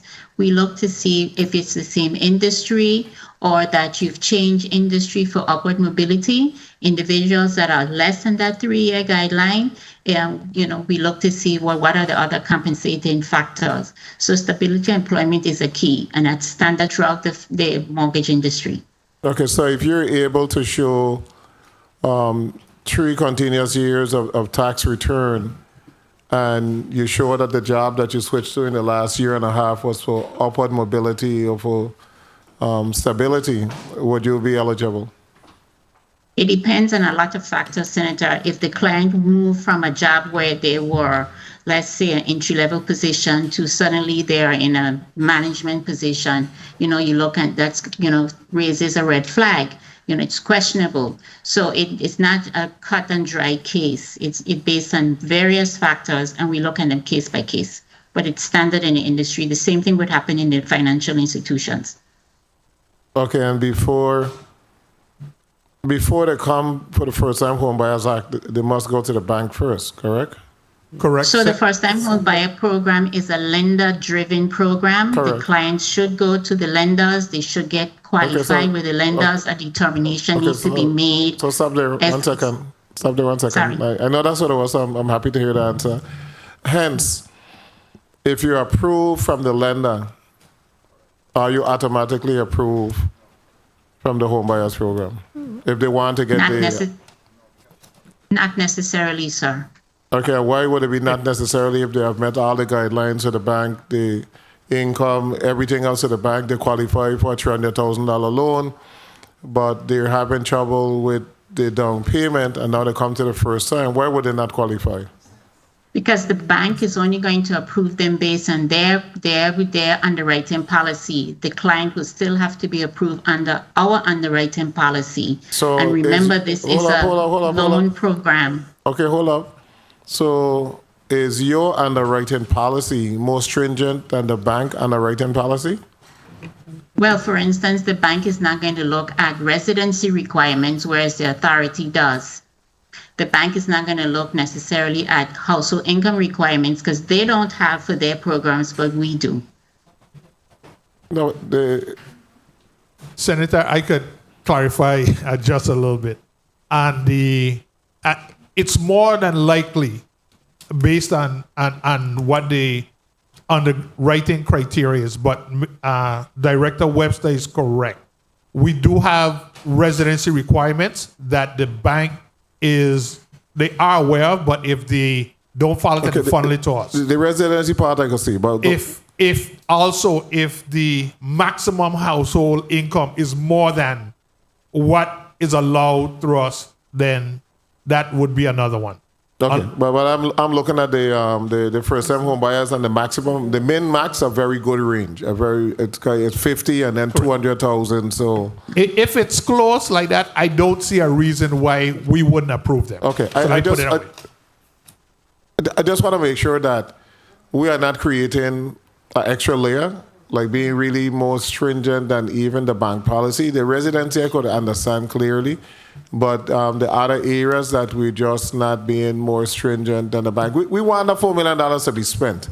I want we do as for well, the Housing Finance Authority to come back and say, we have expended the $4 million and we need additional funding. Because we do expect that, that money should go pretty quick once we begin to get applicants into the system. And I want to ask the next question on the stamp tax, but I'm going to go to the next senator. You had a point? Senator, can I just expect you? It's more than likely there will be, but I don't want to say they automatically approve when it comes from the bank. So that's why I don't want to say that and put on a record. And I would like to say one last thing, Senator.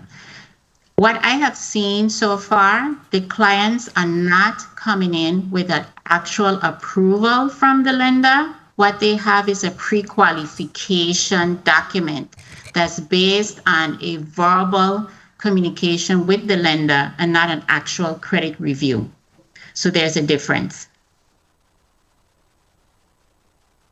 So So in other words, they're not coming in with a commitment letter that says, hey, you're approved for $100,000. What they have is that they were pre-qualified. Ms. Webster, on the legislature time, give a quick synopsis as to what the first-time home buyer needs to do and what they need to walk with to the Housing Finance Authority, so you don't have individuals coming there with insufficient documents. Explain the process in a quick synopsis. Sure. But basically what we need is we need all clients to first go to one of their local lenders, explain what their intent is and the fact that they would like to use the funding available at the Housing Finance Authority. The local lenders will go through their approval process, and if the client is deemed to be eligible for our program, they will refer the client to the authority with a commitment approval and not a pre-approval that would clearly indicate that we can move forward and do our own analysis of the client.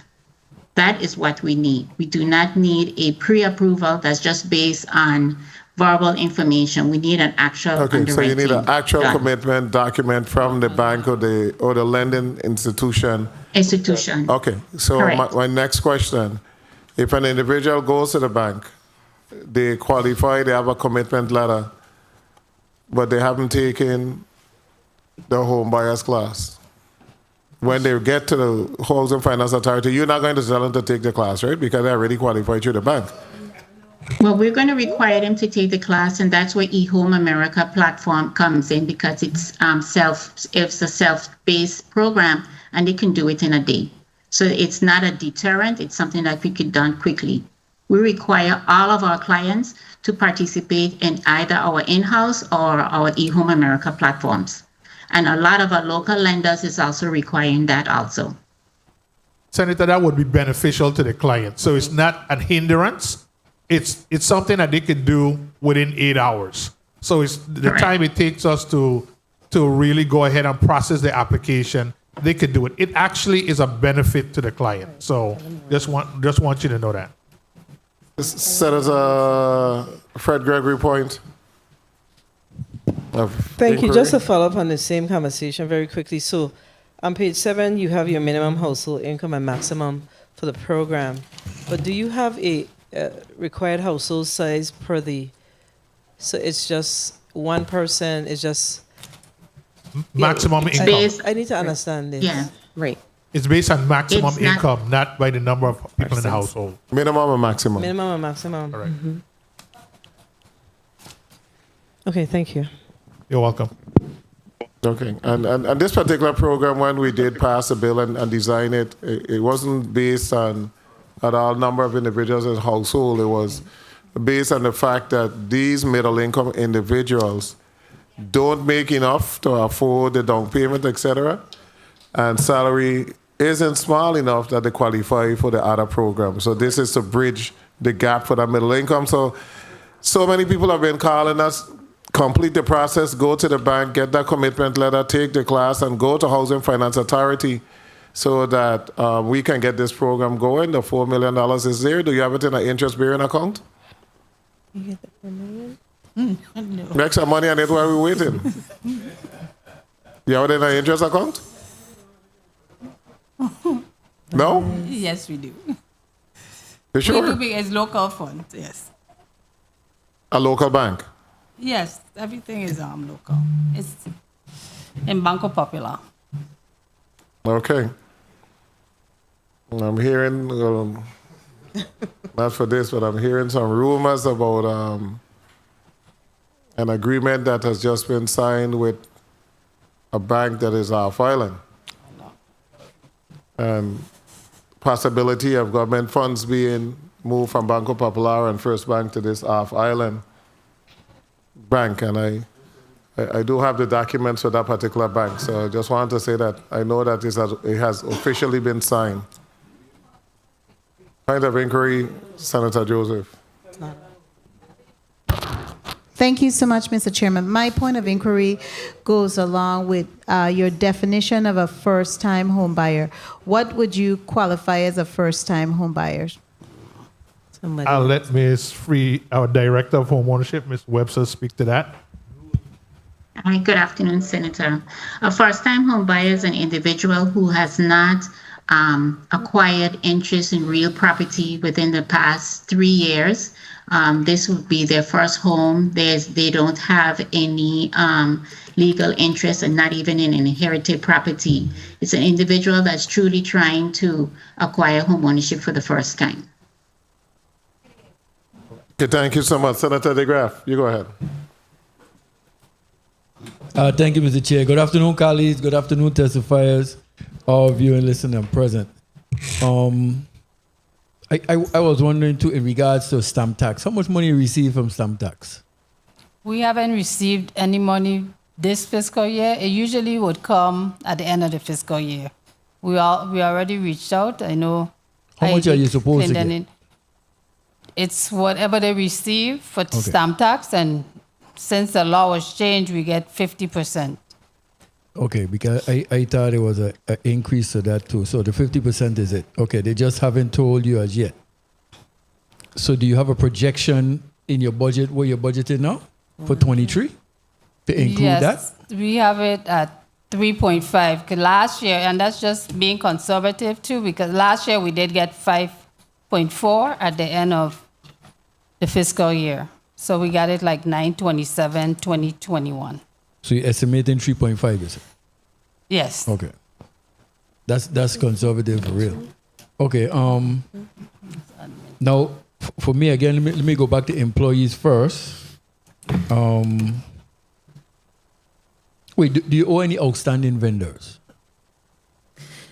We do have some vendors within the disaster recovery program that we currently owe, about 4 of them. However, that it's in dispute. It could be because of the quality of work, the billing errors. We have about 4. Okay, so there's some probably a legal issue, so we won't discuss no further. Okay, and there is, that's federal funding. Yes. Okay, cool. That's good. Now, do you have local matching funds for your projects? All your local matching funds current, or is that something you need to be in the budget for 23?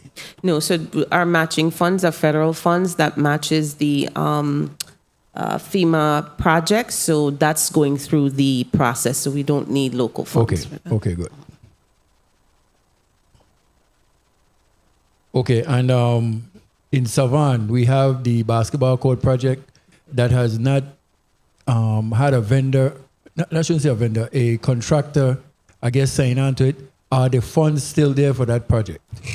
Yes, Senator, the funds are still there, and the procurement was going out. So we're still trying to get the second phase completed on that project. Okay. And now in regards to employees, have any employees received wage increases in the 22 budget?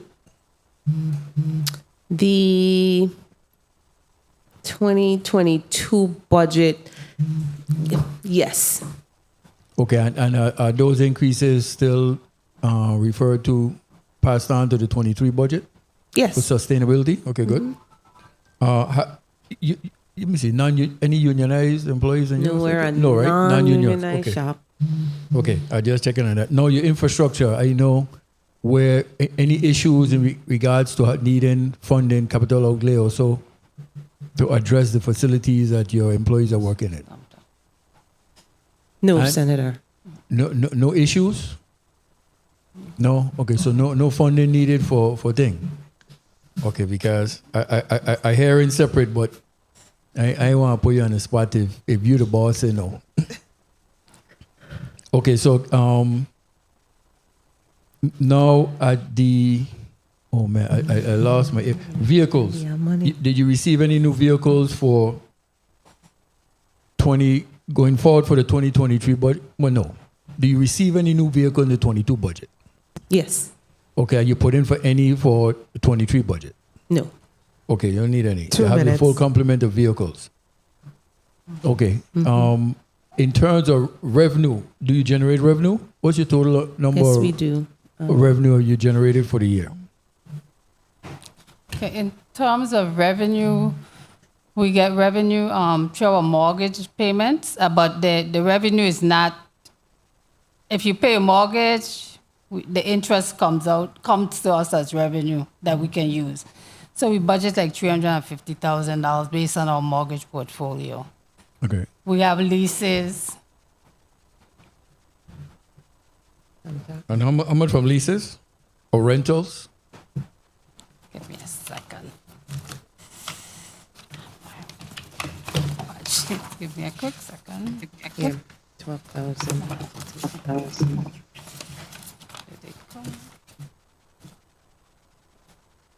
Okay, it's like 12,292 Monthly. monthly. 12,292 I will monthly. give me a second. Okay. I'll get it from the budget. I'm sorry. And then rental. So receipt from leases yearly, we have 140,000 budgeted. Yep. 140. Okay. And rentals are. You have rentals, leases. What? No, the leases. The are mortgages and leases. Mortgage and leases. Okay, so 350K for mortgage. Interest come to you, you said? Yes. Okay. That's a projection or that's what is actually It's a projection. projection? Okay. And 140K. Okay. Now, I think my final question is going to be along the lines of the first time home buyer program. I know we added the $4 million toward it, and we hearing any biting. Right now, staff wise, what's your staff for that program? You're sufficient staffed for that program, or do you think you need any individuals directly for that program, maybe to try boost it some more? Senator Darren Richardson, we do have sufficient staff in that division. We are going to do a lot more advertising, a little more robust advertising, and continue that over what we've done now. We'll go back and see what else we can do. So we will boost the advertising for that. Okay, and in closing, if I may, Mr. Chair, you could send your advertising package to me. I could put on my page also to try assist with that, because again, I think that's a very important program. So I'm be willing to try put on my page to generate whomever I can, Will do, Senator. Thank you. Thank you for the time, Mr. Chair. Thank you, Senator DeGraff. So you have entered into some MOUs with the banks? We don't have MOUs with the bank, but we normally have programs with the bank. So we don't have an issue with that. Your acceptable FICO score is 580 for this program? 620. 620. It's not 580. No, it's 620. Okay, so it's the same as the banks. The bank is 620. I'm not sure exactly what the bank is, but I'll say go on to the 620. next one. Do you require environmental review? For the first-time home buyer program? No, Senator. Okay, good. And you don't require any FHA certification of the contractor? No, Senator. This is directly to the client, this funding. Okay. Senator, carry on. You're recognized. Oh, and Senator Noble Francis is here also. Welcome, Senator Francis.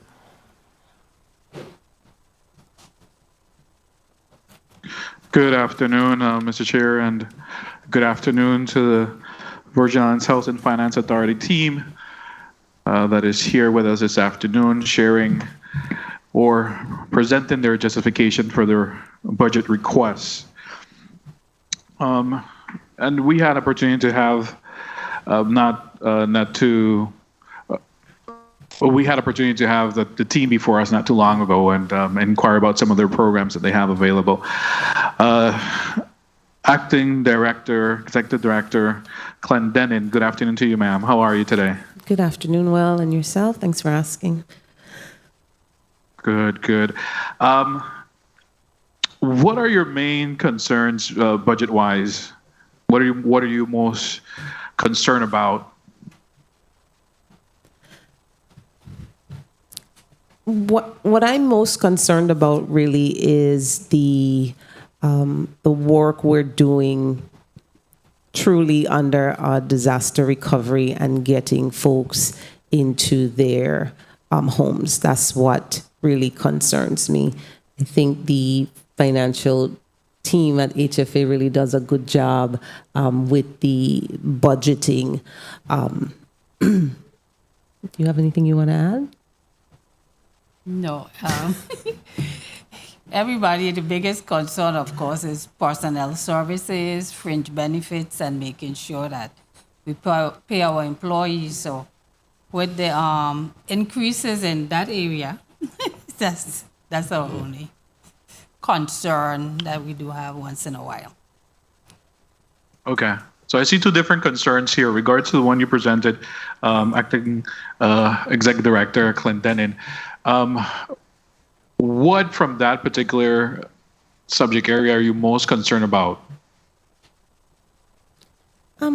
Just the time it takes. I learned the other day when we're doing engineering designs, etc., it could take a minimum of 10 to 12 days just to get architectural drawings done for a property. So just the timing is of concern.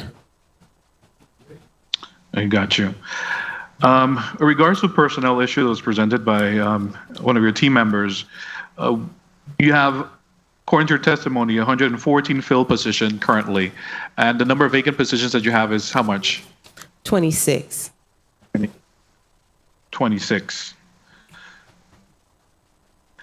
New positions, any for FY23? It would, no. It's really in this fiscal year that will carry over. Okay, what new positions that you haven't been filled in FY22 that will carry over to FY23? Like our CDBG mitigation director, there is the... A number. Just a number. Oh. Of those over new positions. Mr. Grant will get that for us. Okay. What are you planning to do then in order to fill these positions? Again, just more robust hiring, advertising, not just looking locally, although I have to tell you, when we've put out some postings recently for our Director of Housing, some home specialists, etc., we've been getting really, really great responses. So we look forward to interviewing those individuals. And again, I always want to take this opportunity that if you are interested in serving, please visit vihfa.gov to apply. And these are budgeted also at 50%? No. No, Senator. I'm sorry, couldn't get your answer. No, Senator. It's not? They're budgeted at 100%? Correct. Okay. And all 26 that are vacant are carried over from FY22? Yes, they're positions we have on the books. Yes, now. And from your testimony on page 4, you said you had 31 resignations. Is there a reason for the many resignations that you've been experiencing within your department? Based on some of the exit interviews, again, this work, disaster recovery work, is pretty grueling. It's intense. Folks leave because they don't feel that they are informed. They don't have the knowledge base to continue. They may not love their managers. It's just a vast number of reasons as to why. Okay, so it's you have received different response in the exit report. Correct. Exit interviews. Correct. Okay. Nothing in general that you can really address to change overall morale of your staff? And the 2 points that we are addressing in terms of being or feeling uninformed. So as indicated previously, just doing more meetings, providing more internal communications to the staff. That would be one. And then also looking at a flexible working environment for them as well. Okay, well, I'm glad to hear you're implementing those changes. And I'm also glad to hear in your testimony that you're doing those, I think, are quarterly surveys also to get feedback and find out where you are, reevaluate as you continue to implement changes to bring up the morale of your employees. In the post-audit report, in the page 5, the lease and contracts, I see there's a number of them that seem to have expired. What's the status on that? So with the leases, we've recently hired a rental manager. She's on the call, Miss Nicole Johnson, who is currently in the process of revisiting all those leases and bringing them up to date. So they are in various stages. Some are with our legal team right now for final review. I believe there may be one coming to my office for signature. So we are really in the process of renewing most of the leases. And who was handling this before? You had anyone in this capacity or you didn't?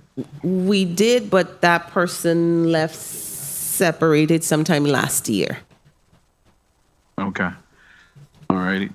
And then also in the post-audit report on page 6, disaster recovery leases also, you have some that are also coming up. Do they fall under the same person you just hired? No, Senator. That will no, it does not.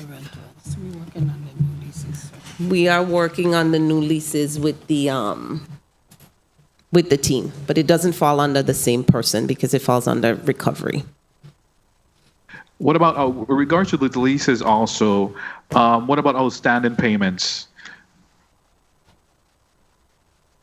Right now, we are owed, I believe, and Ms. Johnson, do you want to speak to that for under VIHFA? I think maybe owed some $13,000 in outstanding rental payments. Good afternoon, Senator. Nicole Johnson, HFA. What Director Clendinen stated, yes, we are upward $13,000 in outstanding payments. And the plan to collect those outstanding amount? The plan to collect those outstanding payments is currently ongoing in conjunction with the collections department.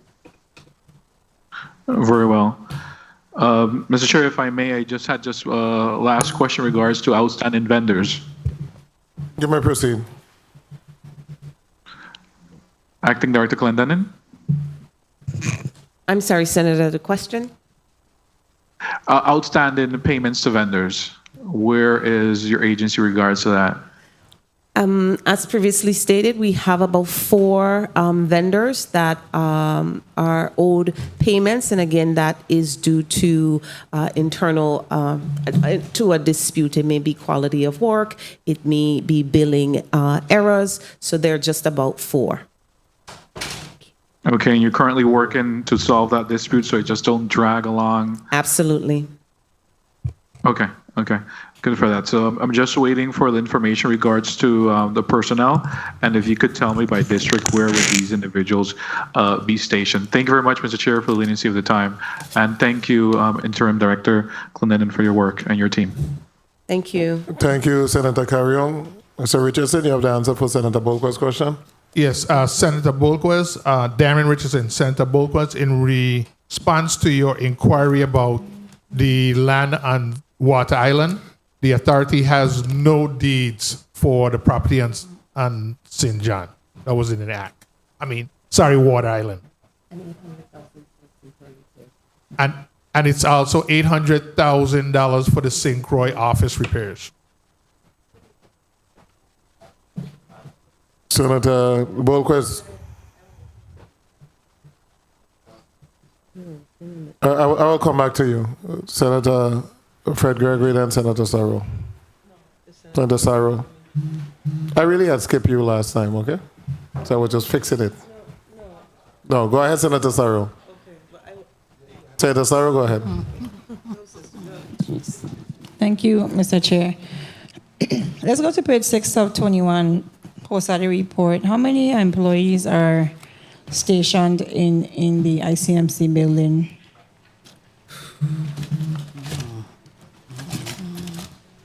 Senator, if you could give us a moment, we'll get that number. I think he's adding it. Grant, do you have it? I think so. Yeah, count it.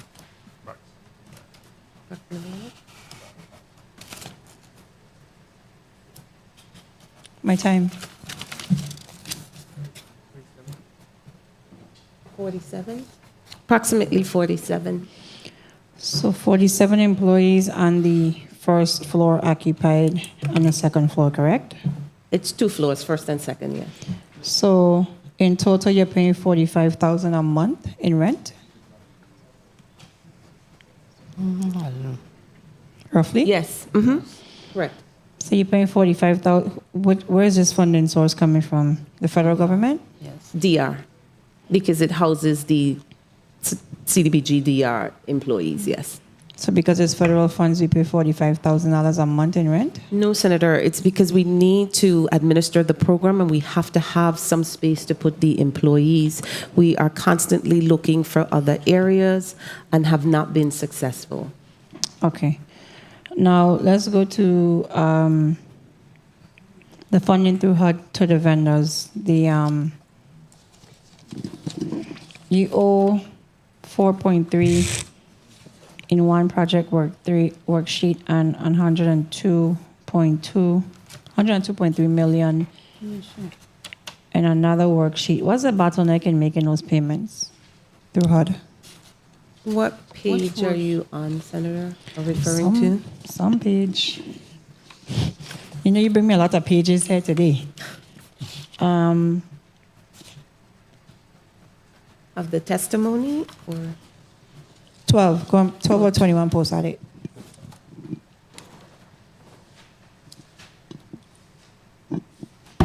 And this is the step under the step program. So we are in closeout now for PW 100. So, and that's until HUD is, we sent everything to HUD and we're waiting on them, not to HUD, I'm sorry, to FEMA. So we're waiting on them to determine what we can close out. So Okay, let's go to the HUD portion. I read it someplace and I just can't find where I read it, but I know my numbers aren't off. I have 102.3 million for HUD, right, in a different worksheet. You found it? So what do you owe to HUD? What are you owing for HUD payments? What's your outstanding balance for your HUD payments? To HUD. Of your HUD funding, you know, you owe like Hagland and those other companies. What is the that FEMA total? match. Okay, because in the post audit it says HUD. Match. Yeah. You want to respond? Go ahead. Good afternoon, Senator. I say owe HUD, right? We don't owe HUD. No. HUD's money is owed to vendors, but you know what I mean. HUD, because we have a part of HUD and we have a part of FEMA. So I just need to know on the HUD side, what is that balance owed? Somewhere in the post, I saw 102.3 million of HUD money that we haven't spent. So I'm asking you, have we made the the vendors that are being paid from the HUD part, what's outstanding for those vendors? 23.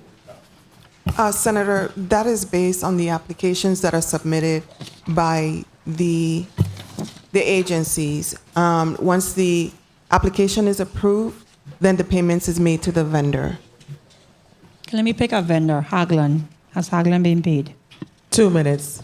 Hagland has not been paid. We're waiting additional information from Hagland. They haven't been paid all their funds. Yeah. So we've made payments all? they have not. We've made payments previously, but there's still some outstanding as they go through the process. When you submit a payment for HUD funds, we look not just for the to make sure the dollars align, but we're also looking for those things that HUD requires in terms of your Davis-Bacon. Did you do the whole payroll information, the Section 3, etc. Okay, so so they that are was- constantly going through the process. So that was the discussion in my first year chairing the Committee on Disaster Recovery and Infrastructure. That was a concern. The Davis-Bacon is still a debate happening?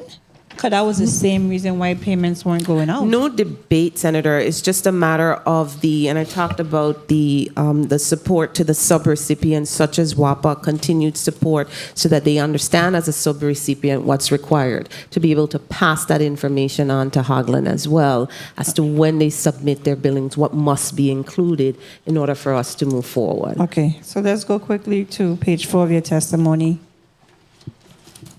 36 separations, 31 resignations, 2 retirements, and 3 terminations. That's a lot. Indeed. Since then, how many have you hired for that agency? Many hires. I tried to decipher the post at it, but specifically in that area seems to be your Achilles heel right now.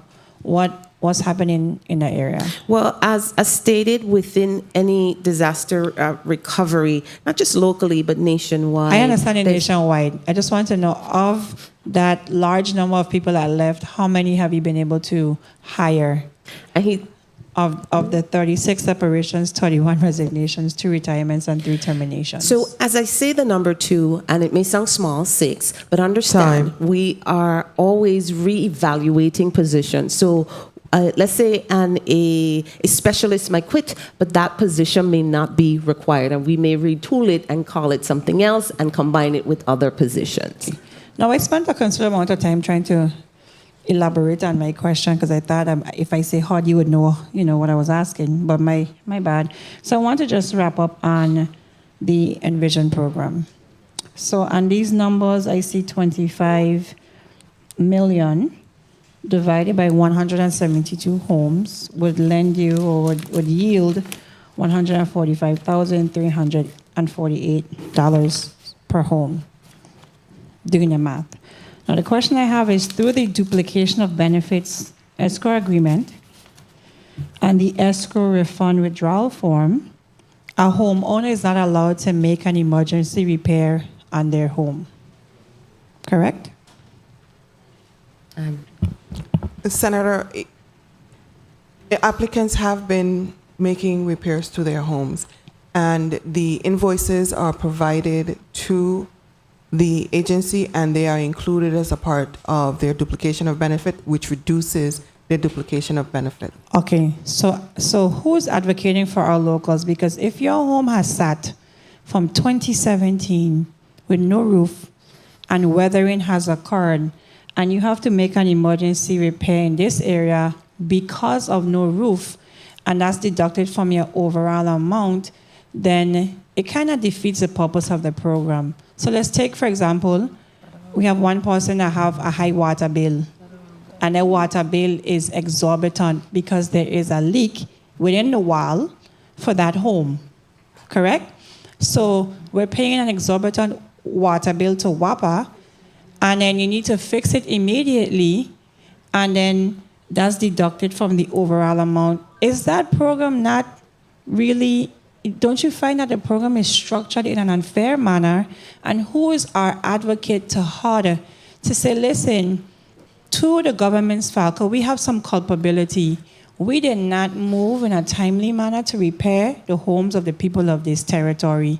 So if you leave something out, water it's going to deteriorate, causing more damage, and we're deducting that from the overall amount. So we really, and it's a budgetary question because we are putting people in expense. So we're giving salary raise here, we're giving all these nice things happening here, but then it's really a wash when you have to turn around and take a little bit of money and say, hey, I got to do this. So I'm just trying to, and it really is a wash for some people when you have a little sunlight, and then you have to say, okay, gosh, talk to me about what does that look like? Senator, I need to make a clarification, please. I'm all ears. When you say a duplication of benefit is if you received a loan from FEMA or SBA, one of those agencies. If you make a repair to your home, that reduces the duplication that the applicant owes. It doesn't increase it in any way. Time. For example, if you have a duplication benefit of $10,000 and you need to make a repair to your home for $2,000, your duplication now becomes $8,000 as opposed to 10 or 12, because you're not multiplying anything, you're reducing your duplication of benefit. So I understand, because I have the, Mr. Chair, but I read the duplication of benefits document before me, but it still doesn't take away from the fact that homes are weathered, and the duplicate, even if you take away $2,000 from the duplication of benefits, it still doesn't take away from the overarching issue that the homes have weathered, they need emergency repairs, and it's still reducing when really and truly it probably costs more at this point to fix the home. Senator, one of the things is we don't reduce the grant amount, and Ms. Clendinen has spoken about the fact that we are in the process, through the third substantial amendment, increasing the grant amount to the homeowners as a result of the increased cost of construction. We do recognize that when we go back out to do reassessment on these homes, that there is additional damages to the homes, and we intend to address all of those concerns to the applicants. Hence, there's an increase from $250,000 grant amount to individual homes to $350,000. So, Mr. Chair, with a reassessment, how long would that process take again? Thank you for the time, Mr. Chair. Thank you so much. Let me just ask if the homeowner made some temporary repairs, the roof was damaged, there were 5 sheets of galvanized that went off the roof, they replaced those 5 sheets, does that disqualify them from the Envision program? No, it does not, Senator. Okay. Because has this changed before you got there, Ms. Clendinen? Because there were individuals that told that they were disqualified because they made temporary repairs to the home. Was that told to homeowners before? Do you know it? It was. Yes. The answer is yes. Yes, Senator. Okay, I know individuals that applied. So they have lost any hope. A lady called me, she said, they said I am disqualified. Have we called back those individuals that were disqualified and let them know that you are qualified, but we'll just deduct the amount in repair that you made, especially if they got FEMA monies and they made the repair? Have they been called to say, yes, you can apply for this program, you do qualify, you were mistakenly removed from the rolls? Senator, that brings into account, if you receive FEMA monies, a duplication of benefit discussion as well. And the applicant is required to provide the documentation to prove that there is, based on all of the repairs. Sorry. Okay, so we will. For people to be clear, I mean, there's multiple questions. One is the duplication of benefits, and one is in which, for the duplication of benefits, some individuals have been told you got $10,000, pay back the $10,000, you qualify for the Envision program. They have been told to pay it back. So a lady said she paid back the $10,000, and then they said you don't qualify for the Envision program. She said, well, if I knew I would have paid back the $10,000, I'd at least use the $10,000 to help. So tell me, that first one, those individuals that have paid, because a number of individuals have paid back the first FEMA monies that they received because they were told they needed to repay those monies to qualify for the Envision program. I like the second way you explained it, though. The second way would have been so much easier. Just subtract the amount from the overall amount. That makes sense. But we made them pay it back. Some people went and took out loans to pay it back. So tell me that part. Let's clear up that part for the community that have paid back their monies to the Housing Finance Authority and now are awaiting repair of the home. Okay. Senator, what we can do through our case management firm, Horn, is go back through the system, look at all of the ineligible applicants, and make a determination of what we can do with those applicants. If it was a duplication of benefit issue, we will do an extensive research to determine whether or not that applicant meets the requirements after a second look. Okay, so I'm going to give you help now. Everyone that had duplication of benefits and were denied for the Housing Finance Authority Envision program, please call the Housing Finance Authority because there is a possibility that you qualify. So make that particular phone call. You can make that phone call to 340. You could finish the number. 777 4432. Okay, 777, say it again. 4232. 4432, I'm sorry. Okay, so senators, that's the number when they call our office that we could reach out. Okay, now, those that made some temporary repair to the home, they fixed a window, they fixed a portion of the roof because it was leaking, they couldn't deal with the water anymore. They should not be disqualified, correct? Correct. Okay, so homeowners who are disqualified because they told you that you made repair to your homes and you did not qualify for the program, please call 777-4432 because there's a possibility you qualify. Senator, they can utilize the appeals process. But what appealing for if they were wrongly? What appealing? They were wrongly evaluated. Senator, I will also love to give you the number to put on record in terms of a HORN case management so that the public can call them mostly as well. I will get how much you that. paying HORN? Anybody see HORN contract in this paperwork here? I'm staying over and saying that must night so I got time. Just say it for now. You have the same questions. My good senator have plenty questions. So please, I come in there, we want HORN because, how much is it, Senator? Senator Saro, Mike, put it on the record. Construction management services, $9.2 million. Sorry, case management service and system, $9,207,205. Okay. Thank you, and I wanted that because we are paying this case management company $9.2 million. So it is an expectation that they're going to deal with these individuals who were wrongly affected and fix it. They get $9 million, so fix it. No appeal process and all of that. Fix it. They were wrongly taken off of the rules. Fix it. If you go and you go back in the application process and you see that Donna Fred Gregory was disqualified because she fixed a portion of her roof, Donna Fred Gregory qualified.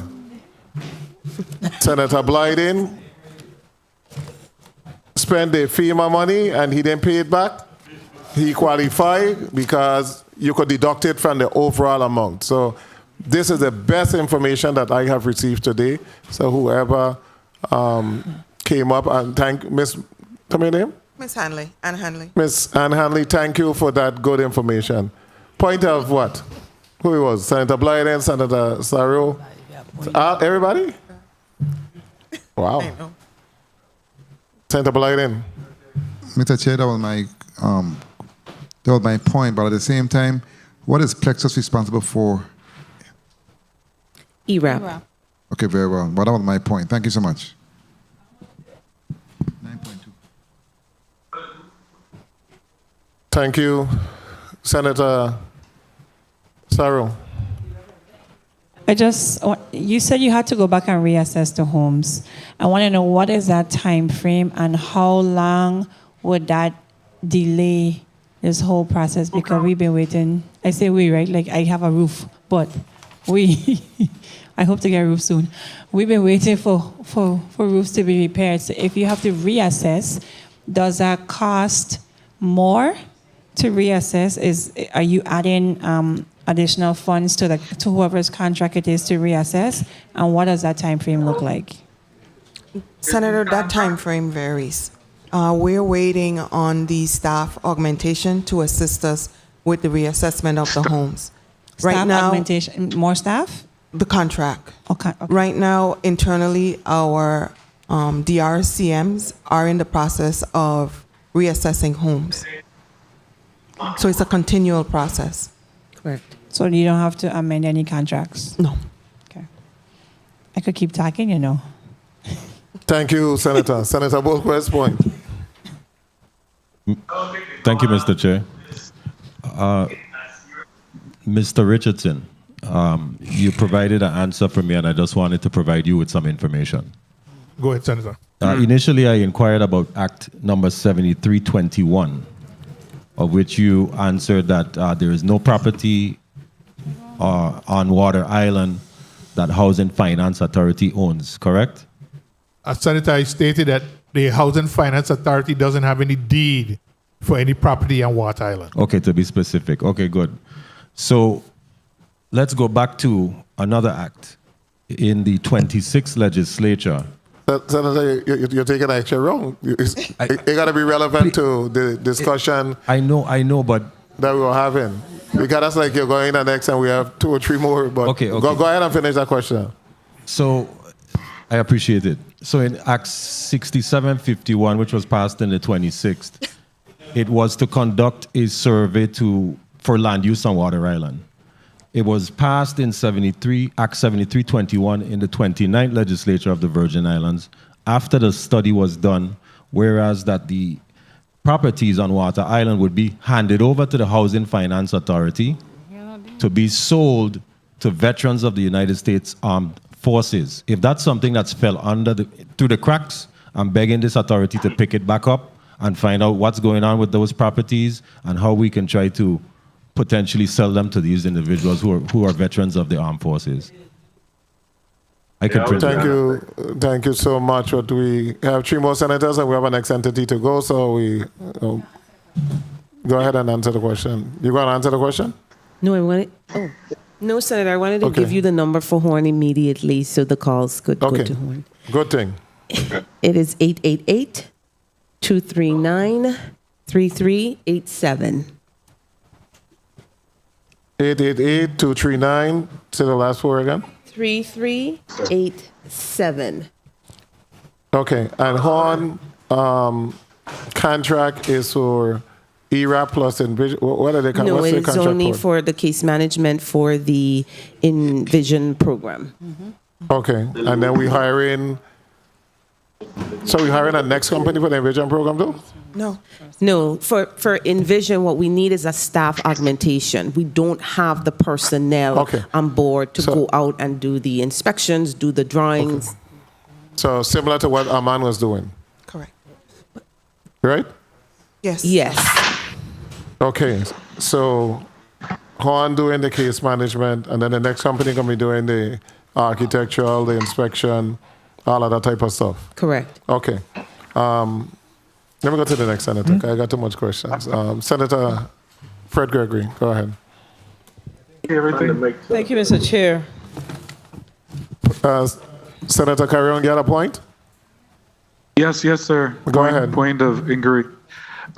Germane to the topic, in regards to those individuals that, because their property, their house has been damaged to the extent that they can't live in it, and we receive calls. I have individuals living with family, or some with friends. Some are about to be put out. What arrangements is the authority doing or can do for these individuals that they can't go back to their houses? There's no arrangement. So, go ahead. Go ahead. I'm talking about months, because you had a contractor that came in, started doing the work, then they stopped. That contractor disappeared, and months now, and they still have their houses not habitable.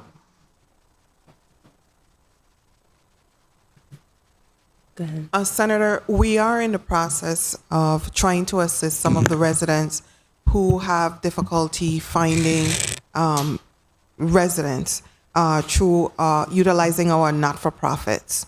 And that's because abatement services was needed to the home, or the residents need to move out of the home due to construction. So that assistance is being provided to some of the residents that are LMI, and they have to provide information demonstrating need. So where can they call?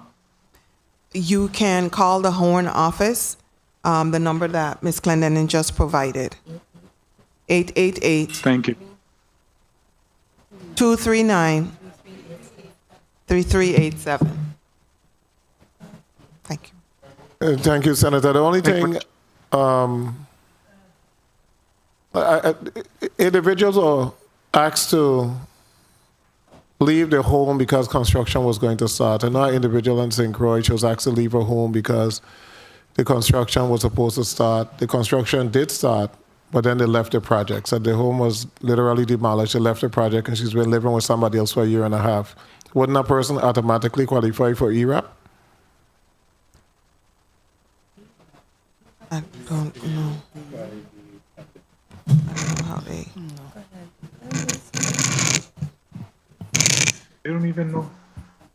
Did she apply to the ERAP program? Because if she left the house and that was in vision, ERAP was geared towards Loss of income or rental. Loss of income with rental. Right, but due to COVID. Okay. So you answered. So the answer is no. Thank you. Senator, yes, Fred Gregory. Thank you, Mr. Chair. Yes, sir. Okay, good segue to Senator Carrion's question. So, if you're displaced from your home, does the program provide any opportunities for rental assistance or moving expenses, etc.? No. Go ahead. No, Senator. And the reason why I ask is because there was an email that was sent to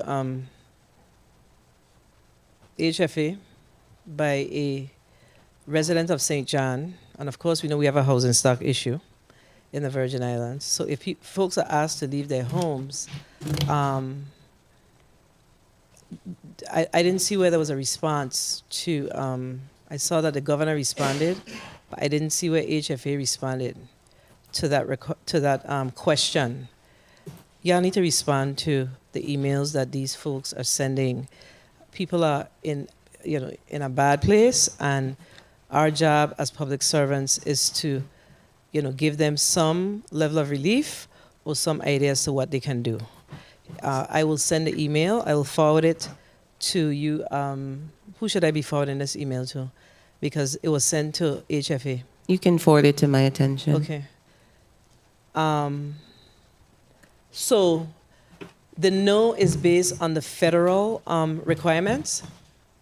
The no that you just gave? Yes or no? Yes or no? Did the federal government say that we cannot provide assistance if folks have to leave their homes? Yes or no? No. Okay, and I'm going to tell you why I'm asking the question. We know that we have a low housing stock issue in the Virgin Islands. We know that this program has taken forever to get off the ground. We know that our citizenry who have to move from their homes are challenged.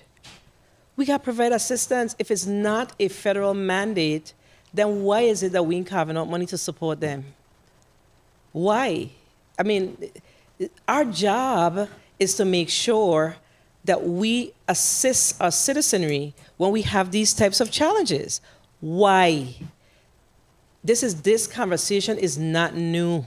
Mm-hmm. We are not impacted personally, so we go in on our merry way. We have to deal with these things. If it's not a federal mandate, then we ain't got no reason for the season. And if it is a federal mandate, then we need to be asking the federal government for a waiver. We got to get this together. People are hurting. Senator. So tell me. We have recently made adjustments to our program policy to assist individuals who are having difficulties with relocation services. As I stated, Senator, that is done through our not-for-profit. We are currently working... You guys need to answer the emails because they're emailing us. And when I look at the emails, you could see, imagine the governor responding. I saw it and nobody from HFA respond. So one of the Not things acceptable. to be more responsive, we are creating through our Director of Policy and Regulatory Services a really dedicated line to email, telephone line to be more responsive. All right, thanks. I'm going to send that email over because this is a St. John resident and we know what the housing stock issue is in St. John. Now, I want to go back to the Envision discussion. We'll stay on the Envision discussion. So we have individuals that received insurance and they've given their insurance money to HFA. Is that accurate? Yes. 2 minutes. Okay, so, and to date, we are, I say we because we're the leaders of this territory. We are sitting on their insurance money and they're still living in bad conditions. Director or interim director, I sent you a request a couple of months ago. Is there any relief for that elderly woman? So right now, that person is part of a group of 30 homes that we've sent to our engineer that we have an MOU with to do the drawings, etc. We've also put in place, which is hard at this point to digest as well, within our policies, that if homeowners wanted any money they've placed into escrow, and they do want to take it back at any given point. You're generating interest on that money? No, it's in an escrow account. They have the opportunity to do so, but it is being worked on. It's just the architect engineer is doing it, and which is why we need the staff AUG as well. Yeah, this is a really hard conversation. So let me just go to, because just talking about this is just frustrating. The Neighborhood Revitalization Program, you made a reference to that you engage in stakeholder engagements, etc. And you have a little over 14 million. When? That is actually part of our mitigation mitigation funds that we anticipate by October 23. So you haven't received the funding yet? Not for mitigation, no. Okay, so those funding will come online, but in the interim, are we qualifying individuals to receive this fund? Because it just seems like what we do is we wait until we get the funding in hand, and then we got to start the process. If we know what's going on, then we should start the process. Right. So what I talked about in the testimony is just lesson learned from disaster recovery. So right now we are engaging our contractor in developing that application, an application that's more streamlined, more user-friendly. We are getting the training. My time is called, but I have one more question before they turn off the mic. So, can I, Mr. Chair? Go ahead. Okay, so let's talk about CDBG-DR. What was the aggregate of CDBG-DR funds? Some 8-point-something billion dollars, right? Something around 1.8 billion, which 1.8, yes. Which includes MIT and the electrical grid. Okay, so, and you guys talked about a OIG audit and OIG audit. Correct. Correct. And the OIG audit is inclusive of all our CDBG. So, do you have an internal audit division? We do. So what are they doing these days? We have an internal auditor. They work directly with the board. We do have a vacant position, a director of internal audit that we are recruiting for. So you don't have anyone in that position? Yeah, we do have now? not in the director's position. So there's internal audit work going on? Yes. So based on all this money, you only have one internal auditor and you're looking for a director? Yes. Do you believe that one individual is sufficient to help you to ensure that you are in fact, I mean, what is your audit plan? Absolutely not, Senator. Compliance, our compliance division as well, what we have with more than 10, 15, 20 people also assist in that. They do monitorings as well to help us. But no, one auditor, two auditors is not enough either. So we do have some vacant positions there. All right, my time has been called. Mr. Chair, thank you for the time. Thank you, Senator Fred Gregory. Quick point, Senator Sarah. Thank you. Thank you, Mr. Chair. So I was able to get some information from my office to clarify my question. So there's the independent repair stop work notification. I think that's confusing people, or that may be the problem. because the independent repair stop work notification for the Envision Tomorrow program says that you'll perform a site inspection of your damaged property in order to assess the extent of the damage sustained. And the second paragraph says, in order to achieve an accurate estimate of the extent of damage your property has sustained, you are required to cease any and all repair work on the damaged property. So that clause in the application is basically stating that once an inspection has been conducted, the homeowner cannot perform any type of changes to include repairs, emergency repairs to their home. Because the rate the program is going, inspection happens, you don't know when the contractor come in to do the work. Something may have happened in between that period, and the applicant is unable to perform the emergency repairs. So I've been inundated. I had to use these two screens in my work email with this issue of the the independent repair stop work notification. That is what I was really asking, Mr. Chair. So when a notification goes out, they take a long time to come back to repair the home, and the homeowner cannot conduct any repairs in that period of time. So I'm asking you, is that a federal mandate, or is that a policy that we can revisit? It's a policy that we can revisit. Okay, thank you so much. You guys don't get a lot of money from the central government. It's what, 2 million? 2 million. Right, so these are questions that are going to generate some money for us by getting more people homes fixed and us collecting more gross receipts and excise taxes. Senator Joseph and colleagues, after this one, we have no more points because we have Senator Joseph, Senator Francis, and welcome Senator Gittins, and then we have to go to the police department. So, Senator Joseph, you're recognized. Thank you so much, Mr. Chairman. A pleasant good afternoon to the Housing Finance Authority staff. I know it's a lot of work. You're doing a lot of grant work, and so I know it's very complex and time-consuming when you're working with federal monies. And I have worked with some of the same partners that you've worked with, HUD, and I understand some of the dynamics at play.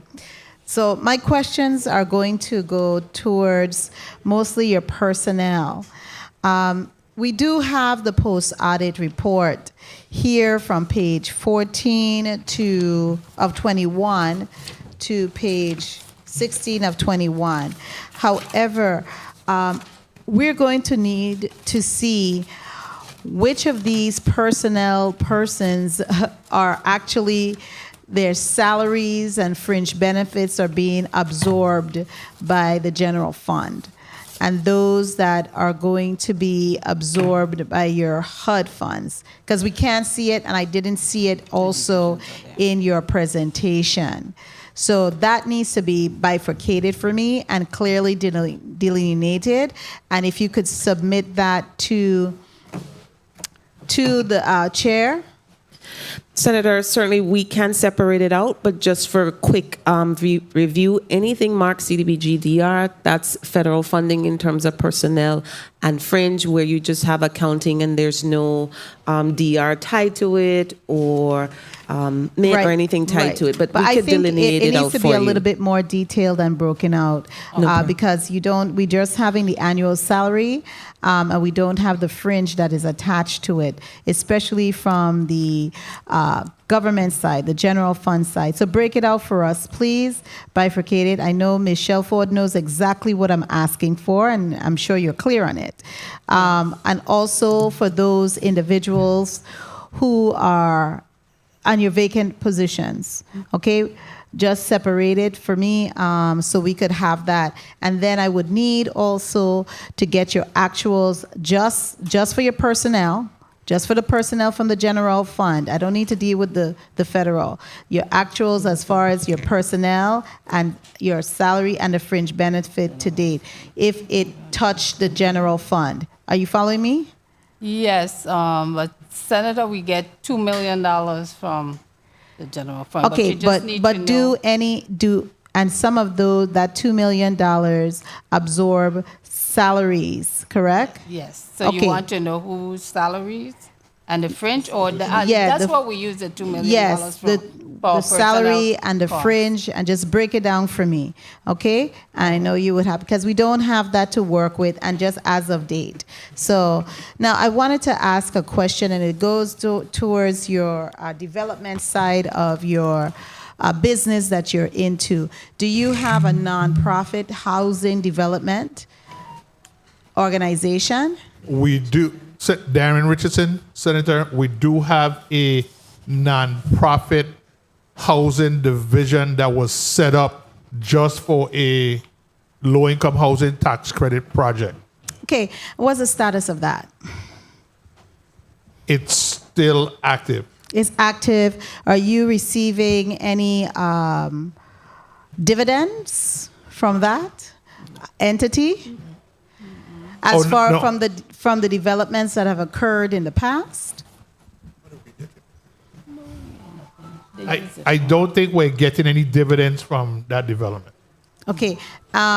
Okay. So that was my question. So, which housing developments did that structure, that entity, was utilized to develop and are developed today? That was Grandview Phase 2 and Altona. Grandview Phase 2 and Altona. I would have think with the mixed finance structure, you would have been receiving some of the dividends because it's a mixed finance structure, and whatever you are receiving as far as payment from those tenants, you would be receiving at least some dividends. Is that part of the $350,000 in interest that you had mentioned to one of the previous senators? 2 minutes. No.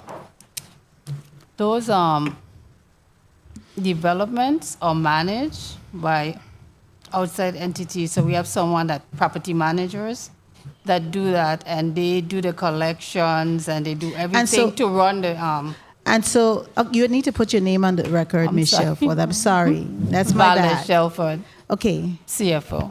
Okay. And what did you say? Can you repeat what you said? I'm saying those developments, they're being managed by outside management, property management companies. And that you select?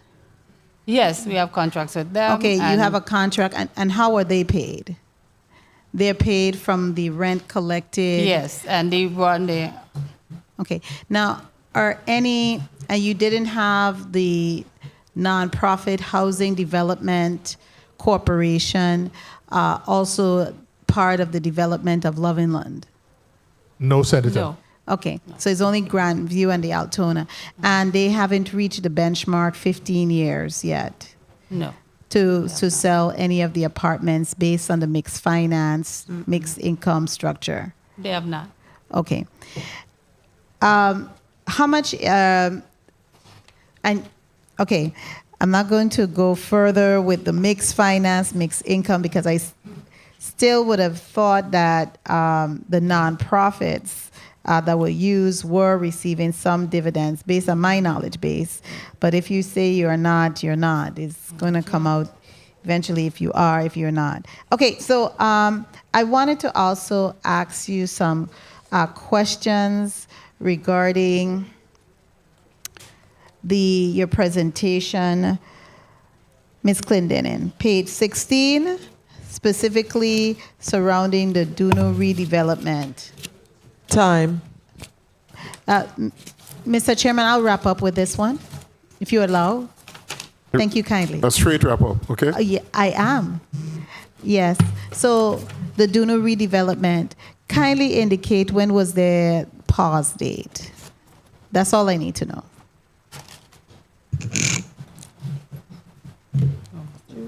It was June this year, 2022.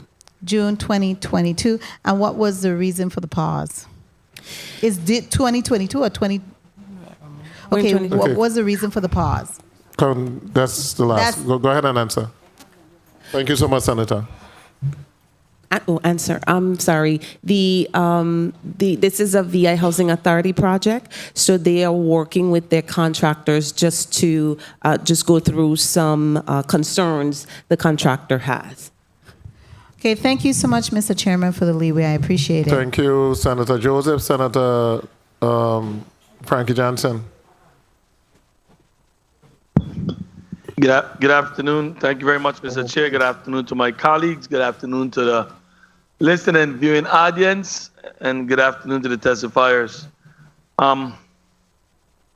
This agency brings me headache. I really appreciate all the work and hard work that you guys are doing. But when you listen to the cry of the people, it's hard. It's really hard to sit here and continuously seeing the ball kick down the road and people are out in the elements.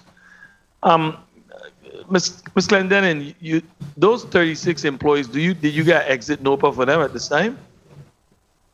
So we don't flow through the government of the Virgin Islands, so they would have, when they left, there's no exit NOPA. There's just either their retirement letter or a resignation, and we use that for our files as well as to submit to the GRS. So these 36 position is in your budget at this time? In some form, yes. Right, how many employees do you have working under the Envision Tomorrow program? We have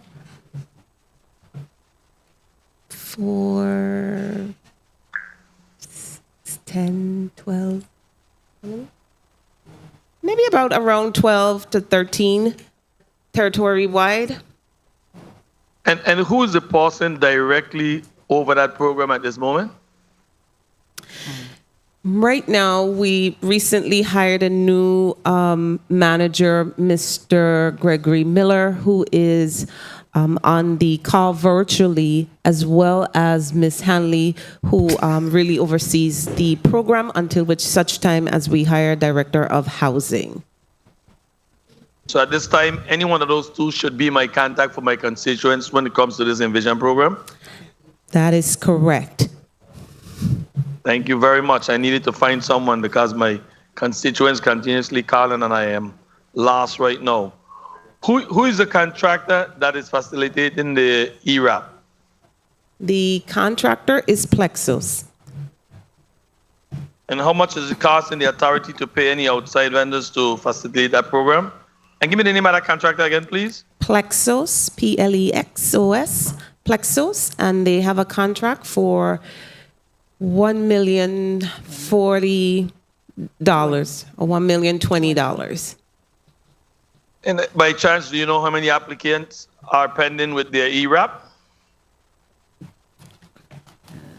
So 107.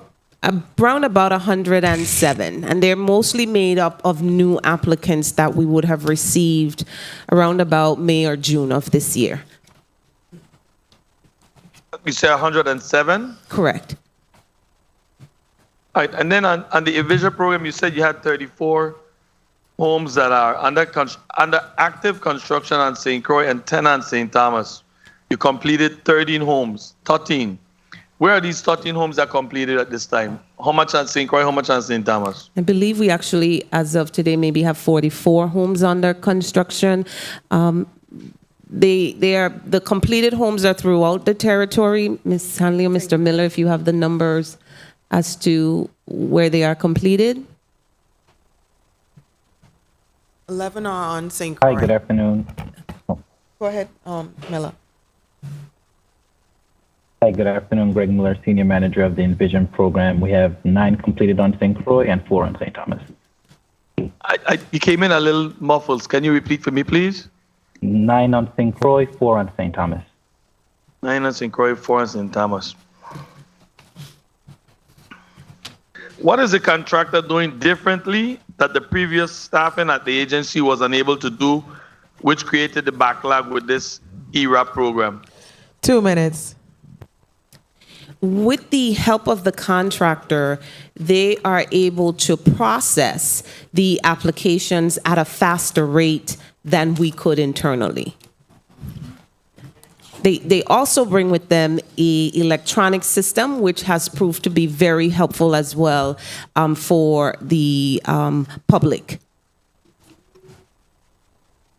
Say that again, please. Sure, they are able to process applications a lot faster than we were able to, as well as we have a new online portal that makes it easier to review applications, etc.?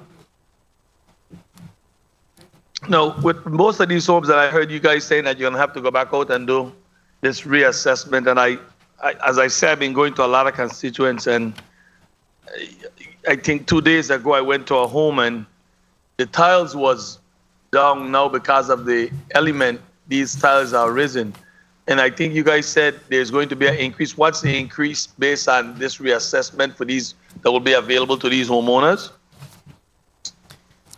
Senator, based on the approval of the third substantial amendment, the increase would be from $250,000 that is granted to the applicant to $350,000. All right, thank you very much. Thank you very much, Mr. Chair. Thank you, Senator Johnson. Senator Francis, you recognize.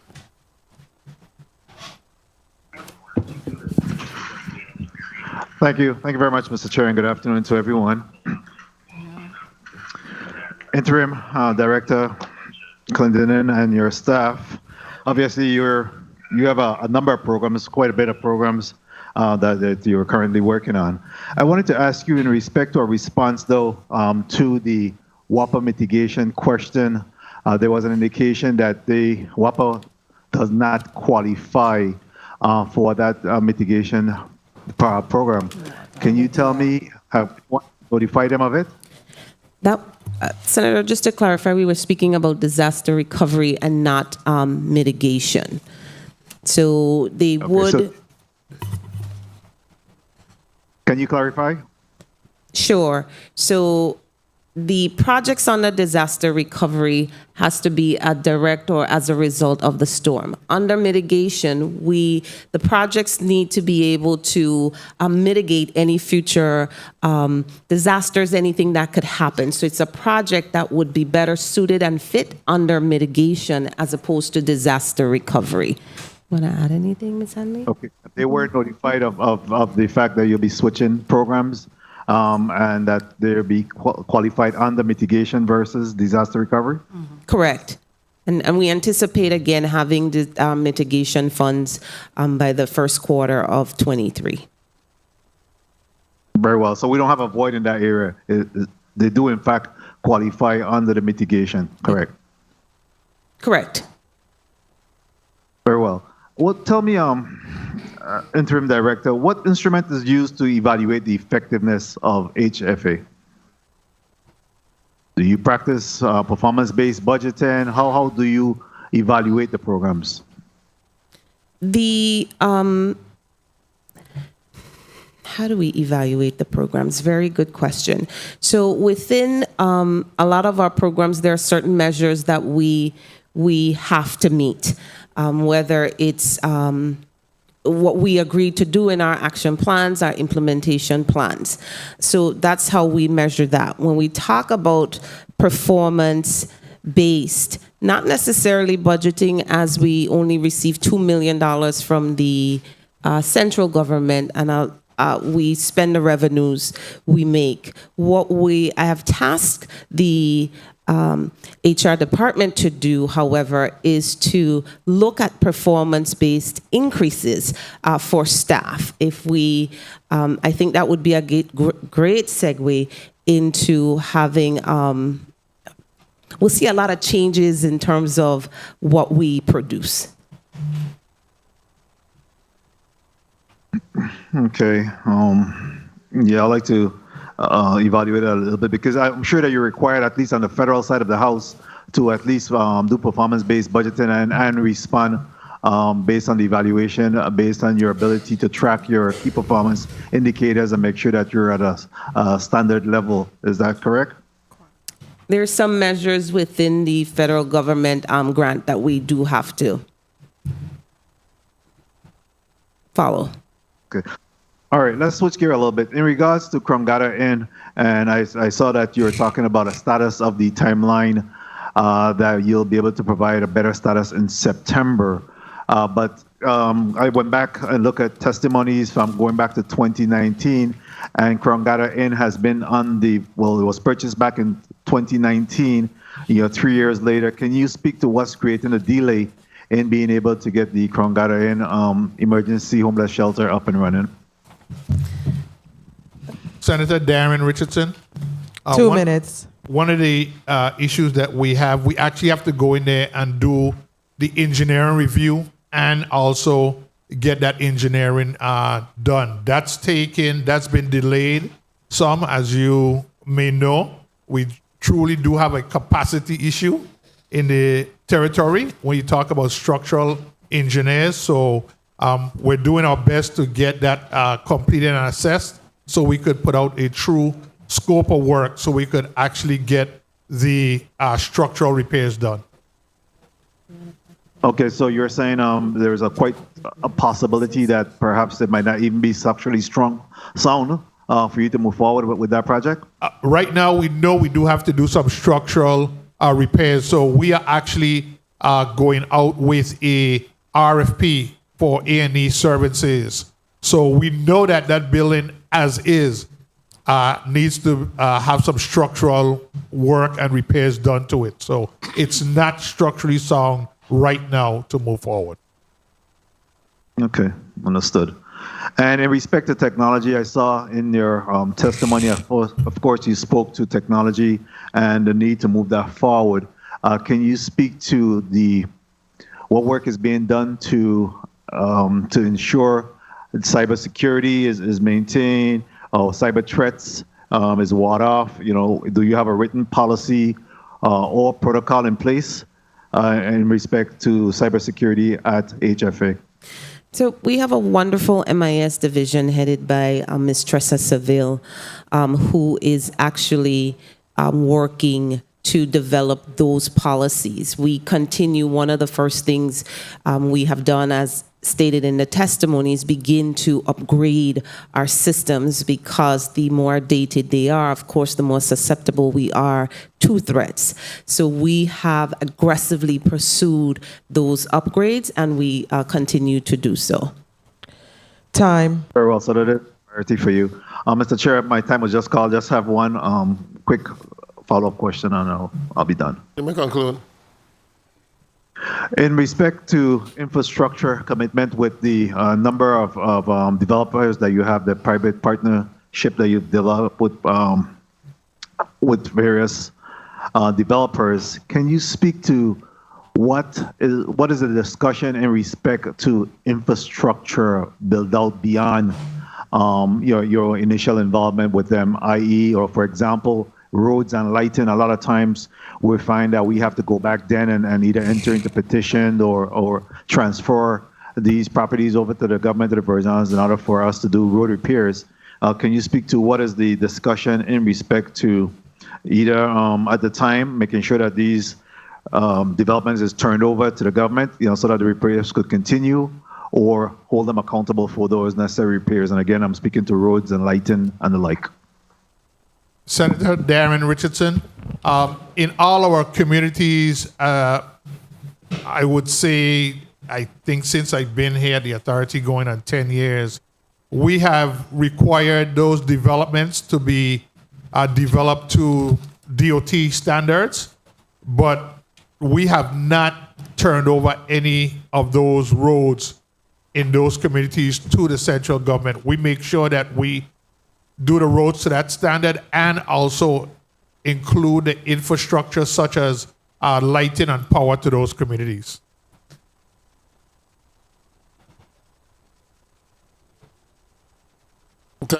Thank you so much, Senator Francis. And finally, Senator Kenneth Gittins, and then we're going to switch to the next group. Senator Gittins.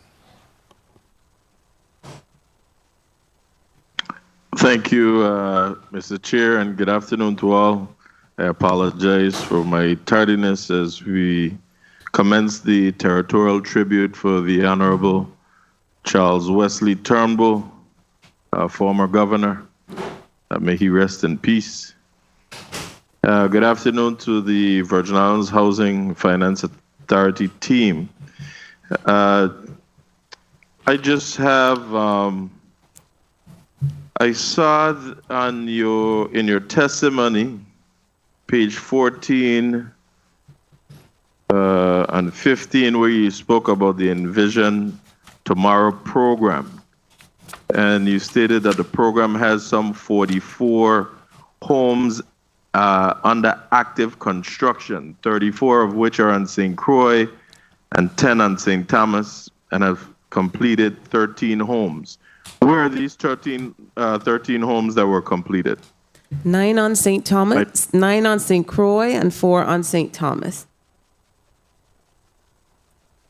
And these 34 homes, do you know how long they started? The 44 homes? Go ahead. The 34 on St. Croix and the 10 on St. Thomas. How long have they started? Senator Giddings, the construction start dates vary. So what's the furthest back you have? I don't have that offhand. I will have to provide that to you. And I know. Or Excuse Mr. me, I Miller, know if you this do is a- have that, you can provide it. I'm sorry, Senator. We'll get that right for you. Go ahead. Right. And I know this is a budget hearing, but has been said by many of my colleagues, this is a burning situation and concern for people of this territory that really wants to get back in their homes. And on St. Croix, I am trying to assist someone whose home has been knocked down since December of last year. The home is completely down to the ground. This person was supposed to be back in their home by June 27th. Today is now August 10th, and the first block haven't gone up yet. What would contribute to such a delay? Senator, when we started to dig the footing for this particular home, the material which would have supported the home, we discovered that it was clay. Therefore, we are consulting with our engineers to redo the architectural so that the footing for that particular home, and we will not have a situation where there is shift and cracks on the home. So in the meantime, what happens to this resident? How are we assisting her with regards to everything that she has in storage, place that she has to stay, at times having to check into a hotel, etc.? How are we compensating people? Senator, I would, if there is a need for this particular applicant, that she would make contact with via HFA, and the staff and our Horn case management will work to provide assistance. I can tell you that this person is totally distraught. I will be contacting you definitely on this. I also wanted to ask, in your contracts, how many contractors you stated you have? We didn't. Just contractors total or for a particular program? You contract the pool for these homes, St. Croix and St. Thomas. 2 minutes. You have the number? And while you're looking for how many contractors you have, do you have, I believe, what is called a liquidated damages clause in any of these contracts? Senator Giddens, yes, we do. You do? Yes, Senator. So are we collecting or due to collect on any of these? Because this one in particular is already 2 months overdue, just about. Are we going to adhere to this clause? Senator, and of course, we are working with our legal department to adhere to clauses within the contract. And I also want to give you the number that we have in excess of about 35 contractors. Contracts. 35 on St. Croix? Or that's between both districts? I want to know by each district. Okay, if you will allow us, we can send that to you district-wide. Okay. And if you have any information on the, and if you can also submit through the chair, I want to see those contracts where you have those liquidated damage clause within those contracts? Yes, Senator. Thank you. And any contract that's expired at this time that we have not gotten the residents turned over as well? Thank you, Mr. Chair. Okay. Thank you, Senator Gittins, for... Hopefully she understood that last request. Yes. Yes, Senator, I did. Thank you. Thank you, Senator Gittins. Before we switch out on this group and go to the Police Department, one short question from Senator Carla Joseph. Do you recognize? Yes, thank you so much, Mr. Chairman. Kindly indicate your indirect cost rate. Point of inquiry. Kindly indicate your indirect cost rate. Thank you. Thank you. 36.9 and 71 on the fringe benefits. 36.9 and... Percent and 71 on the fringe benefits.